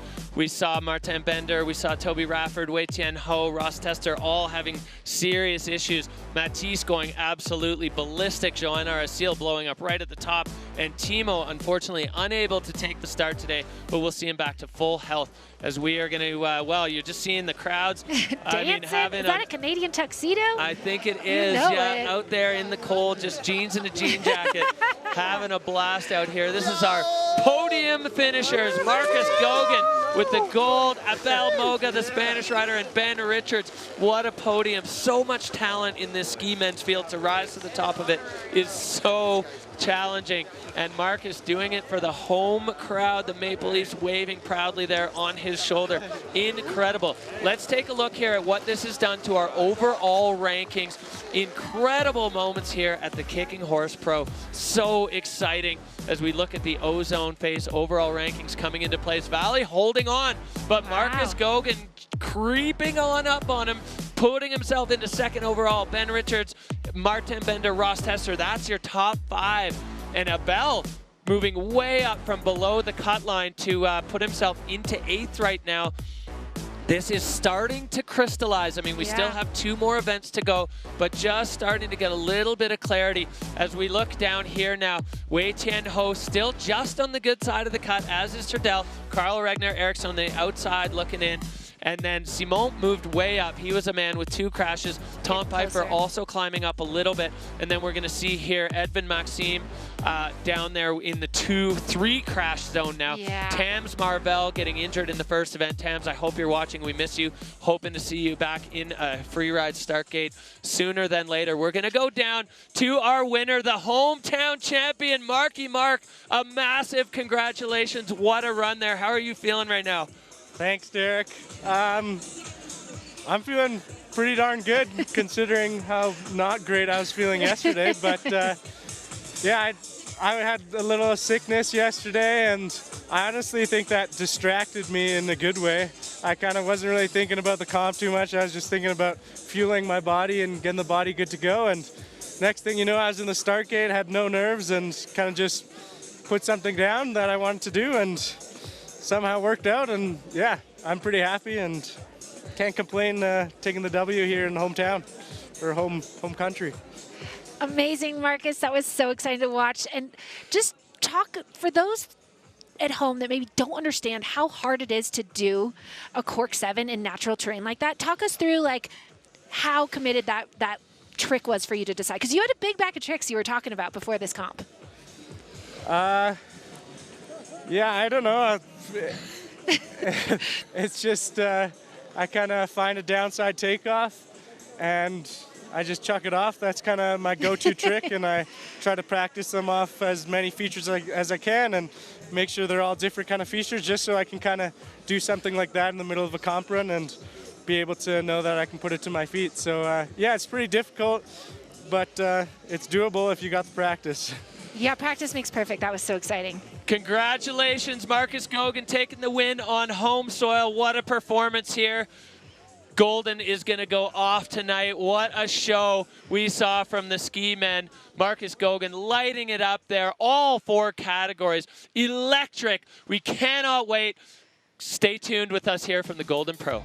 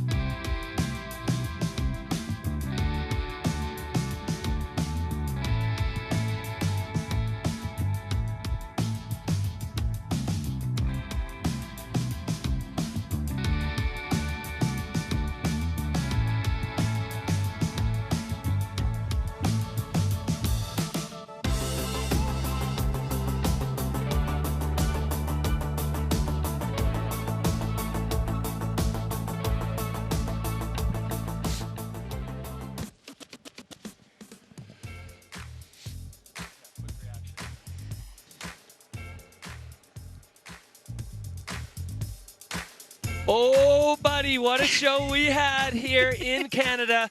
The Kicking Horse Pro going absolutely ballistic. Ozone delivering.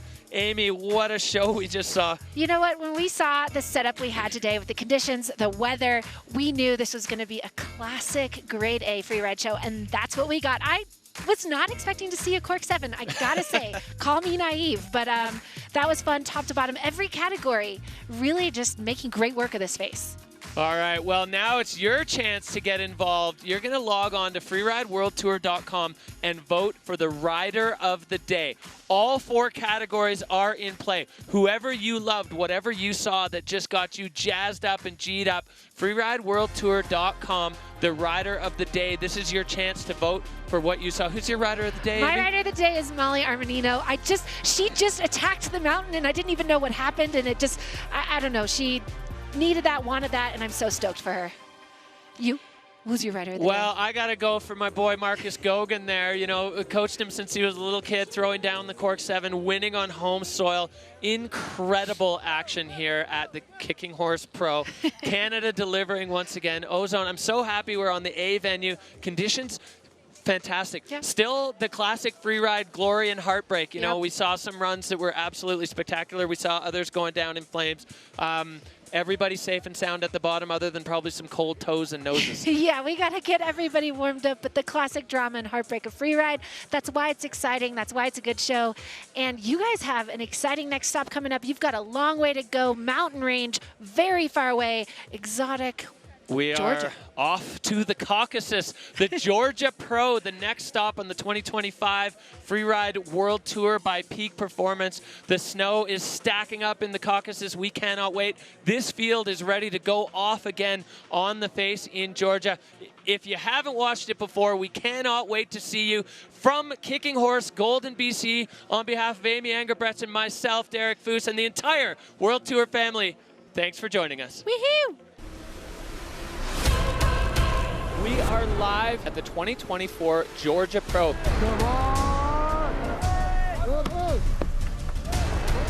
I am so excited to be here in Georgia.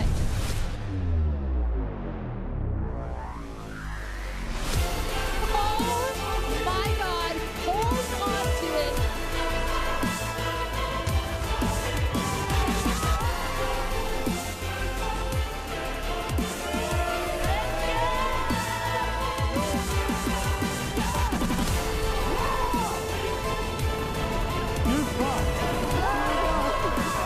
Thank you, Freeride. It's been so dope.